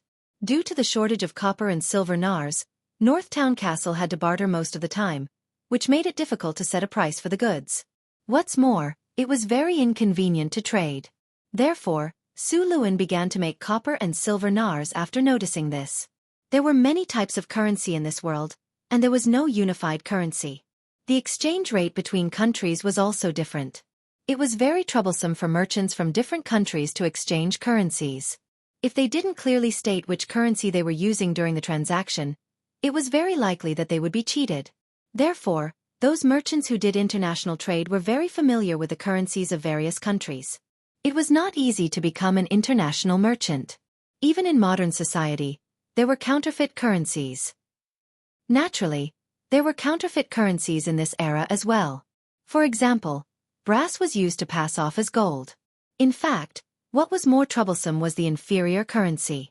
Originally, the difference in gold content between different countries was already a headache. However, there were also some privately minted gold coins. Most of these privately minted gold coins were lower in gold content than the original currency. Naturally, it was more difficult to settle the transaction. The Kingdom of Florence used a kinnar, silver, and copper exchange rate. 1 kinnar could be exchanged for 20 silver nars, and 1 silver nar could be exchanged for 20 copper nars. Although it was a little troublesome, it was still acceptable. However, the exchange rate of some countries made people want to kill the people who set the exchange rate. For example, the Desert Kingdom northwest of Florence used a gold coin for 12 silver nars, and 1 silver nars for 20 copper nars. People who were not good at math would make mistakes when shopping on the street. There was also the exchange rate in the hexadecimal system, which was even more frustrating. In fact, the goddess of wealth in this world issued a standard gold coin. However, these gold coins were mostly circulated in the south of the continent and in the areas where sea trade was popular. The exchange rate of the goddess of wealth's gold coins was decimal. There was no temple of the goddess of wealth in the Kingdom of Florence yet. Of course, Su Luan was not stupid enough to use this method of exchange. If he was not worried that those merchants would not accept it, he would directly change the ratio of gold NAR to silver NAR to copper NAR to 10. The simpler the exchange rate, the more convenient it was for ordinary people to use. In order to make the circulation of goods in the territory smoother and more prosperous, Su Len directly asked the craftsman to make 100,000 copper nars. It just so happened that he obtained a lot of bronze weapons when he wiped out the gnolls and kobolds. These things could be used to make coins. At the same time, he also made 10,000 nars. These coins would be distributed to the refugees as remuneration for their labor. In fact, the coinage industry was very profitable. After all, the gold and silver content in gold and silver coins were not pure. Hathaway had already finished making the leather armor and cloaks made of the Stormwind tiger skin. The 5 scouts each received a cloak, and the remaining one was given to the captain of the archers in the war spirits. The 12 leather armor were rewarded to the barbarians.